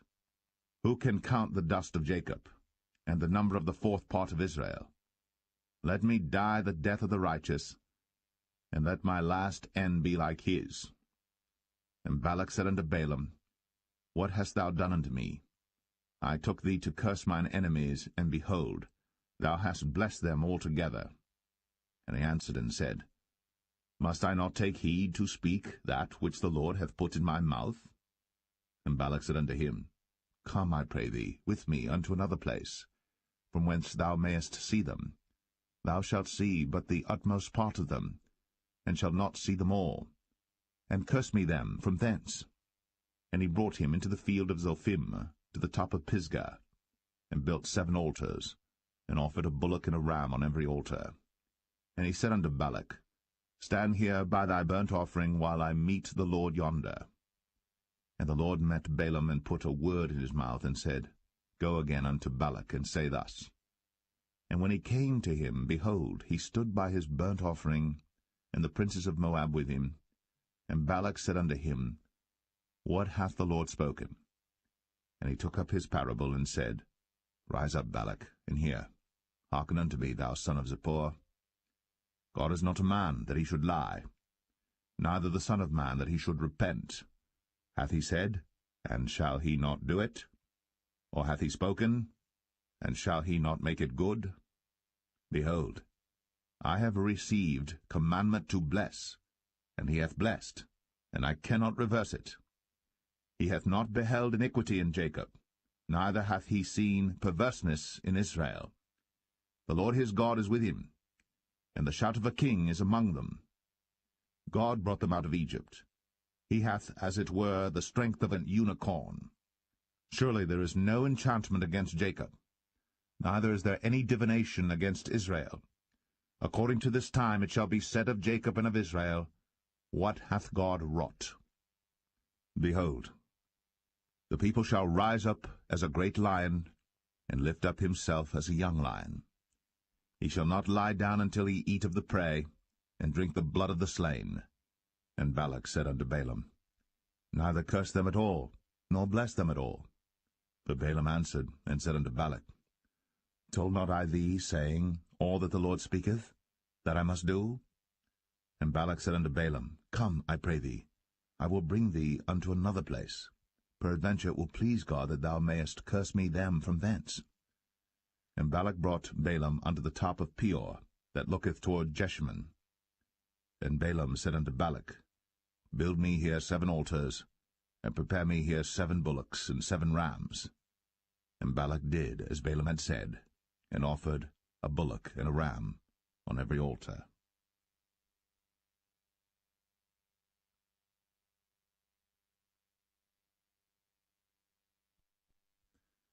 Numbers 24. And when Balaam saw that it pleased the Lord to bless Israel, he went not, as at other times, to seek for enchantments, but he set his face toward the wilderness. And Balaam lifted up his eyes, and he saw Israel abiding in his tents according to their tribes. And the Spirit of God came upon him. And he took up his parable, and said, Balaam the son of Beor hath said, and the man whose eyes are open hath said.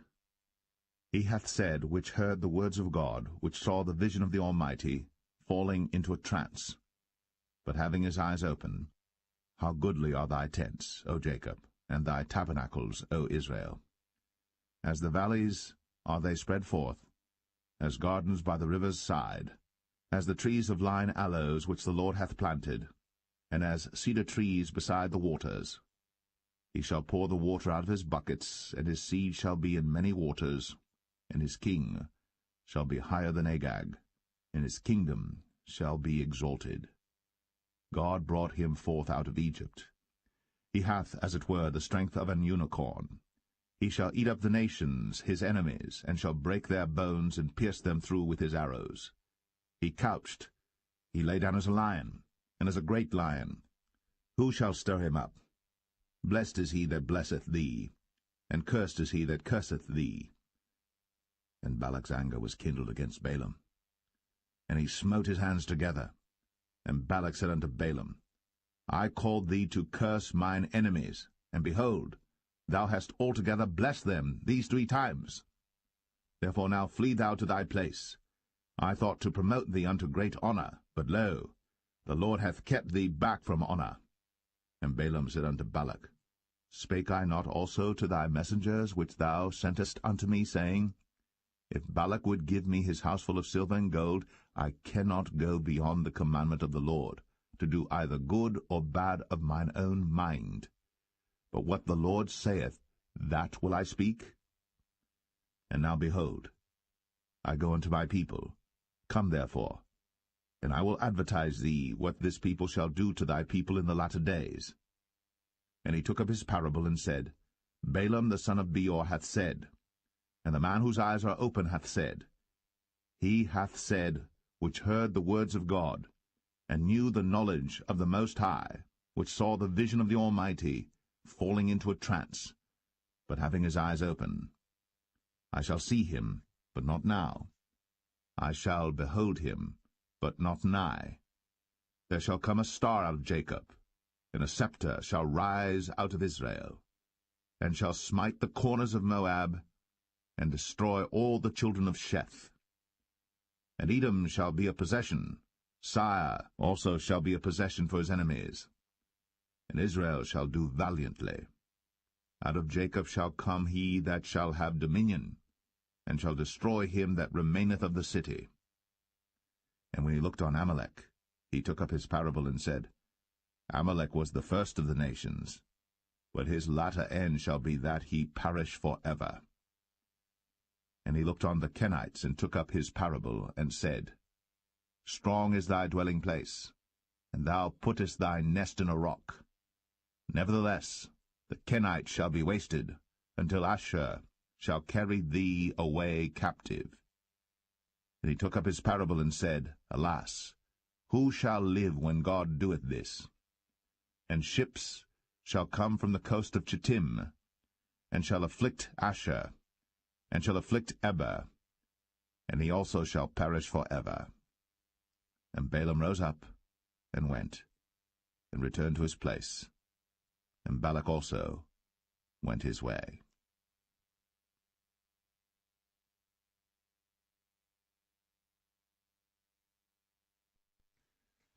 Numbers 25. And Israel abode in Shittim, and the people began to commit whoredom with the daughters of Moab. And they called the people unto the sacrifices of their gods, and the people did eat, and bowed down to their gods. And Israel joined himself unto Baal Peor, and the anger of the Lord was kindled against Israel. And the Lord said unto Moses, Take all the heads of the people, and hang them up before the Lord against the sun, that the fierce anger of the Lord may be turned away from Israel. And Moses said unto the judges of Israel, Slay ye every one his men that were joined unto Baal Peor. And behold, one of the children of Israel came and brought unto his brethren a Midianitish woman in the sight of Moses, and in the sight of all the congregation of the children of Israel, who were weeping before the door of the tabernacle of the congregation. And when Phinehas the son of Eleazar the son of Aaron the priest saw it, he rose up from among the congregation, and took a javelin in his hand, and he went after the man of Israel into the tent, and thrust both of them through, the man of Israel, and the woman through her belly. So the plague was stayed from the children of Israel. And those that died in the plague were 24,000. And the Lord spake unto Moses, saying, Phinehas the son of Eleazar, the son of Aaron the priest, hath turned my wrath away from the children of Israel, while he was zealous for my sake among them, that I consumed not the children of Israel in my jealousy. Wherefore say, Behold, I give unto him my covenant of peace, and he shall have it, and his seed after him, even the covenant of an everlasting priesthood, because he was zealous for his God, and made an atonement for the children of Israel. Now the name of the Israelite that was slain, even that was slain with the Midianitish woman, was Zimri, the son of Salu, a prince of a chief house among the Simeonites. And the name of the Midianitish woman that was slain was Cosbi, the daughter of Zur. He was head over a people, and of a chief house in Midian. And the Lord spake unto Moses, saying, Vex the Midianites, and smite them, for they vex you with their wiles, wherewith they have beguiled you in the matter of Peor, and in the matter of Cosbi, the daughter of a prince of Midian, their sister, which was slain in the day of the plague, for Peor's sake.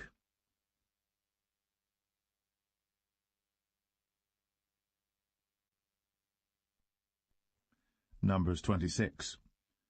And it came to pass after the plague, that the Lord spake unto Moses and unto Eleazar the son of Aaron the priest, saying, Take the sum of all the congregation of the children of Israel, from 20 years old and upward, throughout their father's house, all that are able to go to war in Israel.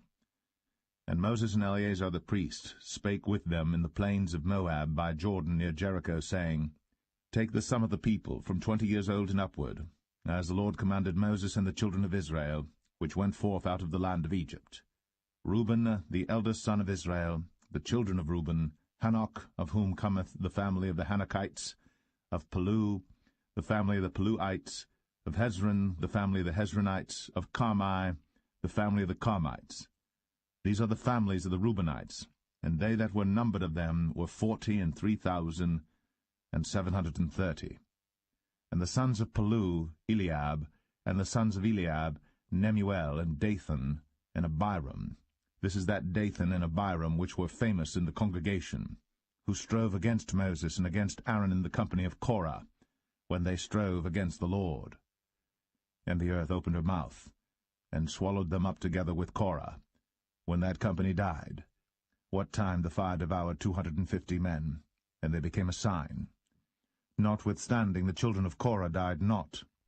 The sons of Simeon after their families, of Nemuel, the family of the Nemuelites, of Jamin, the family of the Jaminites, of Jachin, the family of the Jachinites, of Zerah, the family of the Zarhites, of Shaul, the family of the Shaulites. These are the families of the Simeonites, 22,200.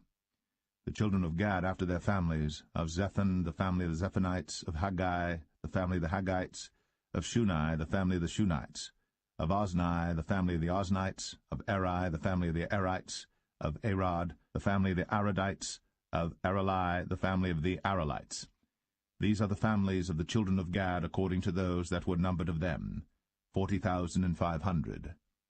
The sons of Judah were Er and Onan, and Er and Onan died in the land of Canaan. And the sons of Judah after their families were, of Shelah, the family of the Shelonites, of Pharez, the family of the Pharzites, of Zerah, the family of the Zarhites. And the sons of Pharez were, of Hezron, the family of the Hezronites, of Hamul, the family of the Hamulites. These are the families of Judah according to those that were numbered of them, 16,500. Of the sons of Issachar after their families, of Tola, the family of the Tolaites, of Puah, the family of the Punites, of Jashub, the family of the Jashubites, of Shimron, the family of the Shimronites. These are the families of Issachar according to those that were numbered of them, 64,300.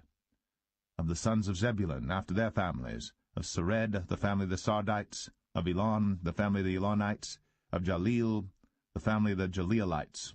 These are the families of the Zebulunites, according to those that were numbered of them, 60,500. The sons of Joseph after their families were Manasseh and Ephraim. Of the sons of Manasseh, of Machir, the family of the Machirites, and Machir begat Gilead. Of Gilead come the family of the Gileadites. These are the sons of Gilead. Of Jezer, the family of the Jezerites, of Helek, the family of the Helekites, and of Azriel, the family of the Azrielites, and of Shechem, the family of the Shechemites, and of Shemida, the family of the Shemidites, and of Hepher, the family of the Hepherites. And Zelophehad, the son of Hepher, had no sons, but daughters. And the names of the daughters of Zelophehad were Mahlah and Noah, Hoglah, Milcah, and Tirzah. These are the families of Manasseh, and those that were numbered of them, 52,700. These are the sons of Ephraim after their families. Of Shuthelah, the family of the Shuthalites, of Becher, the family of the Bachrites, of Tahan, the family of the Tahanites. And these are the sons of Shuthelah, of Iran, the family of the Iranites. These are the families of the sons of Ephraim according to those that were numbered of them, 32,500. These are the sons of Joseph after their families. The sons of Benjamin after their families, of Bela, the family of the Belites, of Ashbel, the family of the Ashbelites,